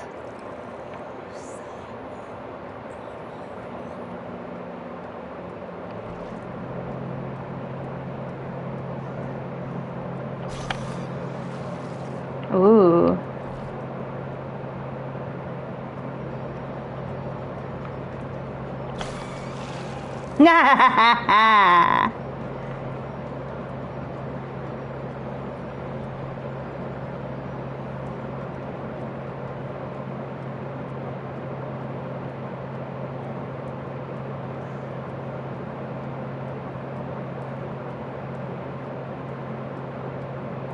Mm-hmm.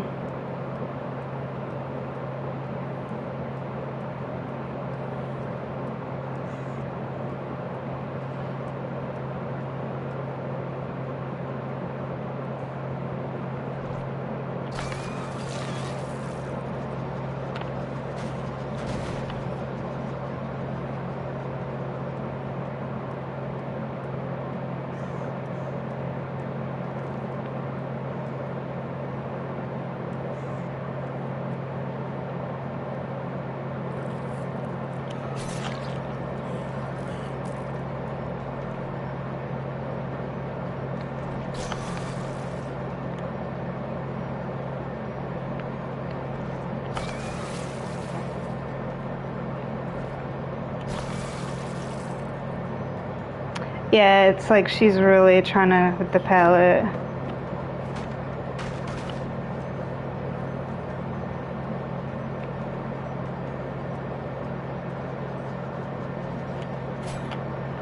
What?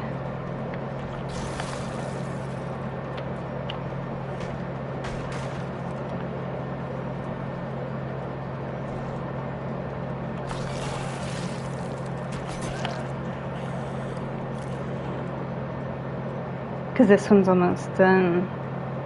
You gotta kick it.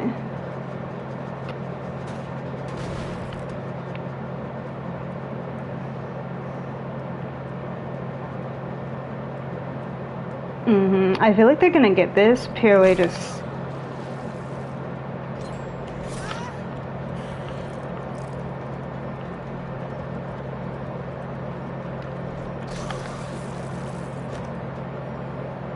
Mm-hmm.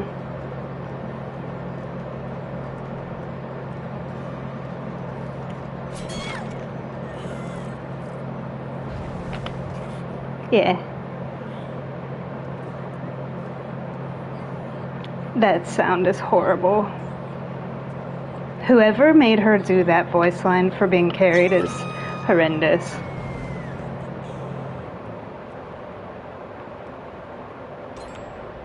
Yeah, and they're also gen rushing me because all these gens are almost done.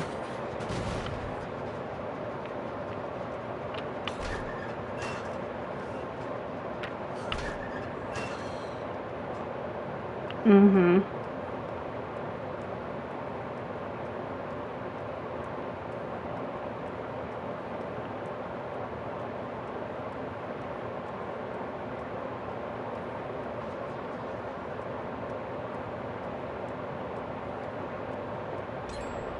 Mm-hmm. See, like, they're gen rushing the crap out of me.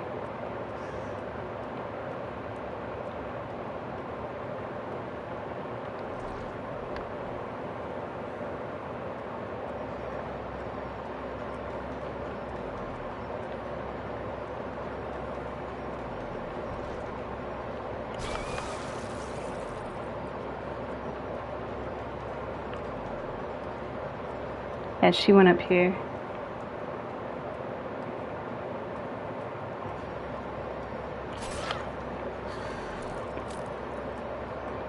Mm-hmm.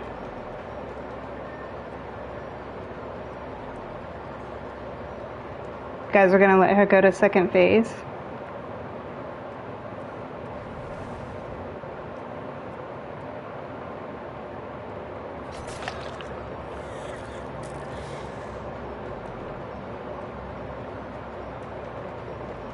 Mm-hmm.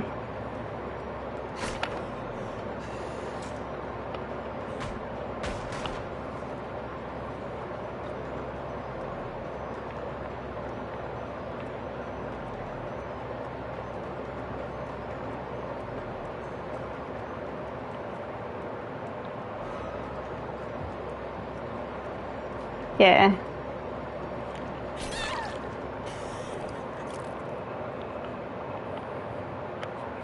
Yeah, they're still gonna escape, but...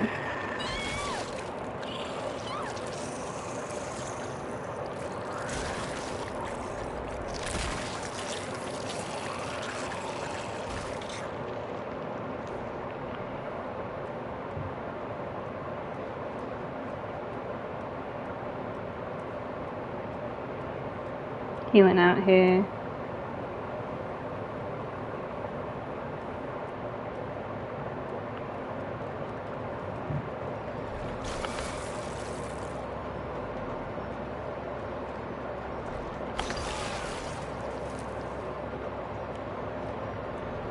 Made him waste it.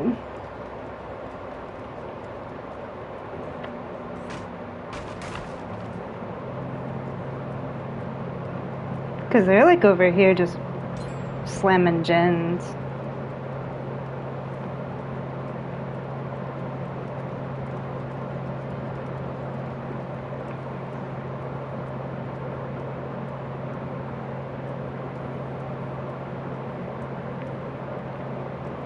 What are you doing, you weirdo?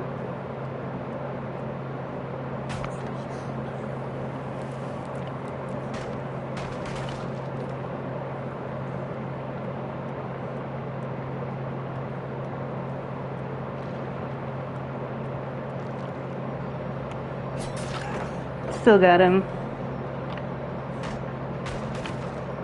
The problem is, he's wasting my time. Because I guarantee you they're on this gen.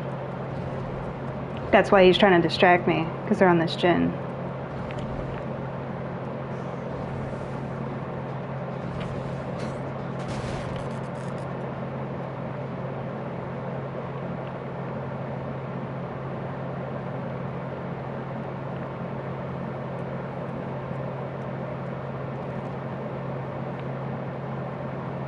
She disappeared.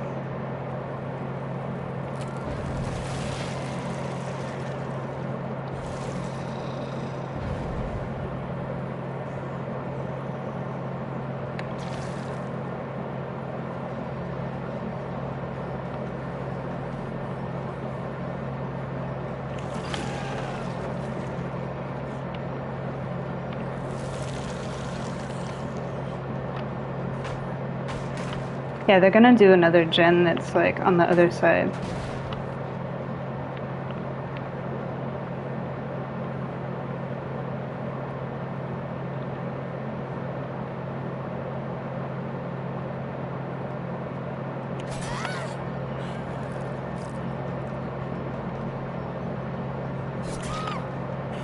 Backflip though. Mm-hmm.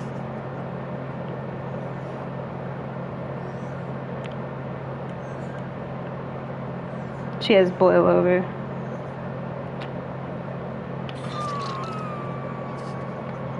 I guarantee he went to these.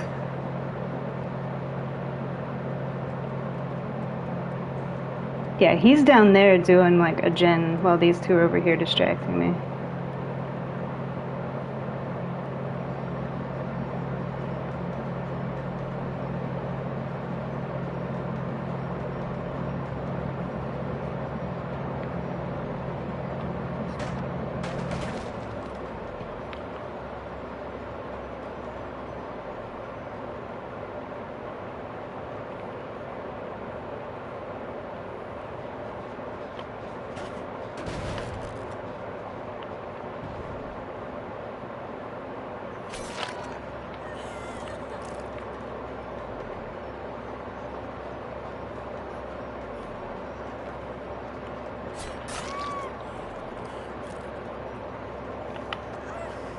Mm-hmm.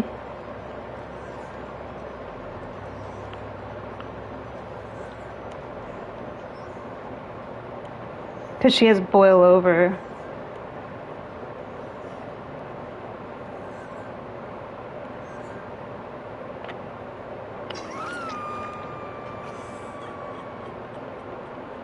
Mm-hmm.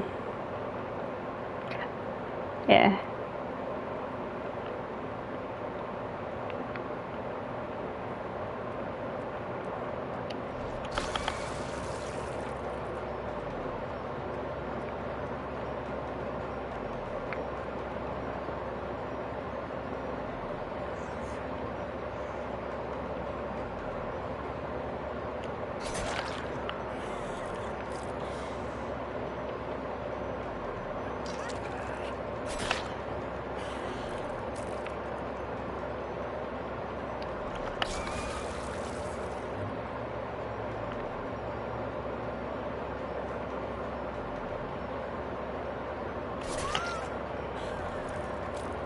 Mm-hmm.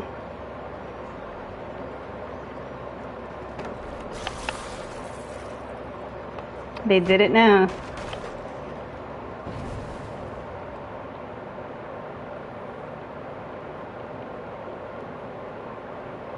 Mm-hmm.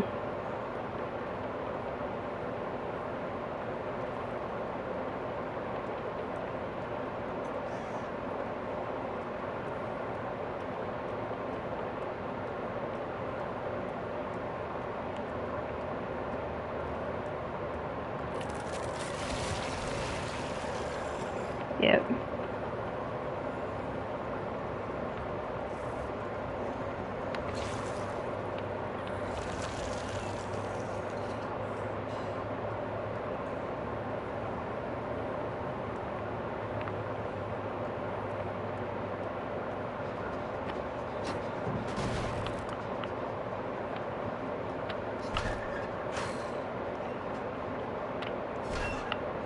Mm-hmm.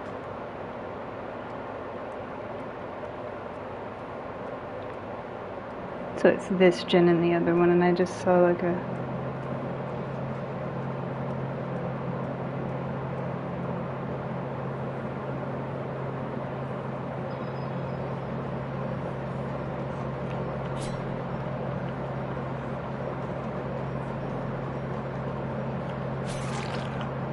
Mm-hmm. Because they're doubling up on the gen while I do this. The fact that he has boil over too. But I know that they're on that gen upstairs.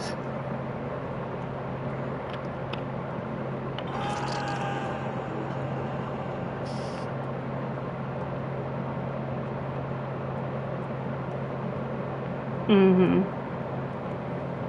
They're on this one.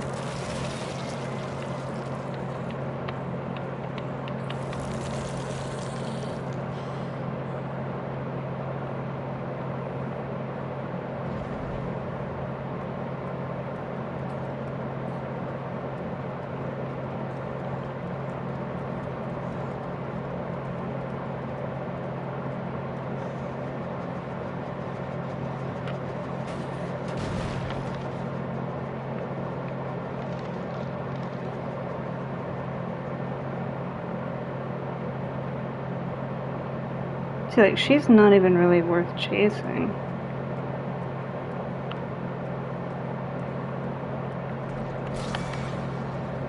Yeah, she's not worth chasing, but the problem is she's over here by this gen, and it wastes my time. Because if I go down there to go towards that gen, she's just going to finish this one over here. But she's just going to keep running around the same crap.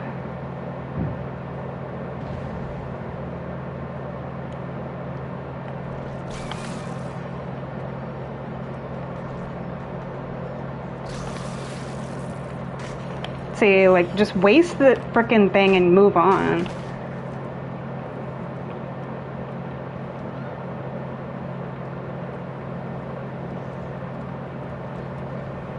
They're way too slow. Like, see, we're just playing around with these stupid palettes and windows, wasting my time. And she's always, like, way ahead of me, too.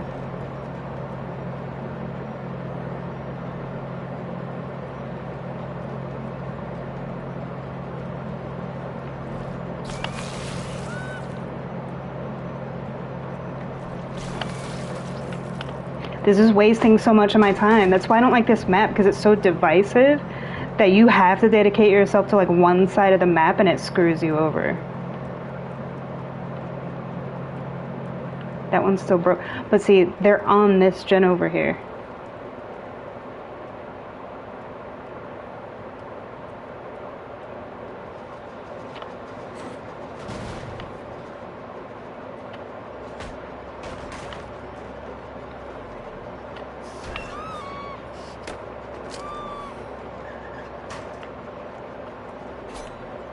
Get out of there.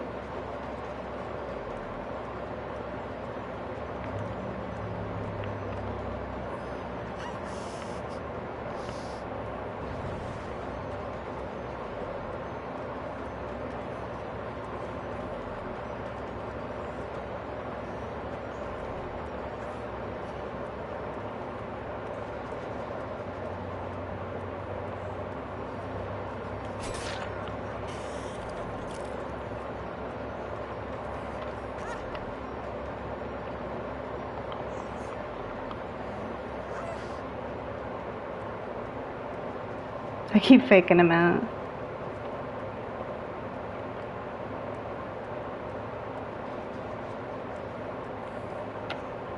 They'll get the other gen. I mean, both of them are almost done.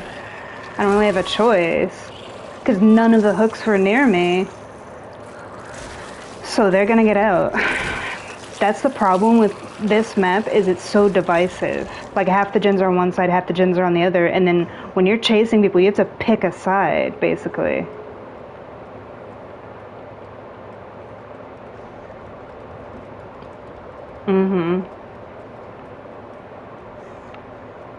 They're probably gonna go around the front side to go to this.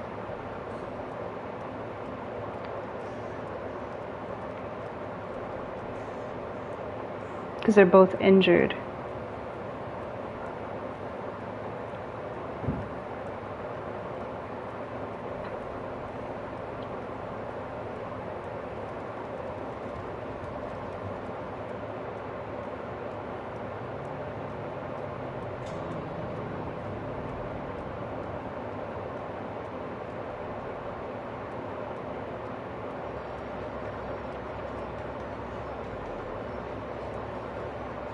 See, I'm not catching up to her.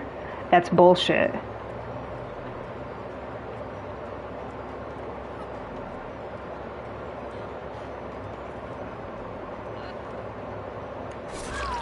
I should have had Bloodlust a long time ago chasing her. I chased her for so long before it gave me Bloodlust. Like, that's BS. It should not take that long to get Bloodlust.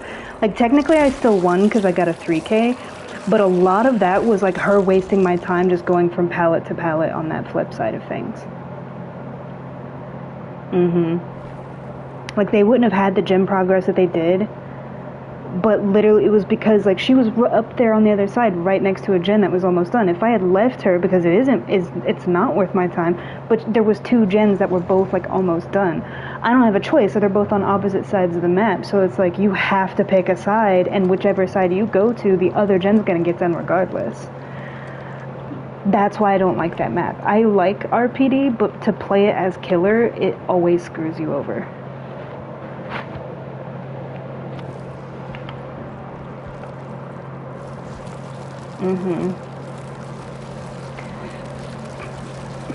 Like, I'm still good, because, you know, like, I still had a 3K. Anything more than 2 kills is a win for the killer, but, you know, I should have gotten a 4K. It was purely because of that.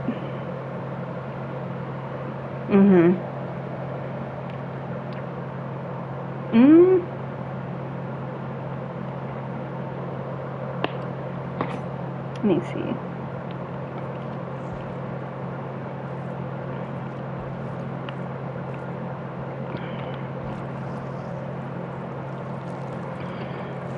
And that wasn't really a good map for her because her whole thing is like the flight thing. That works better in like outdoor maps that are like you have more space to fly instead of these tight corridors indoors. And it never fails that when I get killer, I either get the huge outdoor maps to where they can just run you endlessly because they're so big, or the indoor maps. You know that small desert map that I had on the other stream? I never get that map when I'm killer.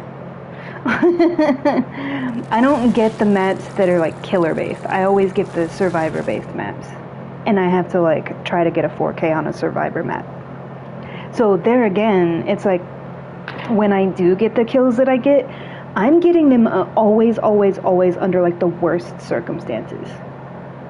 I don't get like the killer maps, the easy maps, you know, like the people that don't give a like the people that are like my teammates when I'm playing Survivor and they don't do gens, they hide in lockers, they basically do nothing. I don't get those people. I get the sweat, as you see, like every match. I always get the sweaty ones that are clicking their flashlight and teabagging and like gen rushing and like doing the most.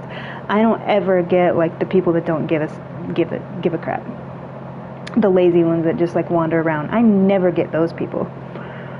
So for me, it's like I'm always playing against like the sweatiest people on the worst maps under the worst circumstances. So when you say like, oh, you make getting 4Ks, like you make getting kills look so easy, and it's like, because I'm used to only ever playing as a killer under the worst circumstances and having to still get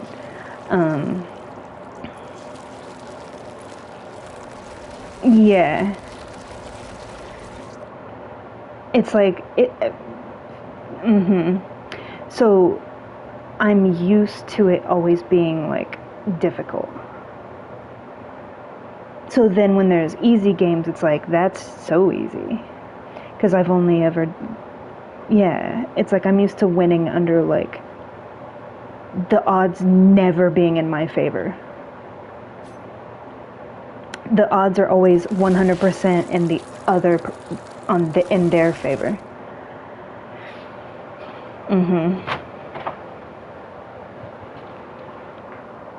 Yeah.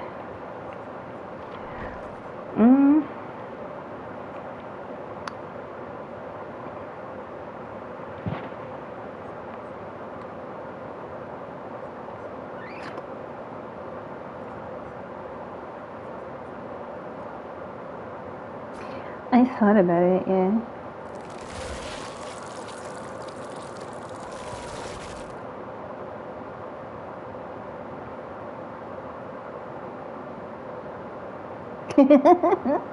Yeah.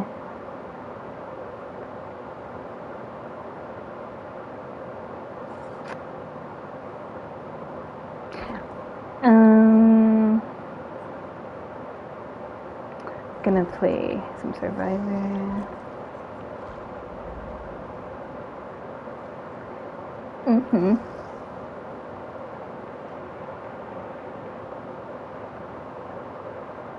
What I might do, because where are we at? We're at like what? Yeah. What I might do is in the stream and then have a part 2 like later tonight, like late tonight, when like the chill people are on. Because right now I'm playing with like the kids that are off from summer break with like their 4-man Swift teams doing the most. I prefer to play this game at night anyway, because it's like the people that are like the true horror fans and they play better. And it's just more fun to play this at night. So what I'm gonna do is we're gonna end the stream here and I'm gonna go to the park. It's so beautiful out and I want to enjoy some of it before the day is through. So I'm gonna go to the park and read and enjoy laying in the grass and just have a beautiful day. And then later on tonight we will have part 2. So huge intermission. And later on tonight we will resume and we'll play some more. So yeah. Well, then that works out. Okay, that works out for you too. Where were you gonna go? I know where that's at. Yeah, I've never been there. I don't go out to eat, so whoever I end up being with will have fun taking me to places, because I've never been to any fast food places and I don't go out to restaurants.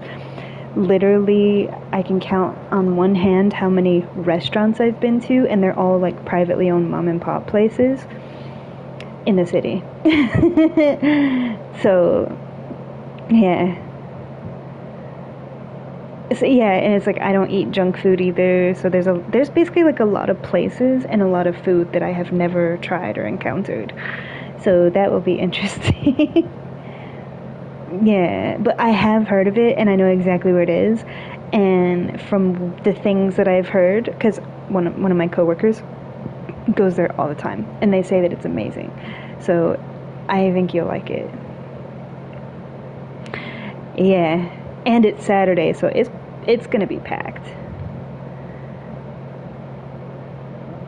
Okay. Well, I hope everybody has a beautiful rest of their day, and I will be back in a few hours when I will probably start my stream around midnight. That's the goal. It could be later than that, or maybe a little bit before, but let's shoot for midnight. because I want to enjoy doing some stuff while we still have the daylight. I have a date with my books. So I'm gonna go read and enjoy the park, see what there is to see if I can find any more butterflies. Part 2 will be coming soon. Until then, je n'ai